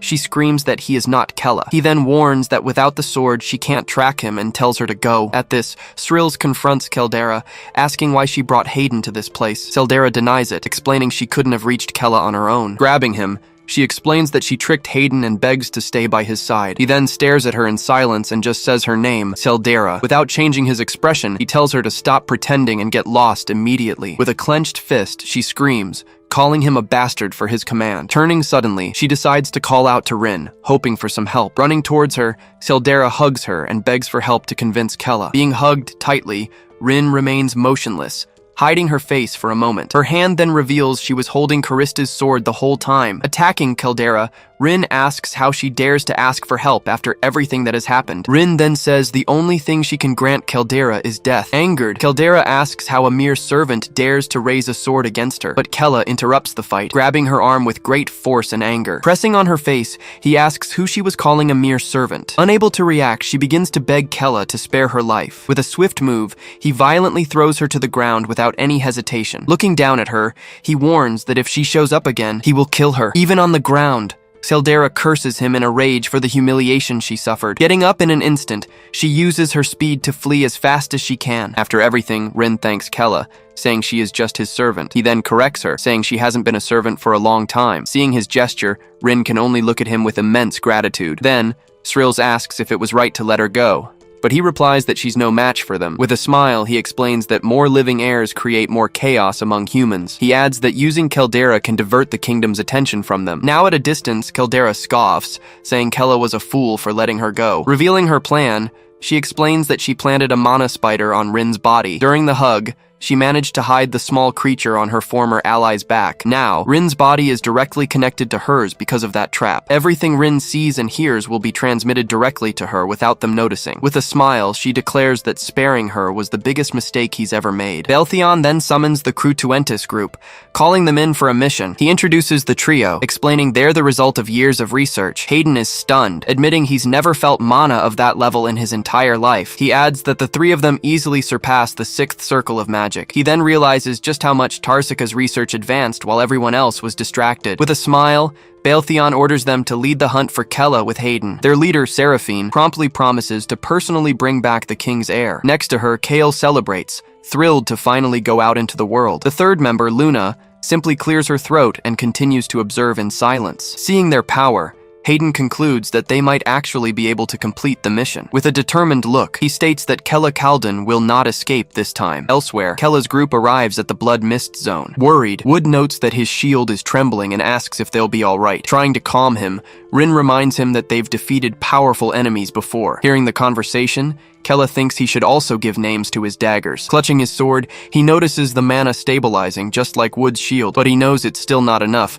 and there's no turning back. He decides the group will rest and cross through the mist in the morning. At a palace, night fell over the kingdom's imposing structure. Inside, Killian announces that the long and difficult process has finally been completed. Raising his transformed arm, he reveals that it is now Rudawak's arm. Worried, Curdley asks him to give a signal if Rudawak tries to invade his mind. He reassures her, guaranteeing that no one can invade his mind like that. Just then, a soldier runs into the room, shouting that he has urgent news for the captain. He reports that Hayden attacked Kella, but only 2 wounded mages returned alive. Worse still, the soldier reports that Hayden's current location is completely unknown. Clenching his fist, he admits he was careless and that Hayden is now a victim. Curdley then remarks that Kella is growing stronger, especially now that he's working with Srills. He orders her to summon the white-clad Talcon to track Kella as quickly as possible. Back with the group, Kella says the mist tests whether everyone has the same goal. Asking about the mist, Rin wants to know if they need to have the same intention. Answering her question, Wood says there shouldn't be any problem. He then explains that everyone can have a different reason for continuing, but Srills corrects him, saying they are together to protect each other. Agreeing with her,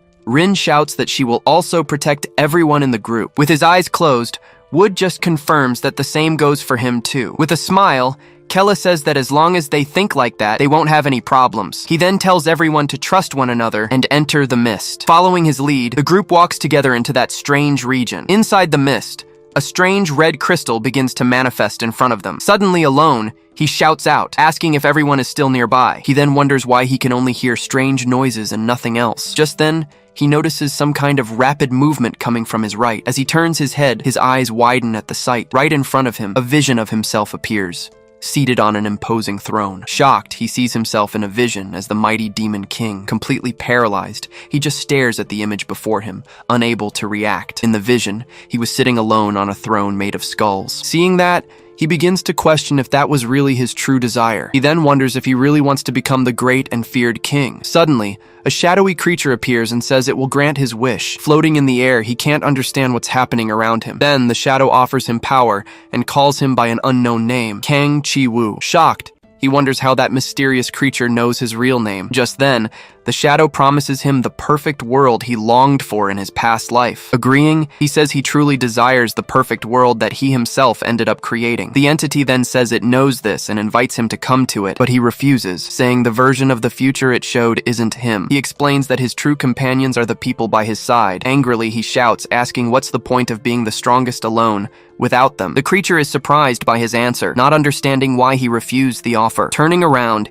he yells that this is an illusion and no one should fall for it. But the creature says it's a mistake to deceive one's own heart that way. Feeling immense pressure, he tries to resist, screaming that he won't yield to its power. Falling to his knees, he realizes he can't escape the mist no matter what. Elsewhere, Srills was also trapped in an illusion created by the blood mist. In her vision, her brother had become the demon king and destroyed everything. The same shadow promises to open a path for her to reach that future now. She then wonders if that's even possible, doubting the vision before her. Meanwhile, Rin was in her own illusion, completely detached from reality. In her vision, Kella would be by her side, not with Srills in the future. With a smile, she says she can finally have Kella all to herself. The dark entity then promises to grant her wish, asking her to come closer. Reaching out, she declares that Kella is hers and no one else's. Her eyes fixed on the vision, she seemed completely consumed by the powerful temptation. Remembering the past, she reveals she had loved Kella since the first time she saw him. He accepted her as a friend, even though she was just his servant. Now he treated her as a true companion, a real friend. After everything, she still loved him and wanted to always stay by his side. But for a moment, the flow of her thoughts seems to change direction. Taking a step forward, she says this wasn't just for her. Reaching out her hand, she states that her wish was for the good of everyone. Screaming with all her might, she refuses to succumb to such a powerful temptation. Suddenly, the petals she was carrying explode powerfully in front of her. Surprised, she wonders if those are the petals Rorolan gave her. Just then, a woman appears, saying she seems qualified to finally meet her. Startled by the appearance, Rin asks who the woman in front of her is. She then introduces herself as Clarine, a swordswoman who trained with Turk Khaldun. Crying with relief, she says she will finally have the strength to protect others. Clarine then calms her, saying she will guide her through her mind now. Asking her to take the blades, she feels the daggers' names coming to her. With the daggers in her hands, the names Dove and Crow are finally revealed to her. Clarine encourages her, telling her to remember she is with her and to cut through the mist. With a swift movement, the dark entity is struck by a powerful, unexpected attack. Executing a single strike,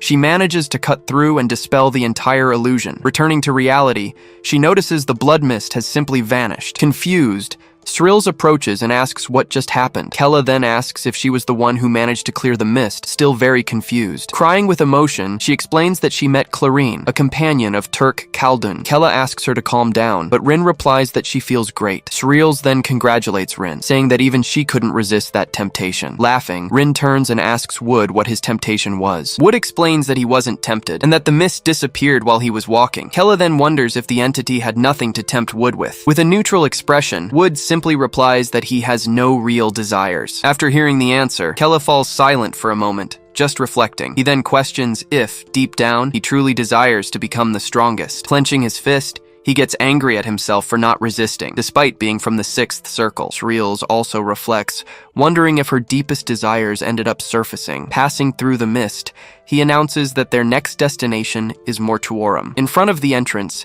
he says that's the gate to Mortuorum. Kella says the place radiates terror, while Wood says his shield is trembling. Approaching the door, Srills reads the inscription forbidding entry to any living being. Then Rin asks, annoyed, if they have to die to get in. Determined to try, Kella approaches the gate to use his magic power. Then an entity appears at the gate, asking who dares to enter the realm of death. Fearlessly, he introduces himself as Kella Khaldun, son of the demon king Hel Khaldun. Calling him a half-breed, the entity warns that it will kill him for his audacity. Angrily, he states that Rorolan wouldn't have sent him just to be stopped here. Unleashing his mana to its limit, he yells for the gate to open immediately. The guardian is stunned, asking if that was Turk Khaldun before him. He then asks, confused, why the Guardian called him Turk Khaldun. Though confused, the Guardian announces it no longer has a reason to block their path. Opening the skull's mouth, the Guardian simply tells the group to enter. Astonished, Srills asks if Kella was mistaken for someone else, and Rin celebrates his power. Remembering the vision, he was now sure that was indeed Turk Khaldun. He then wonders if he's also connected to Turk, just like his companions. With no time to think, he announces the door is open and they need to go. Entering the place, he tells everyone to stay alert, as they don't know what to expect. Suddenly, they find themselves in a cemetery filled with the souls of ancient kings. Angered by their presence, the souls ask why they have come to this place. Then, one of the spirits grows massive and shouts for the others to kill them. Without hesitation, Kella draws his sword and tells everyone to prepare for battle. In an instant, the souls surround them, shouting about how they dare to disturb their rest. Trying to calm them, Kella shouts that they've come for the king's crystal, but a spirit replies that he is not worthy of possessing the relic. Seeing it's no use, he realizes they aren't mistaking him for Turk. At that, Srills uses her abyss spear, summoning multiple weapons to attack. Several spears strike the spirit dead on, which takes the full force of the attack. Elsewhere, Rin attacks, apologizing to the souls as she fights them. Wood uses his shield to block an attack, telling it to be brave. Attacking with his sword, Kella yells as he charges the spirit in front of him. With a smile, he realizes his strike passed right through the enemy's body. But the spirit calls the group fools, saying they can't cut them. Seeing the attack fail, Kella is in shock, not understanding what's happening. The soul then explains that the opposite, however, is a different story. In an instant, one of the spirits lands a direct hit on his chest. Even with his mana-infused sword, he realizes he can't cut the spirits. Shocked,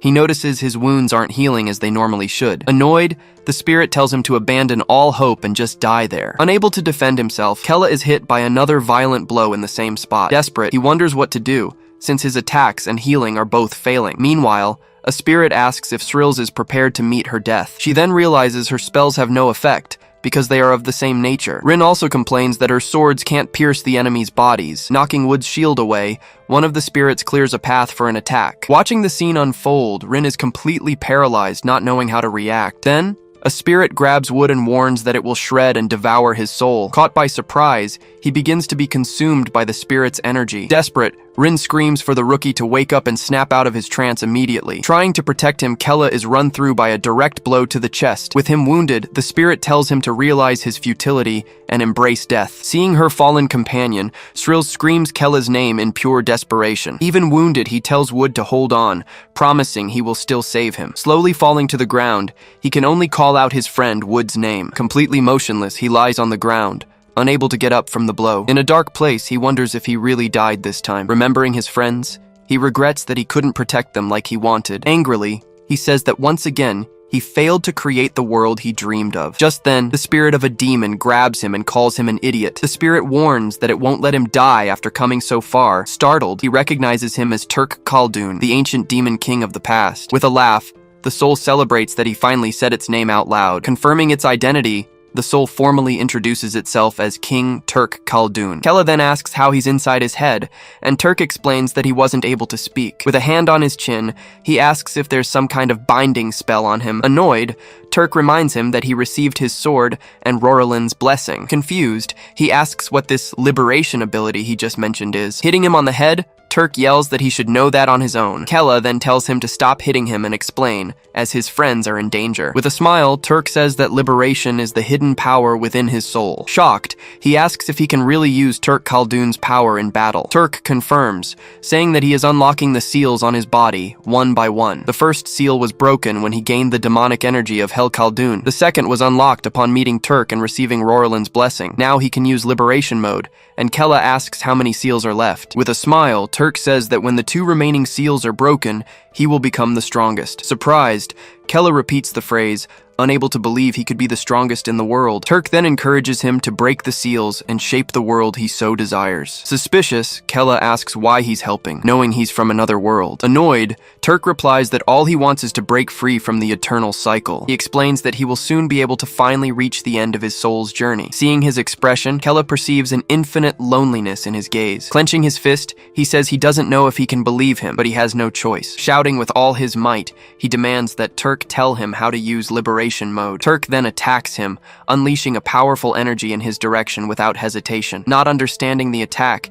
he asks what the hell Turk was doing. Turk then yells at him to focus on the sensation and connect his consciousness with his. Surprised by the revelation, he yells, asking if that's only 20% of the power. Calling him arrogant, Turk warns that his body can barely handle that much power. Even so, he argues that living beings cannot attack the souls of kings. With a frightening smile, Turk begins to ask him a very direct question. He then asks if, by any chance, he looks like a living being to Kella. Realizing the truth, he is completely paralyzed by the revelation about his nature. Shouting loudly, Turk tells him to get up before he dies there again. Back in the cemetery, his eyes suddenly open with new determination. His hand then begins to change, growing sharp, much darker claws. Seeing him move, the spirit asks if he's still trying to resist. Even though he's badly wounded, he assures the spirit that this isn't over yet. With a shout, he finally activates liberation mode, unleashing all his power. Wielding the transformed sword, he executes a powerful attack against the spirits present. With just one blow, he manages to cut the spirit in half with no difficulty. His body, however, is thrown back by the powerful recoil. Seeing the result, the spirit asks how that could have suddenly happened. Falling to the ground, his hand touches the soil and releases a small wave of energy. In an instant, the energy expands, hitting all the other spirits there. The shockwave hurls his companions away with the force of the impact. Completely in shock, Srills calls out to Kella, not believing the scene he just witnessed. Even from his knees, he gets up and begins to spin his body in the air. Rushing forward with speed, he begins to cut down every spirit in his path. Focusing all his power, he declares that this will be his final blow. With one last move, he releases a great wave of energy in all directions. Even wood is thrown far away, crashing to the ground from the impact. Hit by the blast, Wood falls to the ground, unconscious after being caught in the final attack. Defeated, the spirits begin to dissipate, unable to believe that mere living beings had won. Watching the spirits vanish, they wonder how this could have happened. With a blood-covered face, he says that he may have a living body. Then, he adds that this power was not from a living being. Injured, Kella says he can cut through the spirit if he unleashes Turk's mana. Approaching him, Sreels asks how he used such powerful mana for that. Seldera then thanks Kella, saying the rookie almost died. Feeling his recovery, he notes the process is much faster than before. With a serious look, Srills asks him to explain what happened. He replies that Roralin's blessing made him much stronger. Suspicious, she asks directly what he's hiding from the group. She then questions if he eliminated the spirits, and he worries about the crystal. Suddenly, a strange sound catches everyone's attention in the cemetery. Caldera turns around, excitedly saying that's the sound of a kitten, but a giant cat appears before them, surprising everyone with its size. Greeting the group, the creature claims to be an old resident of this place. Startled, Kella asks if he happens to be one of the vengeful spirits. Telling them to calm down, he says he's normal, but Seldera yells that he isn't. He explains he grew large by absorbing mana, as he used to be much smaller. The cat then says he knows what they're looking for and invites them to talk. Sreels warns Kella that the cat is suspicious, but it hears everything. Caldera disagrees, telling Kella he doesn't seem evil. Ignoring the conversation, the cat says he has prepared food for the group. With no other choice, Kella decides they should follow the creature. With the choice made, the cat praises his decision and asks them to follow. Guiding the group, he reveals a secret passage behind some rocks. Inside, everyone is amazed by the magical underground place. Kella comments that he'd love to use it as a reference for building a dungeon. He also says he's always wanted to design his game's lobby like this. Boasting, the cat says it took him 500 years to decorate his home. He then invites everyone to eat, saying they must be hungry. Seeing the lavish table, Kella asks what a glowing pudding is. He explains that the macaron heals wounds, calling it the sweet of happiness. Excited, Seldera gets ready to eat, but Kella shouts for her to wait. Confused, she asks why she can't eat the food offered there. He then explains that in the realm of the dead, eating is a way to trick souls. At that, Shreels seems to remember something important she heard before. Caldera gets scared, remembering Roralin warned them not to eat anything there. The cat praises the young king and is asked the reason for his joy. He reveals that this was the final test, and also the most difficult one. Kella then asks what would have happened if they had eaten the food. Smiling, the cat replies that they would have become his meal. He says they have proven their worth and asks the group to follow him. He explains they've passed the tests and is asked if he'll now give them the king's crystal. He then places his paw on the device, activating a magic circle there. Inside the device, a crystal begins to materialize in the middle of the flame. Then, the crystal floats out, slowly emerging from the glass device. Offering the item, he says that this is the crystal Kella was looking for. With the crystal in his hands, Kella is surprised he got the item so easily. He concludes that without Roralin's and Turk's help, they never would have managed. Holding the crystal, he admits that it actually wasn't easy to get this far. Sril's comments on the immense power she can feel coming from the item. Tildera says the crystal is beautiful, looking like something very precious. Wood also says he's never felt an energy like that before. Then Kella asks why the kings would give them something so valuable. The cat explains that the spirits actually desire eternal extinction. Sril's then questions why they attacked them in that way. He then reveals that they attack the living, begging to finally be destroyed. Kella understands, realizing the souls have been in pain all this time. Telling him not to blame himself, the cat says he granted them peace. He then wonders if that's what Turk meant by eternal rest. He then questions if Turk also desires extinction for himself. Looking at the crystal, he wonders if he's being used for that purpose. He then wonders if Turk, like the others, desires extinction. Looking at the crystal, he questions if he's being used for this purpose. Tildera then asks the cat if he guarded the crystal alone all this time. He confirms, saying he waited 500 long years for this moment. In a memory of the past, Arkan asks if Sylvandra is really going to leave him alone. She just stares at him with a sad look, listening to his plea. She then tells him he's too big to be called little anymore. Holding his paw, she says that only he can protect the king's crystal. Crying, he asks if she's leaving because he's a problem. She hugs him, saying it's very hard to have to leave him behind. A single tear runs down his eye as he feels her embrace. He realizes her sadness is even greater than his own. She then asks if he'll be able to complete that important mission alone. Shouting, he replies that he definitely can't do it without her. The memory shows that, thanks to her, he survived death more than once. In a memory, he says he was very happy as she watched him grow. The memory continues, with him refusing to be separated from her for even an instant. Being hugged, he says he would cry if they were separated for even a moment. Coming out of the memory, he gathers his courage and tells himself he can do it. Then, crying, he promises he'll do anything, including guarding the king's crystal. Crying as well, she smiles and says he is her dear Arkan. Before leaving, she promises him that she will definitely return one day. Back in the present, he explains that solitude was the one thing he was able to protect. Tildera then comments that such loneliness is simply unimaginable. He says that greedy humans and demons came, but they all failed the tests. The demons who appeared lacked the ability to withstand the crystal's power. Kella asks how he knows Turk, and the cat says he was the strongest. He then reveals that the ancient and powerful demon King Turk is now inside him. The cat instructs him to place the crystal on his hand so they can become one. Watching the fusion, he admits he doesn't know the effects, as this is a first. Screaming that it's hot, he feels intense pain as the process begins. He then realizes the crystal is entering directly into his hand. Writhing in agony, he lets out a scream with all his might. Inside his mind, a mysterious figure tells him to hold on tight. Surprised, he wonders what is happening at that very moment. Then he questions if that is the original owner of the king's crystal. Appearing suddenly, Turk confirms the suspicion to the astonished Kella. Turk then tells the ancestor that his crystal has returned to the world. He then promises to ensure the great demon king's power will pulse once more. But Turk replies that he's going to take back the crystal he left behind. Interrupting the conversation, Kella tries to ask Turk's spirit a question. He shouts at Kella to stop talking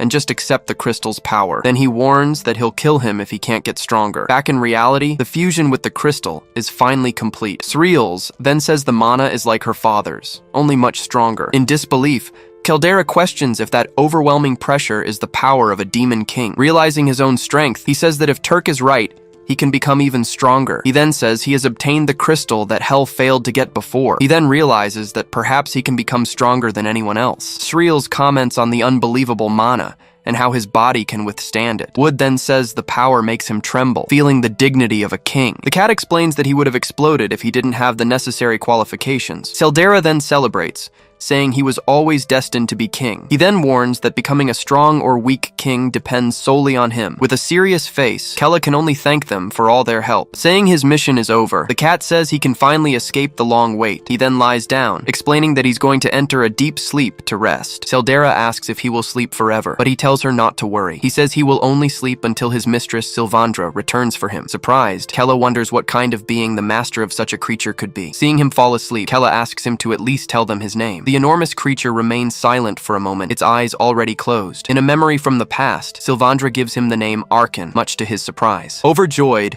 the memory shows him shouting that he loved the name he was given. In the memory, he thanks Sylvandra with a smile, happy with the gift. Then Arkan says his farewell, stating that his name is his greatest gift for living. After the long wait, he finally falls into a deep and peaceful sleep. Looking at him, Kella thanks Arkan for all the help he gave them. Sril says that, although she suspected it, she felt a warmth mixed with loneliness in him. Saying her goodbyes as well, Teldera wishes that the guardian Archon may sleep well, and so the whole group watches the creature fall peacefully asleep on the large rug. Once outside, Kella talks about leaving while Caldera complains about being hungry. Wood then says he senses mana on the scale of a village to the northwest. Excited, Sreels and Caldera shout, asking to be teleported there with magic. Teleporting, the group arrives on a cliff overlooking the village of Venetia. Kella then decides they should walk from there, without using magic. Arriving in the village, they see a guard whipping a demon to make him hurry. A mother then begs them to spare her son, but the guard tells her to shut up. Grabbing the child, he says it's an honor to be offered to Drazel. Desperate,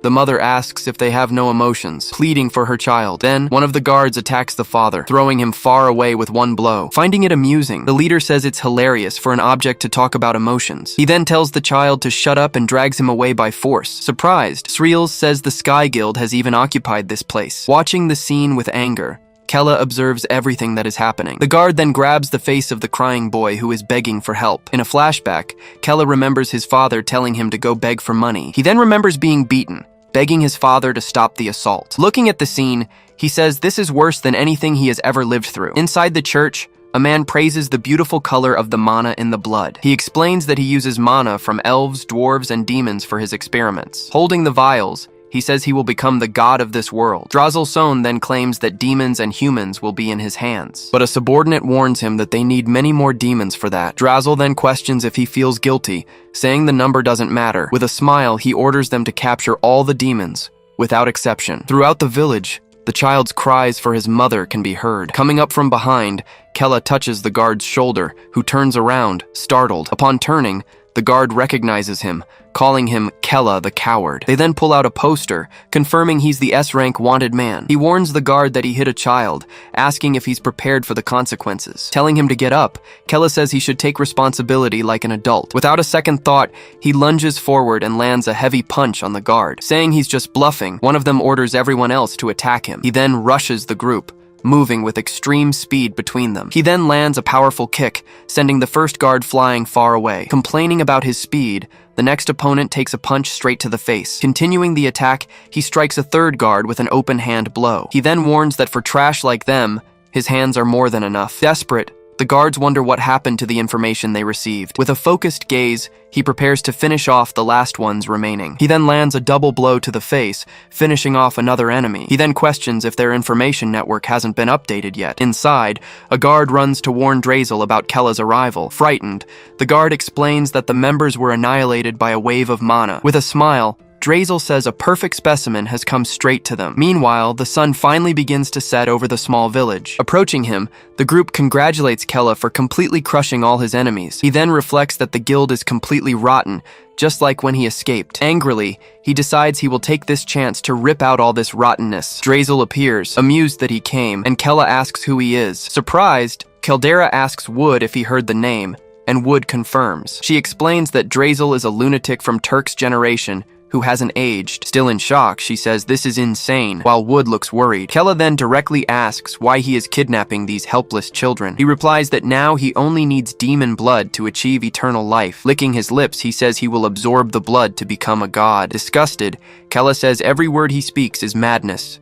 calling him vile. Noticing his mana, Drazel turns with a smile, curious about his power. Without warning, Kella lunges forward and lands a devastating punch right in his face. The impact sends Drazel flying hard against the wall of a house. He then turns to a guard, who desperately screams for his vice captain. He then hits the guard with a punch, slamming him to the ground. Warning him not to die too quickly, Kella says he deserves to suffer a lot. He says that's the only way the children's resentment can be slightly eased. Fallen, Drazel desperately begs him to wait and listen to what he has to say. Ignoring the plea, he moves forward and lands another blow with all his might. His fist clenches, ready to deliver another attack against the enemy. Then he strikes Drazel's face with a direct and brutal impact. Drazel then wonders how he can be so much stronger than expected. Unable to react, he doesn't understand why he can't defend against the blows. A scream of pain echoes throughout the village as he is defeated. Caldera then comments that the vice captain wasn't much to worry about after all. She says he looks pathetic, as Kella has grown so strong with the crystal. With a cold gaze, he stares at his fallen and completely defeated opponent. Telling him to rot in hell, Kella gives his final verdict to Drazel. The family then gives their thanks, saying the villain finally received his due punishment. One of the villagers shouts that Lord Kella, the king's descendant, has come to save them. Then the entire crowd thanks him, shouting that he is everyone's savior. Running towards him, a little girl thanks him as her mother calls her back. Kneeling in front of her, he tells the little one that everything is all right now. Holding the girl in his arms, he tells her she doesn't need to be afraid anymore. Seeing the scene, the girl's mother cries with relief and gratitude for everything. The villagers then shout that the heavens have not abandoned them, praising Kella's name. Laughing loudly, Shrills celebrates that she can drink, telling them to prepare the tables for a party. Excited, Kildera and Shrills shout that they're going to throw a huge party with lots of alcohol. From a distance, a mysterious group observes the celebration taking place in the village. Observing Kella, the leader says her group can handle him without any problems. She then turns, ordering Kale and Luna to begin the operation immediately. Offering the local specialty, a villager says the food is delicious. Drunk, Shrills and Caldera call for a toast, while he questions their drinking. Wood claims he doesn't get drunk, and Kella notices Shrills gave him a drink. Two children approach him, asking if he's the great demon king. He lets them touch, hearing one say his horn is warm. With a smile, the two children look very happy. Looking at their innocence, he remembers the suffering caused by the guild. Just then, an elder approaches, asking Kella what they should do now. He explains that the guild will surely return to avenge Drazel's death. Hearing the elder, Kella understands something terrible will happen if he abandons them. Worried, they wonder if they should flee to another region. He falls silent, analyzing the situation and thinking of a solution. After thinking, he says there's a much better way to solve this. Gathering everyone, he announces they will build a new dungeon, far from humans. Surprised, one of the villagers asks if it's really possible to create such a place. He declares he'll make it happen, as he won't let the children live in fear. With a smile, he vows not to forgive anyone who dares to harm them. The village elder asks if Kella will truly take them all in. Warning of the danger, he says everyone will need to work very hard. Determined, the villagers shout that they can handle any hardship that comes their way. Raising his fist, he readies everyone for the journey to the new dungeon. Shrills says that, being stronger, they can lead and benefit from the help. Carrying Caldera, he says they might become the hope for all demons. Meanwhile, the children smile, and their friends have a great time at the party. Calling for Caldera and Shrills, two children ask to play with them. Laughing loudly, all the villagers enjoy the celebration. Claiming he's not drunk, Wood says he'll keep an eye on the two girls. Then a woman announces she has prepared a place for the group to rest. Night falls, and the large building stands under a beautiful starry sky. Lying in bed, he finally rests after the events of that long day. Lying down, he wishes to build a dungeon to maintain peace forever. Meanwhile, night descends upon the village, bringing a deep silence. Outside, two villagers have passed out from drinking too much at the party. Just then, a strange energy approaches one of the sleeping villagers. Preparing to attack, the leader confirms everyone is asleep and that Rin and Shrills have passed out. She explains she used magic to trap the two in a dream for 2 days. Luna then reveals that Wood also fell for her deep sleep magic. Kale says now they just need to deal with Kella, wanting to experiment on him. But the leader decides they will kill him and take his body back. With their plan set, they enter the room through the window without a sound. Approaching the bed, the group finds the young king completely asleep. Standing before him, the leader announces she has come to take his life. She then creates a spear, saying his body will be used for research. Holding the weapon, her hand prepares for the final blow against him. With no chance to react, he is struck squarely in the chest by the spear. As a farewell, the leader says they'll meet again in hell. Struck dead on, the body in the bed reacts with a surprised expression. Then his image begins to dissolve, revealing it's not the real one. The body then vanishes completely, leaving the weapon stuck in the pillow. Surprised, the leader wonders since when they had been trapped in an illusion. Appearing behind them, Shrills reveals it was an illusion from the start. She explains she set her own trap because they were so obvious. Asked about the others, she says Rin and Wood were also illusions. The leader admits the illusion magic used to fool them was impressive. Noticing their calmness, Shrills asks if they still have a trick up their sleeve. The leader warns that the magic was just a setup and doesn't change the outcome. With a smile,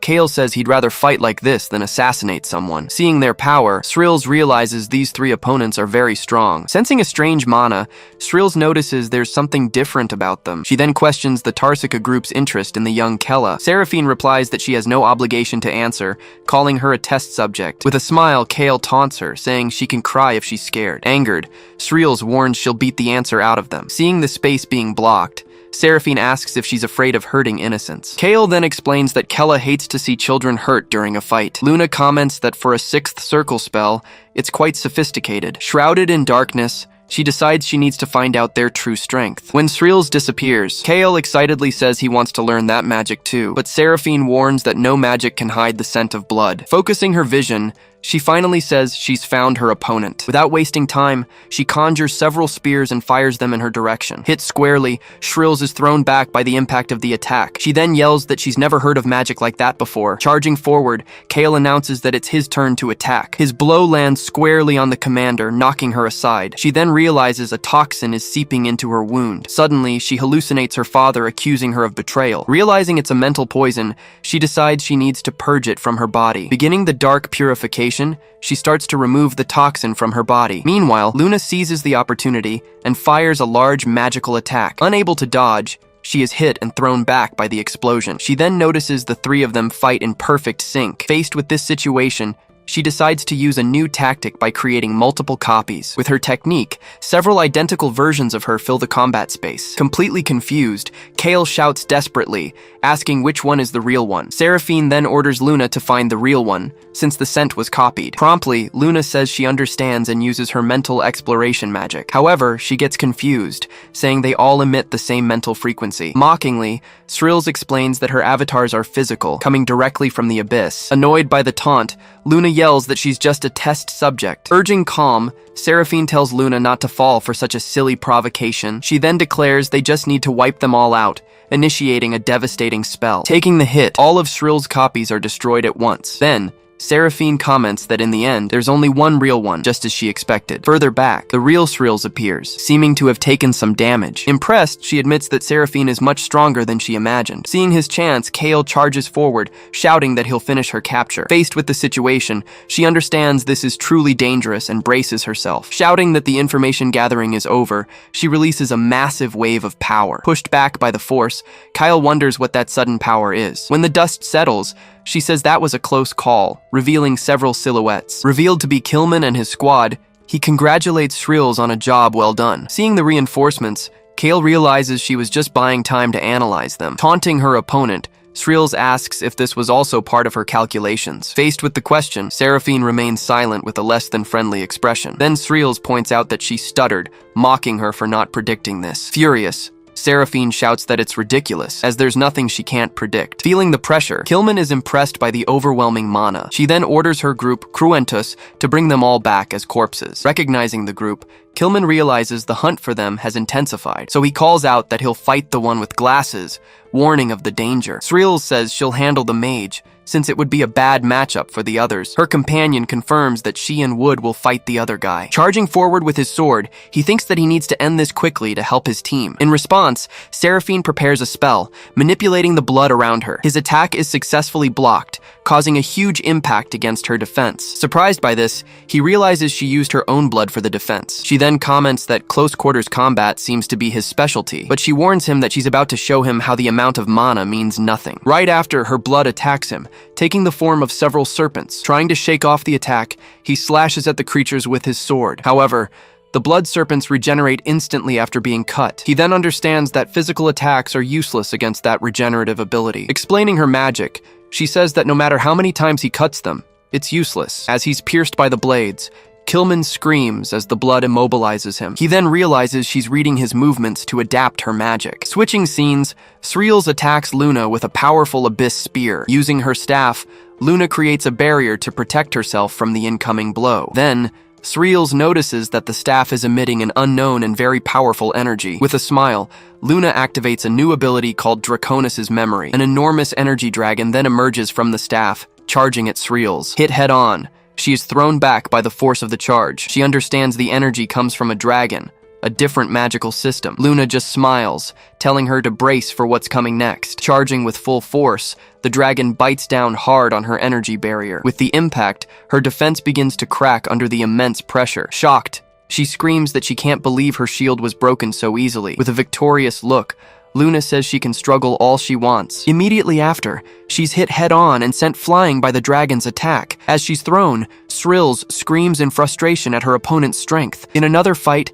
Kale attacks with kicks, while Rin warns Wood to be careful. Heeding the warning, Wood advances with his shield to face the opponent head-on. His overhead attack is blocked by Kale, who scoffs at his strength. Suddenly, Kale punches Rin in the back, sending her flying forward. As she falls, she uses her daggers to slide on the ground and cushion the impact. Wood yells her name, realizing she protected him from the poison. With great difficulty, Rin gets up, saying that the blow really hurt. Laughing at the situation, Kale warns that the next attack will hurt even more. He then fires a shower of poisonous projectiles at the two of them. To defend themselves, Wood summons a huge wooden barrier from the ground. The poison starts melting the wood, and she screams that it won't hold. Seeing their defense fail, she understands just how dangerous the current situation is. With a smile, Kyle says it'll be fun to watch the two of them get defeated. Together, they both scream, refusing to give up on this difficult battle. Releasing an immense wave of power, he repels all the blood attacks. Seraphine analyzes his power, saying he can only use it a few more times. But she warns him that she can keep generating her blood serpents endlessly. Agreeing with her,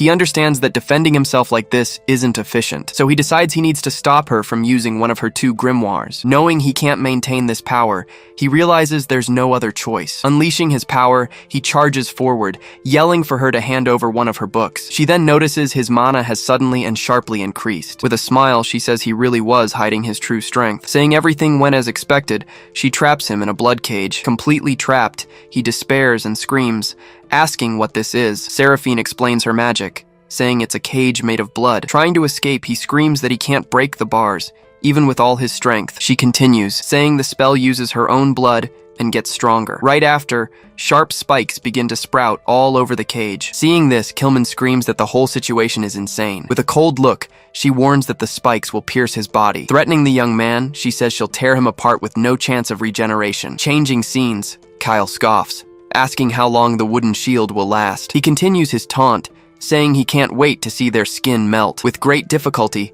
Rin struggles to hold back the advancing poison. Behind her, Wood warns that he can't hold on for much longer either. Realizing the danger, she understands that Wood's shield is about to melt completely, so she yells, telling Wood to put the shield on her back like before. Seeing the plan, Kale mocks the attempt as she screams for him to hurry. With no other choice, Wood decides to trust Rin and throws the shield towards her. Fusing with the shield, her body is covered in a wooden armor. Excited, Kyle says her transformation is truly incredible and very cool, but he warns that it doesn't matter what form she takes now. Saying he just needs to break the wood, he attacks the armor with all his might. Enduring the blows, she no longer needs to worry about the poison. Knowing she only has a few seconds, a magic eye appears on her forehead. She then decides she needs to use all her mana at once. Concentrating her power, she focuses entirely on her next decisive move. Suddenly she vanishes, leaving Kyle confused and asking where she went. A swift slash then cuts through the air, heading straight for him. Caught by surprise, he can barely react to the unexpected attack. Looking to his side, he shouts in shock that she managed to cut him. Furious, he curses the girl for the wound she inflicted. Taking advantage of his distraction, she strikes again from behind. Taking another cut, he screams in pain from another deep wound. With the magic eye active, she says she found the poison rain strange. Shocked by the revelation, he yells, not understanding what she's talking about. Moving forward, she explains that a mage of his level wouldn't maintain that attack. Getting hit once more, he glares at the girl with pure hatred and contempt. Then he screams desperately, asking what the hell she's babbling about now. Looking at her rival, she says she's finally wiped that smile off his face. She then reveals her theory, pointing the blade on her arm at him. According to her, his poison uses mana drawn directly from the earth. Unleashing a burst of mana, she attacks her opponent at his feet. The attack hits his feet dead on, severely injuring his ankles. By cutting his feet, she manages to stop him from absorbing more mana from the ground. Fallen, he screams in pain, saying his legs hurt too much. She realizes she stopped the absorption, but her armor is at its limit. Seeing her only chance, she prepares to deliver the finishing blow. With one last slash, she finally manages to defeat her opponent once and for all. With her last breath, she finishes the attack with what little she has left. Fallen on the ground, Kale is completely defeated after the series of blows. With a look of shock, he stares into nothingness as he loses consciousness. Exhausted, Rin leans on her daggers, barely able to stand. Smiling, she says she did it and thanks Wood for all his help. Looking to the side, she sees her companion fallen and unconscious on the ground. Then she realizes he gave all his power to maintain the armor. With no strength left, she finally collapses, exhausted after the tough battle. Lying on the ground, she calls Wood a fool for making that sacrifice. Then she says she can't move anymore, not even a finger. Barely conscious, Wood asks if it hurt a lot, calling her Guardy. Looking at him, she says with one last effort that he did well. Defeated on the ground, Kale stares into the void, unable to move. Seeing the scene, Luna is completely shocked by the outcome of the fight. Furious, she screams, wondering how Kale could have been defeated. Screaming, she orders her dragon to hurry up and finish them all. Hit head on, she tries to block the dragon's attack with her shield. That's when she realizes that dragon magic can't be simply countered. After everything she's been through, she refuses to be defeated like this. As the possibility of death looms, she freezes for a brief moment. In a flashback, she remembers always being on the threshold of death. A huge gate would then appear before her, and she never knew what it was. Standing before it, she could feel a deadly energy emanating from the gate. Pharrell then asks what she's looking at, and she points to the gate. That's when Pharrell reveals that it's the Gate of Darkness she has found. Confused by the name, she stares at the immense structure of darkness before her. Her mentor warns that she has no right to reach it, and tells her to back away. The scene shows that even Pharrell seemed to have a certain respect for that gate. When she finally reached the sixth circle, she became much more powerful. It was at that moment she saw the Gate of Darkness disappear inside her. Back in the present, she understands her curiosity about the gate has only grown. Holding back the attack with her shield, she understands she doesn't have the magic for this. To confront this power, she decides she will borrow the gate's strength. With great determination, she declares she will open the gate to break the magic. Before the Gate of Darkness, she finally prepares to use its power. Extending her hand, she uses a magic circle to try and open the gate. With great force, her hand then pushes the enormous structure of darkness. Screaming, she demands that the power within the gate finally show itself. From the darkness, a figure emerges, and she asks to see its power. Sensing the change, Luna is confused by the new energy on the battlefield. With her eye glowing, a new dark power flows through her body. Now fully transformed, she prepares to deliver her counterattack. The dark figure advances and swings its massive weapon toward the dragon. Its attack of shadows follows a true and devastating path toward the target. That magic then collides with the dragon, causing a clash of powers. Shocked, Luna screams as she sees her dragon destroyed by the attack. Before that creature, Luna is completely paralyzed by its immense presence. With a deep voice, the dark figure asks if she stole a dragon's magic. In great pain, Luna yells that she has never seen magic like this in Tarsica. She continues, saying that at this point she doesn't even know if it's really magic. In a flashback, Baltheon teaches that the greatest terror in the world is the unknown. Seraphine explains that they studied dragons to prepare for the true terror. Luna then understands that this was exactly how the Tarsica group truly began. Walking through a boneyard, she reflects on the fear of the unknown. Back in the present, she faces the materialization of that fear right in front of her. Beginning to cry, she realizes that true fear is right there, before her. Her tears stream down as she faces her opponent, completely terrified by the situation. With no more strength to fight, she finally collapses to the ground, utterly defeated. Floating in the distance, Sriels observes the outcome of the battle and her fallen opponent. Gasping for breath, she wonders if she finally won the difficult fight, but the creature calls her a fool, saying it was summoned without understanding. Looking up, she wonders what that dark creature is. The entity warns her that its limit is only 5 seconds. It promises to share the essence of darkness with her later. With a loud bang, the Gate of Darkness shuts completely. Soon after, the gate vanishes, dissolving into the shadows. Gradually, the entity's entire presence disappears from the battlefield. Still falling, she wonders what just happened. Her body continues to float aimlessly, unable to think straight. With her mana drained, she feels the effect of the brief summoning on her body. Even exhausted, she tries to move to find and help young Kella. Changing scenes,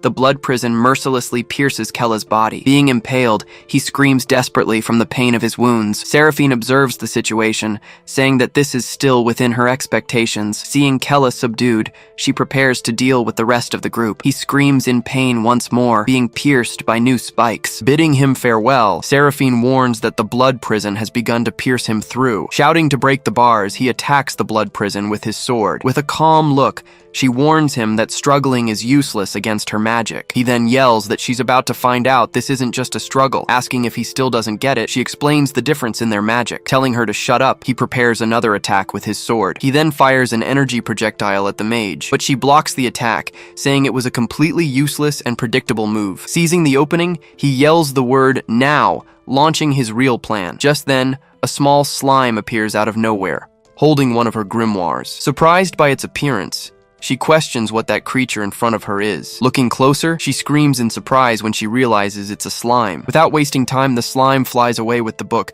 leaving her furious. Still trapped, he warns her that he was just waiting for her to lower her guard. Outraged, she asks if he really did all of this on purpose from the beginning. With a smile, he reveals that he summoned Stone and hid him in the darkness. Questioning the mage, he says there's a reason she uses 2 grimoires. Telling her to look, He points to his still imprisoned body. With a smirk, he informs her that the blood prison is already weakening. Desperate, she wonders if he's really absorbing her blood prison. In his mind, Turk congratulates him, saying he's doing very well. He then explains that the power contained in that blood is simply incredible. Turk advises that this is his chance to raise his body's limits. According to the spirit, this is a banquet prepared just for the young man. Accepting the situation, he prepares to begin the process of total absorption. Then he yells that he's going to take every last drop of her blood. Feeling the pain, she screams as her blood is drained by his absorption. Furious, she yells that it's impossible for him to be absorbing her blood like that. As he absorbs it all, she stares at him, shocked by what is happening. With the absorption, the information in her blood begins to flow into him. Processing everything, his eye shows that new information has been successfully received. From the information, she realizes his bones are identical to a dragon's. Shocked by the discovery, she screams,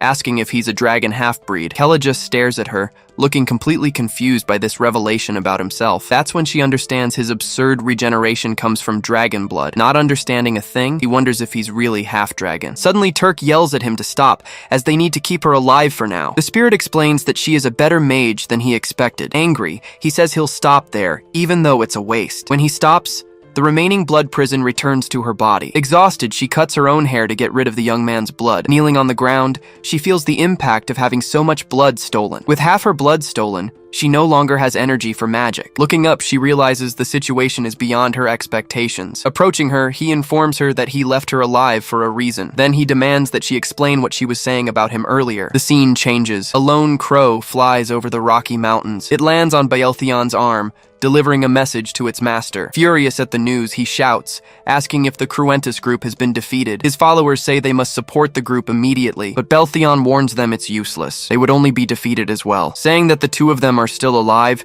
he orders them to request additional troops from the base. He then decides he will track them himself to observe the situation up close. His men agree and say they'll return to the base to get reinforcements. Then he wonders just how much stronger young Kella has really become. Clenching his fist, he realizes the situation could become very dangerous. He considers that even Killian might lose to Kella in the current situation. Meanwhile, the Talcan White Squad advances, flying on their dragons. Kalka tells Audria to control herself, but she screams that she's going to crush Kella. Seen from behind, Killian shows just how seriously he's taking this pursuit. With a smile, Deed jokes about the arm the captain lost to Kella. Annoyed, Kalka and Audria yell at Deed to shut his mouth, but he warns them he's going all out, as he wants to defeat Srills personally. Flying on his dragon, Curdley prepares for the coming chase. In profile, Killian focuses on his targets, thinking of Srills and Kella. He clenches the hand of his new arm, preparing for battle. The scene changes. Kella and Seraphine are sitting in a large hall. With their blood connected, he finds it strange that he can see her information. She says it's the first time she's experienced anything like it too. Holding his hand, she remarks that unexpected things keep happening to them. Understanding his origin, he explains why the ancient dragon helped him before. It was at that moment that the dragon considered him one of its own kind. Then he wonders if his mother, Cariste, was actually a dragon. Turning to the mage, he asks if dragons can transform into humans. She explains they can't alter their own existence with magic. Even if they managed a transformation, she says it would only be for a short time. So he wonders how his mother managed to do the impossible. He also doesn't understand how Hel and Cariste fell in love, being from rival races. In a flashback, he remembers how everyone in the castle despised dragons. Back then, he even used to say that dragons deserve to be exterminated. Thinking about it, he reflects on how much she must have loved his father. Seraphine then asks if he has any more questions, and he says no. She warns that she's going to say what she thinks, asking him to listen carefully. The scene then changes, again showing the large hall where they are. Shocked, he yells, asking what the hell she just told him. She explains that he subjugated her using a method she never foresaw. Moreover, she learned that he is a demon with dragon's blood. Because of this, she declares herself as young Kella's future bride. Completely shocked by the proposal, he's left speechless, just stammering. Yelling, he asks how she came to such an absurd conclusion about them. With a surprised look, she says she didn't expect him to like it so much. Furious, he rips away the connection and says he was only using her as a lie detector. Grabbing her by the horns, he orders her to obey his commands as his vassal. At this, she just repeats the word obedience, seeming to consider the order she received. With a different look in her eyes, she says she can accommodate his preference as his bride. Becoming completely shocked, he can't find the words to answer her. Desperate about the situation, he screams, not knowing how to react to her response. With a blushing face, she stares at him, making him even more desperate. In a flashback, she recounts that since she was young, She was called the greatest genius. Because of this, she felt it was her duty to protect all who followed and admired her. Fearless, she believed she could dominate the world with her magic, until one day, her colleagues screamed in despair about the arrival of dragon magic. That day, humans mounted on dragons appeared and attacked Tarzakan's society. Everyone she loved, her friends, underclassmen, and upperclassmen, were caught in the attack. Pleading for help, they ended up being defeated right before her eyes. Paralyzed, she could only hear the desperate screams begging her to save them. But her genius talent was of no use in protecting her friends. They were all simply consumed by the power as they screamed desperately for their lives. It was at that moment she understood the horror of dragon magic in human hands. Faced with that tragedy, she swore she would find out everything about dragons. She made this promise to never feel that terror and helplessness again. Thus, understanding dragons became the only way to prove her worth. Returning to the present, she reveals that she has finally found a demon with dragon's blood. For her, this is the perfect opportunity to get all her answers. The scene then changes, showing the outside of that large building. Waking up confused, Luna wonders where she is and what happened. Thrills then appears, saying she's awake and can now speak normally. In her mind, she confirms that the memory alteration spell worked. Then she tells Luna that she is a companion who was traveling with their group. Facing her leader, Luna says she now remembers dear Seraphine. Changing the subject, he asks if she was serious about the marriage. She says she can't hand over a dragon half-breed to anyone else. He then complains, saying that a marriage for that reason alone is too much. But she confesses that her interest isn't just for research. Placing a hand on her chest, she says her heart pounded for him. Embarrassed, he yells that he's never even dated and now they're talking about marriage. Suddenly, Rin wakes up, angrily questioning the word marriage she heard. Furious, she charges towards Seraphine, screaming that she'll finish her. Annoyed, Rin yells that those people tried to kill them all right there. Seraphine then declares herself Kella's future wife,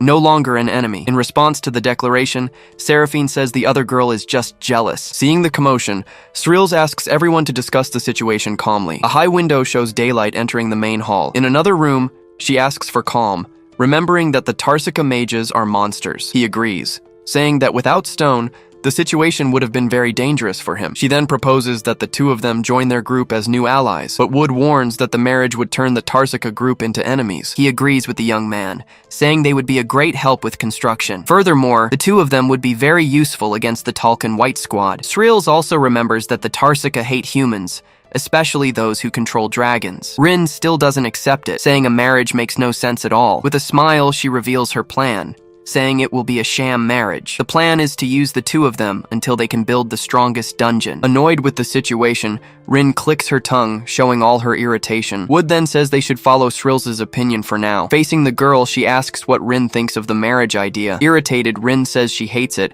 but that one day she wants to be with Kella. Even so, she understands she has no reason to oppose Thrills. Looking at the young man, she says that in that case, she has one condition. She yells that she won't accept them falling in love for real and having children. With everyone agreeing, Shrill says that now the final decision is in his hands. With his head down, he reflects on the idea of a sham marriage. His expression changes as he remembers the danger they are all in now. Thinking of his companions, he realizes he can't protect them as he is. For their sake, he shouts that he accepts the sham marriage proposal. Seen from below, the building stands out against the clear blue sky. She then says they'll have a simple ceremony and then the real wedding. Teasingly, she asks if he really fell in love with her at first sight. With a provocative air, she says he doesn't need to be ashamed of it. Embarrassed, he yells that he's never even dated, and now he's marrying a demon. At a grand ceremony, all the guests congratulate the couple on their engagement. Dressed in a suit, he thinks it's a good thing no one saw him fight before. In a white dress, she asks him what he thinks of her appearance. Flustered by the question, he stammers but admits she looks beautiful. She then notices his blood is heating up again from the situation. She explains that she can feel everything because her blood now flows in him. Blushing, he realizes the situation is bad, as he hadn't expected this. The elder then announces they will proceed with the engagement ceremony. Furious,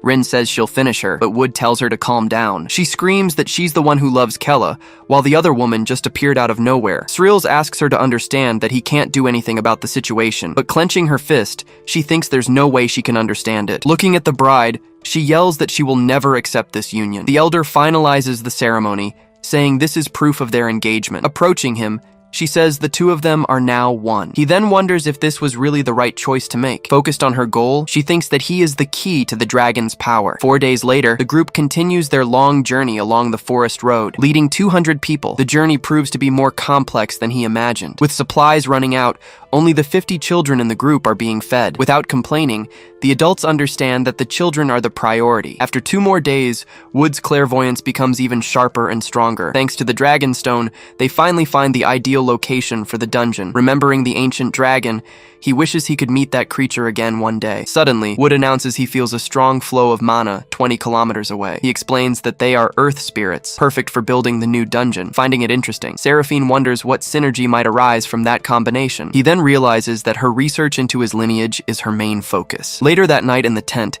she calls to him, saying she's ready for him. Completely confused, he asks what the hell she means by ready. With a seductive look, she suggests they have a child soon for the sake of the future. Desperate, he yells that they've just met and there are steps for this kind of thing. Telling him to hurry up with the steps, she throws herself on top of him instantly. Bringing her lips close, she prepares to press forward with her nightly advance. Panicking, he shouts that this whole situation is completely insane. Running desperately, he says he needs to use the bathroom to escape. Once outside, he hastily closes the tent flap. To his surprise, he finds Rin waiting for him behind a tree. She then reminds him that their marriage agreement is just for show. Awkwardly, he assures her he hasn't forgotten, asking her not to let the other woman touch him. Annoyed with the situation, he asks why she isn't sleeping. She replies that as his servant, it's her duty to ensure his safety. Yelling, he tells her to take care of herself, pointing at her huge, dark circles. And every night, the same argument between Seraphine and Rin would repeat itself. In the middle of the camp, a wooden box is left alone in the darkness. Annoyed, he says it's ridiculous,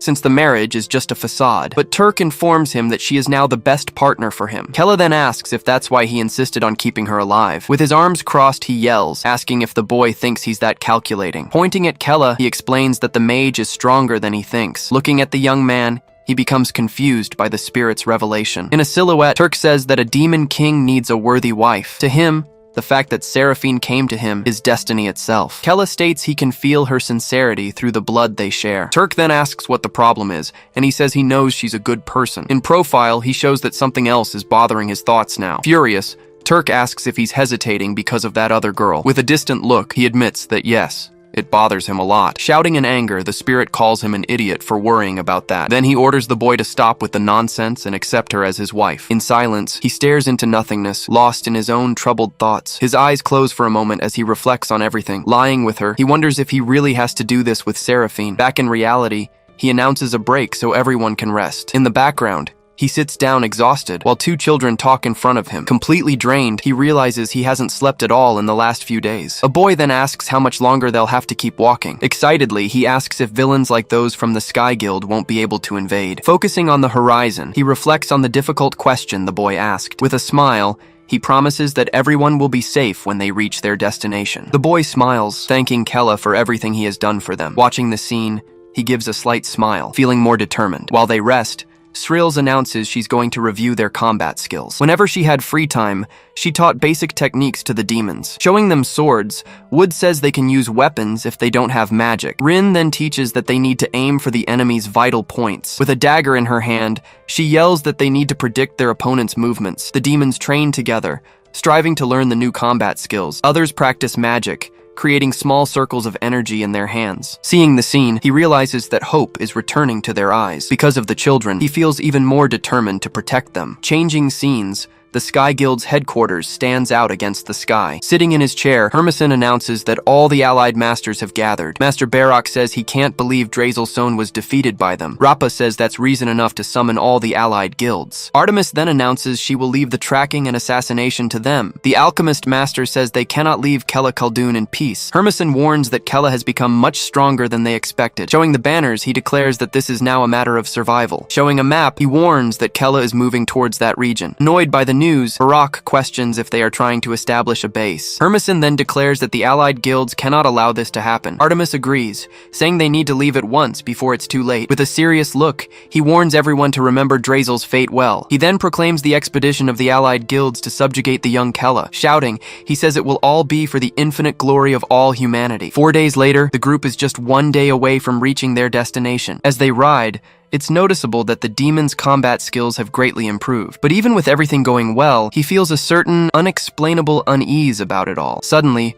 A mysterious figure on a horse approaches their camp. Hidden among the trees, an unknown warrior observes the group from a distance. With an obsessive look, she repeats Kella's name as she spies on him. Looking at the sky, he wonders how a staff stores dragon mana. Luna explains that mana is condensed in every cell of their bodies. Even after being defeated, the mana remains in their bodies for a while. Intrigued, Sreels asks her to share more details about the process. Rin then appears, offering the day's rations to the mage, Seraphine. Annoyed, she asks if the girl is trying to dull her movements with food. Rin says she needs to look after her health, since she is still the fiancée. With a distant look, Seraphine says she's just jealous because she loves Kella. Completely shocked, she yells, asking how she could dare say such a thing. Seraphine just tells her to stop her one-sided crush. Speechless, Rin just stares at her rival, shocked by the bold statement. Warning that she's stronger, she says she'll be much more useful to Kella. Faced with the taunt, Rin remains silent, unable to find a reply. She then advises the girl not to torment herself with pointless jealousy. With her head down, Rin admits that her rival isn't wrong. In her thoughts, she believes Seraphine is a better match for Kella than she is. Approaching the two of them, he asks if they're finally getting along. Seraphine then says she has something important to ask him right now. She asks him if he thinks a descendant of the Demon King could love a servant. Surprised by the question, Rin just stammers the mage's name, not understanding. Distressed, she thinks she isn't strong enough to handle his answer. Looking at the girl, he says, yes, if the servant is as amazing as Rin. Blushing, Rin stammers his name, shocked by the compliment. He explains that he no longer sees her as a servant, but as a friend. Embarrassed, she covers her face, unable to believe he really said that. With an irritated look, Seraphine wonders if he truly likes the girl. Suddenly, Wood and Sriles appear, shouting that there's an emergency. He then warns that a large number of people are approaching them. Analyzing the situation, he says they will arrive in about 3 days. From this, she concludes that with so many mixed energies, it must be an allied guild. Thoughtfully, he says the Sky Guild is really moving against them. Annoyed, Rin shouts that it will be hard to fight while protecting so many people. He then warns that the only option is to reach their destination and build a defense. Asking Wood,